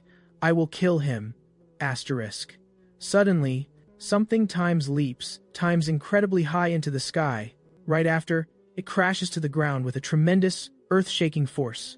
Hoyan stops dead, recognizing the monster as Professor Khan. The people at the camp immediately panic as they behold the mutant zombie. One of the men pulls out a pistol, demanding, "Why are you just standing there? Shoot the monster." Many people at the camp immediately open fire on the giant mutant zombie. The zombie unleashes a blood-curdling scream. It then barrels straight for the terrified survivors. Some cry for help, while others scream to activate the ultraviolet rays, and a desperate few simply shout to run. Hoyan urgently tells the professor they need to find cover now, but she firmly tells him to just wait. He retorts that if they wait any longer, they're going to be utterly overwhelmed and dragged down. She then reveals a grim way to send Professor Khan to have a very permanent chat with the big guy upstairs. The boy is stunned, immediately asking what exactly she means by that. In the very next heart-stopping second, a customized baseball bat, bristling with nails, slams into the ground. Yan-Jae flashes back, remembering Kyo's reassuring words. He'd asked her to trust him, promising he'd be right back. She also vividly recalls him telling her to protect herself while he was gone, so she wouldn't be defeated. Then, In the present, we see her, baseball bat firmly in hand. Standing defiantly before the colossal mutant zombie, the girl poises, ready to strike the monstrous foe. The zombie stands there, utterly expressionless, staring at her, when suddenly, a loud crash erupts and dust begins to rise. Survivors scream for everyone to run as fast as they possibly can, as massive rocks and debris fly violently through the air. A terrified little boy runs, tears streaming down his face, pleading desperately for them to wait for him. As he runs, massive stones suddenly begin plummeting straight toward him. The professor shouts a warning, then quickly leaps onto the boy, shielding him from the crushing impact of the falling rock. The little boy looks up and recognizes Professor Xia. She asks if he can still run, and he nods, affirming he can. The woman urges him to stay strong and run toward the garden, where Uncle Hugh awaits, while she mentally prays Hoyan is almost done. The scene shifts to a vial of glowing green liquid being held aloft. Hoyan thinks about how he hid the initial antibody sample, away from Professor Kan, tucked away in his dorm room. A thought sparks. This could be the key to defeating the mutant zombie. But the crucial question remains. How would he inject it into its body? Suddenly, it seems like the boy has a dangerous idea. Yanji is suddenly flung violently on top of Hoyan. Hoyan instantly recognizes the girl. In the ensuing chaos, he accidentally drops the capsule with the green liquid. The capsule skids, rolling far away from him. As they both hit the hard ground with a thud, a giant mutant zombie looms terrifyingly above them. The zombie glares down, its vacant eyes fixed on them. Seemingly smiling, the boy desperately tries to think of what to do in that moment. His primal instinct screams to run, and his gaze darts to the green vial. He grits his teeth, thinking of Kyo. He summons every ounce of courage and charges forward, screaming. In the very next instant, the giant mutant zombie unleashes a devastating blow toward the boy. But Yang Jae springs into action, shoving the boy clear just in time, causing the monster's massive attack to miss its mark. The monster's brutal strike kicks up a massive cloud of dust as the boy tumbles wildly across the courtyard. He scrambles to his feet, frantically calling out for Yang Jae. He spots the girl, who's miraculously managed to snatch the green vial, all while deftly dodging the monster's assault. She swiftly uncaps the capsule, revealing a wicked needle tip. Hoyan bellows at her, "Throw that syringe right into its mouth." She braces herself, preparing for the critical throw, channeling every ounce of her skill and strength. With a mighty heave, she launches the needle directly toward the monster's maw. We see the needle shatter the monster's teeth, plunging deep into its mouth. Once again, Yang Ji mysteriously appears, her blank expression unwavering, energy swirling intensely around her. Hoyan is utterly amazed to see that she hit her mark perfectly. The colossal monster then crashes to its knees, and grotesque mutations begin to ripple across its body. A massive explosion of smoke erupts, and Andre stands protectively beside the boy, intently watching what will unfold next. Then, we see a horrifying mass of flesh sprawled across the cracked concrete. The boy realizes they've finally defeated the monster, never imagining Professor Ken would become a zombie, a victim of his own twisted vaccine. We then see the gruesome remains of the professor. The boy calls out to Yang Ji, saying, "The other survivors desperately need our help." Suddenly, something utterly startling happens. It jolts the boy, making him spin around instantly. And just like that, an unseen force slams him to the ground.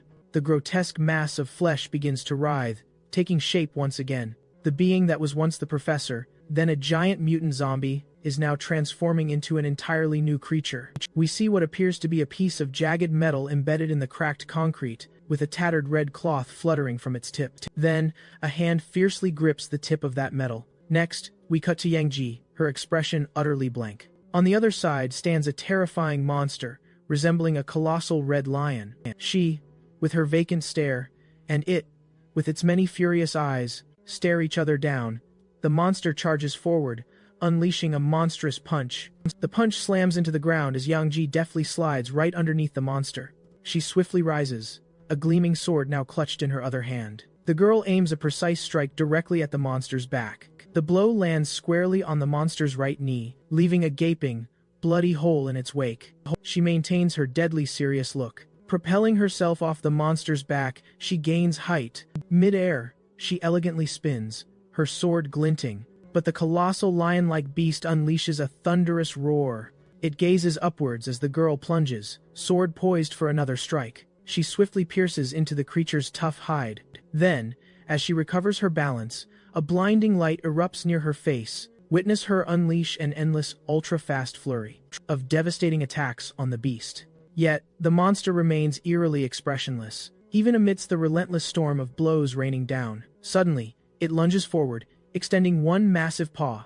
The girl, anticipating, expertly dodges the assault. It then slams its gargantuan arm downwards towards her. She barely has time to raise her sword to shield her body, but in a flash, the sword vanishes from her grasp. A fleeting flicker of shock crosses her eyes. The beast seizes this moment of her confusion and lands a brutal kick squarely to her face, sending her hurtling, spiraling into the air. She reels from the sheer force of the blow, but keeps one eye desperately peeled open, glancing downwards. The impact was so fierce, she continues to rocket upwards. In the blink of an eye, the beast materializes right beside her, already winding up for a brutal downward strike. With all its might, the beast delivers a full-force blow to Yanji, sending her utterly crashing to the ground. The girl slams into the floor with such ferocity, a small crater forms, shattering all the surrounding concrete. The beast then slams its massive form down on top of her. With a low, guttural growl, the beast gazes down. The mutant zombie opens its terrifying maw and slowly begins to lower its face towards Yanji. Then, a pistol shot rings out. The bullet strikes the zombie lion monster right on the snout. Hoyan, pistol in hand, stands nearby and defiantly tells the beast to look at him. Clearly, the mutant does times not times appreciate that, and unleashes a mighty roar in the boy's direction. The very next moment, the lion leaps and punches the ground, narrowly missing the dodging boy. A massive cloud of smoke erupts from the sheer force of the strike. The boy stumbles back to his feet, muttering that he always prioritized life and depended on others to survive. As he flees, he points his gun behind him, shouting at the beast, "It's time's fault. All KO's fault." The boy smiles, a swollen face, declaring that when he returns, they better be holding Hoyan's funeral. Just as the monster's colossal claw lunges towards the boy, a massive impact erupts, unleashing a blinding flash that completely obscures our view. Then, a blur of motion as Xiao Yu fiercely kicks away the monster's colossal hand. Hoyan stands frozen, utterly stunned, and unable to process what just unfolded. Yet, the instant his eyes land on her, he recognizes Xiao Yu immediately. The colossal monster reels back, sent flying by the sheer force of the zombie girl's fierce strike. KO approaches Yanji, confidently stating she'll feel much better once she's eaten that. Our hero then swiftly turns, asking the young boy if he's alright after all that. And the boy, still shaken, replies that he is indeed okay. He quickly blurts out that John and his team were deeply researching how to evolve the virus, as well as a cure, and that the monstrous mutant was Professor Khan himself. Our hero commands Hoyan to quickly take Yanji to a secure, safe place. Frightened, Hoyan insists on staying, explaining the monster is simply too strong. He warns that if it's only Xiao Yu facing it, things could go terribly wrong. Kyle retorts, that's exactly why he needs to leave. He adds that, at this crucial moment, the boy is the sole person who can guarantee their escape route. Horton then lowers his head, a heavy burden in his gaze, accepting that he must stay. A grim understanding dawns upon him. KO glances reassuringly at him, telling the young boy not to worry, because he won't go down easily. The boy and Yanji then slowly begin their retreat.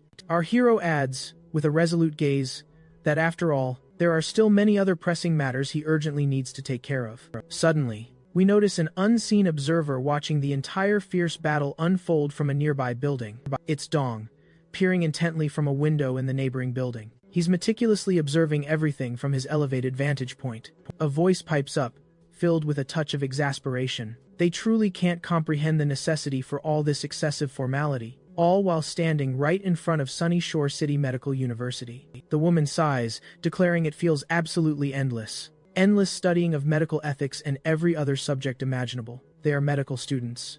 After all, isn't that enough? They already know and understand all of this intuitively, she continues, her voice rising in frustration, questioning if it was truly necessary to hold yet another pointless meeting and squander their entire precious morning on it, even demanding they take an oath, no less. No, the man echoes her sentiment, admitting he doesn't get it either. He then turns and asks Xiao Yi how that old saying goes. With a knowing smile, he begins to explain, it's something like, words possess an undeniable power, and they won't just remember it when it's spoken aloud.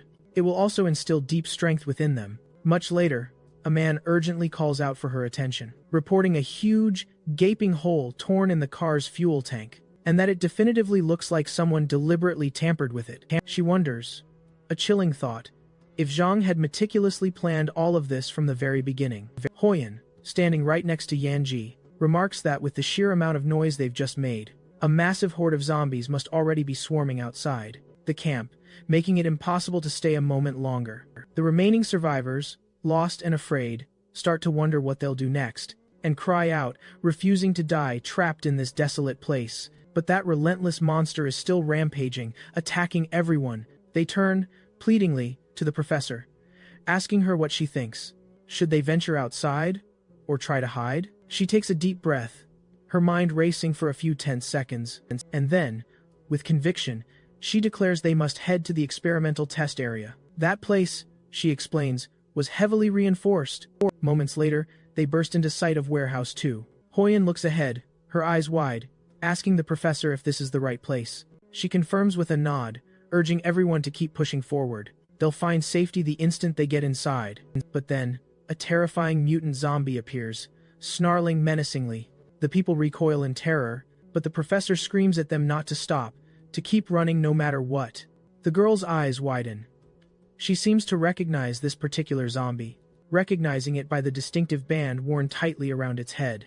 Hoyan's gaze snaps to Yangi, who has abruptly changed direction while running. The woman then loses her footing, stumbling, and begins to fall to the ground. He spots the other person struggling and sprints to help them, telling her urgently, "Don't push yourself too hard." He thinks to himself, a chilling realization.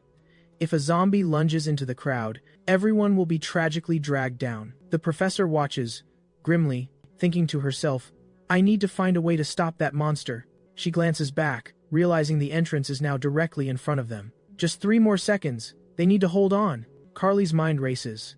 The vaccine research, all their progress, now has to start all over, and only she, with her unique expertise, can understand it. All that, crucial data, and times now. Times, she truly times. Can times afford to mess up? Suddenly, she lunges, stretching her arms forward to desperately grab a passing person. She quickly apologizes, while the person, bewildered, looks at her, eyes wide, demanding to know what's happening. "Hey, Shawi," then grips the person's clothes tightly, forcefully pushing the struggling woman directly toward the exit door. She then lets out a powerful shout, urging everyone to keep running, to keep moving. Then, in a shocking turn, we see the professor herself charging directly toward the mutant zombie. She closes her eyes, grinding her teeth in fierce determination, as she charges head-on. Hoyan, aghast, screams her name in desperation, all while still running. Her mind floods with memories of all the seniors who had placed their unwavering hopes in her. The professor, unwavering, continues her desperate charge, her heart heavy with the thought that she has utterly disappointed them all. But then, a moment of profound reflection washes over her, and she realizes, with stunning clarity, that they all made the very same decision she's making now. A vivid memory flashes through her mind. Her graduation day, taking her solemn oath, and realizing that from that pivotal moment on, she had always, without hesitation, prioritized the sanctity of human life above all else. But suddenly, the monstrous creature rears back, its gaping maw opening wide, preparing to attack her.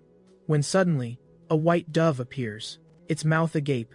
The bird seems to burst through a cloud of dust. But then, we realize she's not alone. A whole flock of other doves now soars above her. United, the doves soar together, rising higher and higher until they vanish from sight. John claps his hands, then speaks. The courage humans display in their final moments is truly incredible. He glances to the side, he asks, "Isn't it exactly like that?"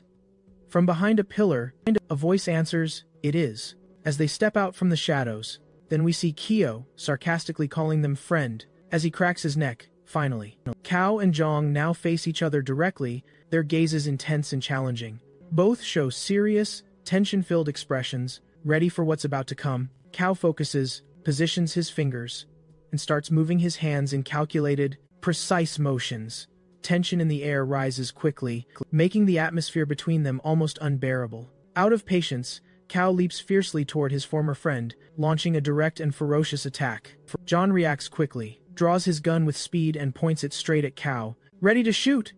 Our hero quickly notices the weapon drawn. He manages to run behind a pillar, where we see the bullets hit. He continues zigzagging toward Zhang, while the latter keeps missing his shots. With his teeth clenched, Zhang swings the gun to the side, but Cao was faster, slapping the gun out of his former friend's hand. A shot fires into the air, as we see Kale preparing a punch with his other fist. With a serious expression and clenched fist, our hero steps forward to deliver his blow. The punch lands squarely on Zhang's face.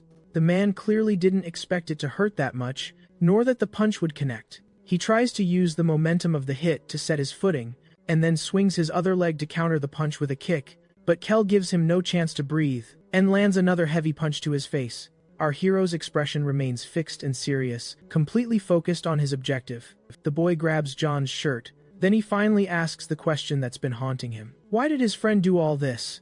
John says.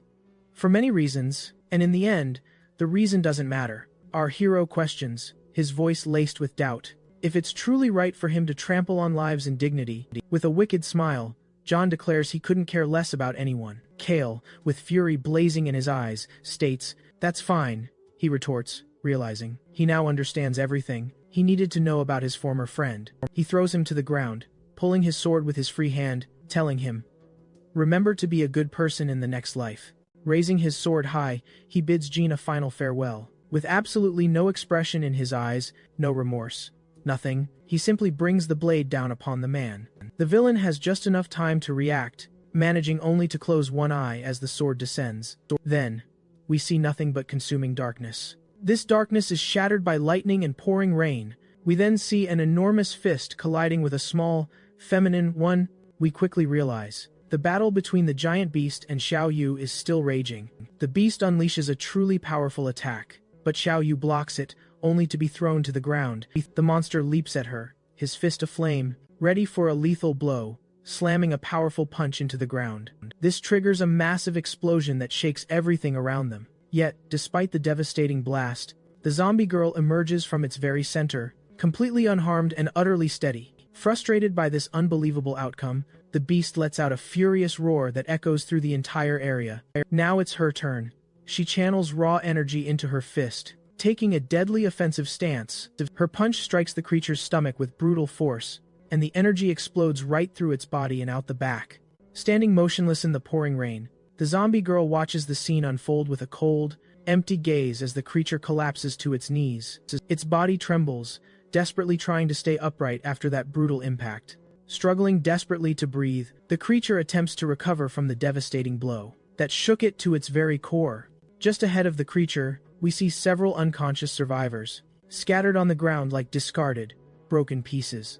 With narrowed eyes, the monster glares at something in front of it, showing pure rage and full focus on this new threat. The zombie girl leaps forward and lands directly between the monster and the other person, shielding them with her unyielding body. Without a moment's hesitation, she charges forward again with all her might, prepping for another direct assault against the massive, wounded enemy. She leaps forward to protect, but then, a dangerous blur streaks right for her. Then, an eerie silence descends. A thunderous crash echoes as a thick dust cloud devours the scene. Back to the chaos, we find Zhang, clutching his sword, yelling out to his friend, Kyo. He sneers, the boy couldn't win before, and won't dare win now. Then, with his bare hands, he shatters the tip of our hero's sword. A menacing glint in his eyes, he warns his former friend not to dare look away. As a dust cloud erupts, our hero swiftly leaps back. He spots a syringe, a wicked needle at its end, and it's empty. Dong confirms it, declaring it the ultimate culmination of his research. Meanwhile, we see Choi retreating, still reeling from the powerful blow she took. Dong, the former friend, declares that to survive in this time's harsh world, you must become an evolving, relentless predator. Kyo and Hoyan are deep in conversation. As our hero explains, they're a tight-knit team. He's the leader, the two girls, his assistants, venturing on missions together. He goes on to explain how they've managed to survive, all thanks to their shared resources, and how they'll likely keep this up for some time. Then, he asks Hoyan to join them, because after this, he has a plan. Something far grander, something incredibly vital he's determined to achieve. Hoyan stands frozen, eyes wide with shock, staring at our hero, then hears him say with a slight smile, "Of course, I'll help." We return to Zhang and Kyo's clash. As Zhang lands a brutal punch right to Kyo's chest, The force of the blow sends the boy flying meters back. Jong scoffs, saying Kyo always lets his emotions dictate him, and if he'd eliminated him earlier, perhaps he couldn't have injected the vaccine. Kyo slowly rises, declaring that to defeat him with one strike would be too kind, for what he truly deserves. Dong smirks and says, the boy may have just squandered the last chance of his life. To finish him, our hero replies, I don't think so. His former friend calls him stubborn, charging in once more. Kyo, now wielding a metal rod, also rushes at him. We witness the impact of their clash, as a massive dust cloud erupts between the buildings. Then, the glinting barrel of a gun appears. Hoyan reveals he grabbed the weapon to help Kyo, but no one saw this terrifying twist coming. John had truly become a terrifying mutant all on his own. He watches as our hero is violently forced onto the defensive. He gravely doubts this gun can actually kill John, but at the very least, it might buy them precious time. The problem is, he only has one time shot, and if he gives away his position now, it's all over. He breaks out in a cold sweat as he aims, calculating and lining up his one desperate shot. His finger trembles violently on the trigger, so nervous he can barely keep it steady. A terrifyingly smiling John stands, hand outstretched, declaring, this was the absolute end for Kyle. He seizes Kyle's head, slamming it mercilessly against the wall. Our hero reels from the brutal impact, and the terrifying, raw strength of his mutated friend. Meanwhile, Hoyan seizes the crucial moment to focus his aim. He sees it. The perfect, undeniable opportunity to take the shot. But in that instant, John's gaze snaps directly to him. In that exact heart-stopping second, Hoyan utterly panics, believing his position has been completely exposed. Just as he yanks the trigger and fires, the projectile streaks toward its target with lightning speed. The shot hits. Hoyan shouts, I got him. He drops the gun and immediately starts running, knowing his location is now completely compromised. Then he looks back, seeing only Kyle kneeling on the ground. John is nowhere in sight. Confused, Hoyan wonders. Asterisk. Where could John have gone? Asterisk. Suddenly, something pierces straight through his torso.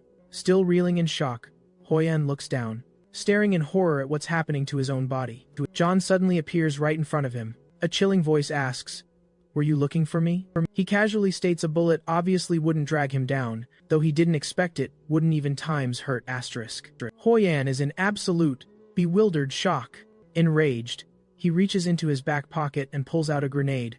Angrily yanking out the pin, he yells, we're going to hell together. Suddenly, the arm holding the grenade is sent flying through the air. Once again utterly confused, Hoyan stares down at his severed limb in disbelief. John stands before him, his expression grim and resolute. Seconds later, the grenade violently explodes nearby. Kyle, still on his knees, cries out Hoyan's name in anguish. He collapses from sheer weakness.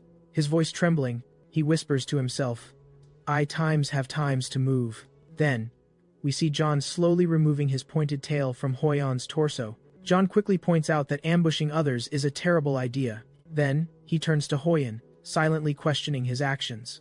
With a faint, strained voice, Hoyan admits that if John thinks he was being a jerk, then he confesses he's inexperienced and clearly has much more to learn. John smirks, declaring he's about to teach the young man a lesson. Suddenly, the very tip of his tail splits open, revealing a tiny, sinister mouth. He menacingly finishes his statement, delivering a chilling promise. I'll show you the true meaning of utilizing times everything asterisk. With terrifying speed, his tail lashes out once more. It viciously pierces Hoyan's stomach, sending a piercing scream through the air. Jong, meanwhile, ponders aloud if he could truly control someone, even if they had already become a zombie themselves. Just then, Yanagi and Chiyoyu burst onto the chaotic scene. They're primed and ready to confront the unfolding madness head-on. Noticing their arrival, the mysterious man slowly pivots his head, his gaze locking onto the approaching duo with predatory intensity. Yanagi wastes no time, raising a heavy metal bar and bringing it down with all her might, aiming a powerful, direct strike at their formidable foe. But with a single, incredibly swift motion, the man effortlessly intercepts her attack, gripping the bar firmly with an air of pure contempt. He swiftly counters her move, a taunt escaping his lips as he does. Yanagi, you're far too slow to ever be a real opponent. His retaliatory strike lands squarely on Yanagi's arm, brutally hitting its mark, twisting it with a sharp, sickening crack that echoes with pain. Even with her arm clearly injured, Yanagi merely raises a single eyebrow, the only flicker of emotion on her otherwise impassive face. Then, with a brutal surge of power, she's violently flung against Xiao Yu, her arm dangling limp, almost torn clean from its socket. A thick cloud of dust, raised by their impact, blankets the area tail. Slowly, we can crawl toward Hoyan. He calls out Hoyan's name, his own voice choked with raw pain. He urgently tells the boy not to utter another word, insisting there's definitely times a medicine out there that can save him. Then, he furiously commands the system. Generate the roulette. But the boy merely smiles, then tells him to listen closely. He reveals that, long before the apocalypse, John had completely set him up, a truth he only grasped after getting fired. Yet, back then, he was nothing but a coward, too terrified of losing his livelihood to warn the directors or even contact Cal. He continues his poignant confession, opening up more. Even though I changed so much after the apocalypse, when I saw John again, I still lacked the courage to admit the devastating truth. Hoyan confesses that when they first encountered John, he initially only wanted to defeat him, to finally avenge Cao, and then, his plan was to simply run far away, far too ashamed to remain by his side. But when Kyle said he wanted to form a new company, my entire mindset instantly shifted. Because I genuinely missed the days when I could just follow Cao. Then, with his vision already blurring, he smiles and declares his earnest desire to build a new company together. We then see Hoyon, eyes closed, a peaceful smile gracing his lips. Kyo clutches the boy's arm, tears gushing out in an unstoppable torrent. Kyo remains utterly frozen, jaw slack and wide open, staring in disbelief at Hoyon's lifeless form sprawled on the ground. He watches, and without a shadow of a doubt, concludes that Hoyon is truly gone, as the camera slowly pans down to his chillingly still hand, lying utterly motionless on the floor. Then, a sudden jolt, the hand clenches tightly, as if an unknown force has surged through it.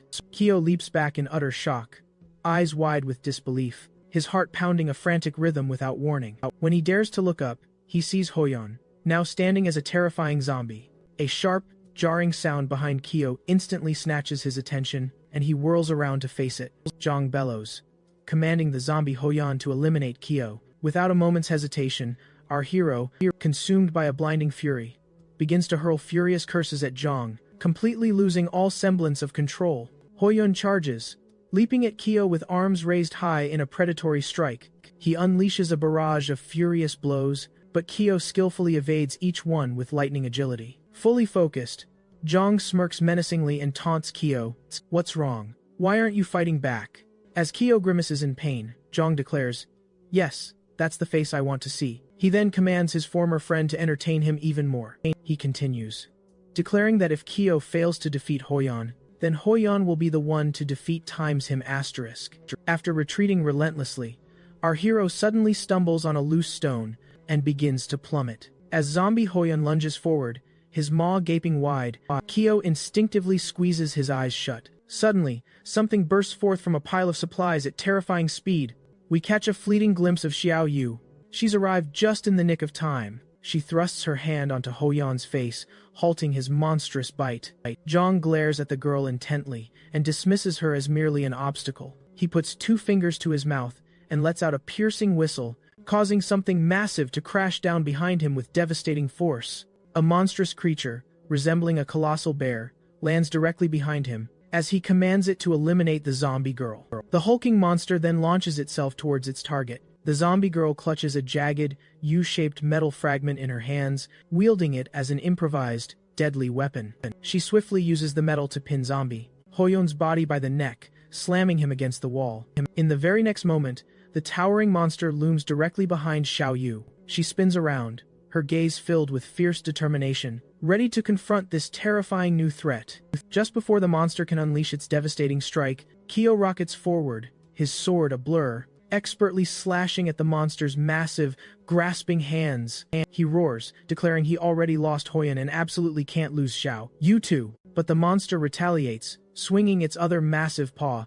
slamming Kyo with bone-jarring force and sending him utterly airborne. The boy bounces across the unforgiving ground, multiple times, until he finally crashes headfirst into a sturdy wall. We then see Kyo slumped helplessly against that very wall, a massive crater visibly gouged behind him from the sheer impact. He finally whispers, I can't move."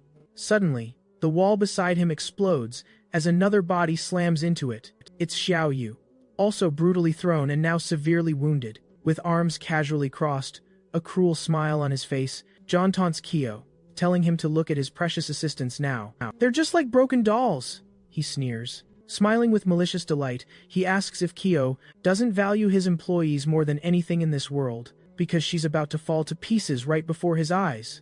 He also probes, asking if Kyo regrets letting his emotions take over, or regrets not finishing him times earlier. Boasting, he declares that's precisely why Kyo had already lost from the very start. Our boy desperately calls out to Xiao Yu, begging her to take Yangqi and just get out of there. But the system coldly informs him Xiao Yu has refused his command. Kyo pleads with her. Don't sacrifice yourself. Just run. The system, again, flatly states Xiao Yu has declined his command. He desperately asks her, didn't you always want a family? He tells her if she just stays alive, she can always find a new one. Since she doesn't move, he yells at her, go. As long as you leave my side, you can live. The zombie girl then speaks for the first time. A firm no. Kyo is utterly stunned. He had never, ever heard her speak before. She repeats no, then takes a defiant fighting stance and utters one word. Don't give up. The boy then closes one eye, as a blinding flash of light erupts directly in front of his face. Suddenly, he sees himself vividly, standing in front of the familiar building where he used to live. Someone behind him says, we finally found him, and Kyo turns, eager to see who it could be. Then he sees Xiao Yu, radiating pure joy with a wide smile, exclaiming, I finally found my boss. Xiao Yu pauses, lost in thought, trying to decide what she'll say when she meets him. He probably won't even remember her, will he? After all, she was just a mere intern. The girl starts intensely rehearsing several wild, imaginative conversations, mimicking different voices in her head. Kao bursts out laughing, amused by her chaotic, scattered thoughts. She closes her eyes for a fleeting moment, releasing a long, drawn-out sigh, desperately trying to quiet the storm in her mind. Finally, a particular phrase she'd heard long ago clicks into place. That her boss wasn't doing well, he was struggling. So she came to visit, earnestly hoping to lift his spirits. Charlie goes on to say that ever since she ran away from home, she's always wondered, agonizingly, if she truly made the right choice, lost and adrift, never knowing exactly where her path would lead. She expresses her earnest hope that he can smile again, finding the strength to keep going, always believing in the principles he so fiercely upheld. In her memory, the girl smiles as if gazing directly at him, a smile meant only for him. Then, she shakes her head and mutters, why am I saying all these feelings out loud? I need to keep training until I finally meet a real person. She then asks a passerby for directions to apartment number 33. But when the old man offers no response, she calls out to him once more. He slowly turns, and the moment her eyes meet his face, it's chillingly clear he's a zombie, and in that horrific instant, Choi Yu became the time zombie. The girl finally understands why Xiao Yu appeared near his home. He casts a sideways glance at her, then states plainly, until the very end. The girl, now enveloped in radiant light, declares, that's why you need to cheer up. She extends her hand toward him, her hand still outstretched. She calls him boss and offers a warm smile. The system's voice rings out, announcing that Xiao Yu has been promoted to an elite staff member. Xiao Yu, now radiant with a golden aura and beaming, extends her hand to Kao, gently urging him, cheer up. The boy, a small smile finally gracing his lips in return, reaches out, takes her hand, and simply says, yes. Their hands meet mid-air, firm and resolute, sealing a powerful, silent bond between them. Still glowing, she helps him steadily to his feet, and the system announces, update. Bond function has been unlocked. Just then, the monstrous foe leaps aggressively toward them. The system notifies. While Kao is on the field, her attack and defense will be increased, and she gains a powerful new ability. The two effortlessly dodge the monster's savage attack, which crashes down violently into the very ground itself. The enraged monster glares at them, eyes burning with fury, as it prepares for yet another devastating strike. Xiao Yu begins to ready herself for battle, still smiling with joy. But then, from between the building pillars, dust rises dramatically from their ongoing, fierce combat. From behind Kao, Zhang seizes this perfect moment and leaps into the fray. Without a hint of urgency or even a flicker of surprise, Kao casually glances over his shoulder, maintaining his usual, unshakable calm. Zhang unleashes a sudden, furious, and relentless attack, But Cao, he's just vanished. Zhang stands utterly confused. Just moments ago, he was standing right in front of him. He then realizes Cao sprinted to rescue Yangi from the rubble, and now cradles her gently in his arms. Zhang stares in disbelief, asking, "What speed is that?" And mutters, "Cao is just impossible." Cao, meanwhile, suddenly realizes this new mode feels absolutely nothing like their previous collaborative style. He feels an unfamiliar warmth and senses Xiaoyu so clearly. Xiaoyu, meanwhile, continues her fierce battle against the monstrous beast, effortlessly dodging its wild, savage blows. The hulking beast keeps swinging its massive limbs violently, but Xiaoyu easily sidesteps every single strike. The zombie girl grins fiercely, proclaiming, "This monster is far too slow." Zhang, utterly in shock, watches with growing disbelief. He can't comprehend how Kyle, just moments ago, was on the verge of total collapse, yet suddenly, he realizes something profound, and he finds himself trembling. He looks at Kyle, who is calmly feeding Yanji, now casually leaning against a sturdy pillar, and wonders, is he truly afraid of this boy? Then, Zhang clenches his teeth, his fury rising. Furious, he screams for Kan to eliminate Kyle, right now. The monster, which had just been attacking Xiaoyu, immediately turns its savage gaze and charges toward Kyle. But Xiaoyu instantly catches onto its sudden movement. Kyle tells Yanji, "Sit right there, don't you dare go anywhere," reassuring her, "You'll be feeling much better very, very soon." Just as the monstrous beast prepares to strike him from behind, he then continues, telling Yanji to leave the rest to him and Xiaoyu. As the monster closes in on them, approaching faster and faster, we then see Xiaoyu's foot slamming into the ground at incredible speed, kicking up a furious cloud of dust as she instantly gets between the monster and her boss. Cao tells her, "Activate your 3 ultimate abilities, Violent War God, Heavy Slash, and Immortality." And she confirms, as the system displays, that all 3 of her formidable abilities have been activated. Simultaneously, she's surrounded by an immense, dazzling golden aura. Xiaoyu prepares to unleash a devastating strike upon the beast. We see raw energy erupting from 6 distinct points on her back, and from the front, this energy forms the magnificent shape of wings. The system then informs them that her immortality skill, at level 1, grants her total, absolute immunity to all attacks for a full 60 seconds, with a staggering cooldown of 240 hours. John watches in utter fear, his eyes wide with terror, as stones fly violently around him from the immense shockwave of the girl's power. Quickly, he pivots on his foot and frantically begins to run away. He declares he can't believe what's unfolding. He barely breathes a word to himself, wondering, how did they get so powerful, so fast? And even worse, they're unbeatable together. Suddenly, Cavil explodes beside him, calling out. He asks, "Zhang, are you scared now?" Zhang turns, drenched in a chilling, cold sweat. Cavil lands a swift, powerful blow, sending Zhang reeling back, but he leaves an arm behind.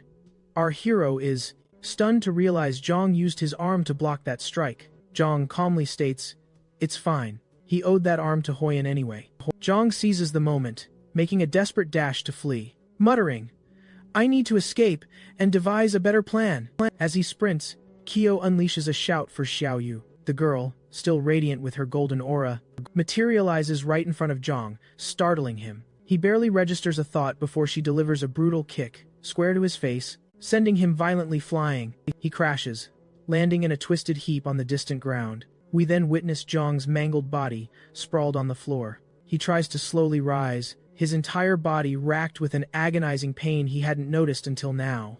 But beside him lies the unmoving, gruesome face of the beast. Grinding his teeth, he begins muttering Kyo's name, over and over, full of a sudden, consuming hatred. He starts repeating the word "no" relentlessly. Before he can fully process, Kyo is flying directly overhead, sword in hand, declaring, "It's over." Just before delivering that final, decisive blow, Kyo senses something incredibly desperate. Zhang starts devouring the corpse of the beast beside him, screaming that Kyo is the ×1 person he absolutely refuses to lose to. So, the video ends here.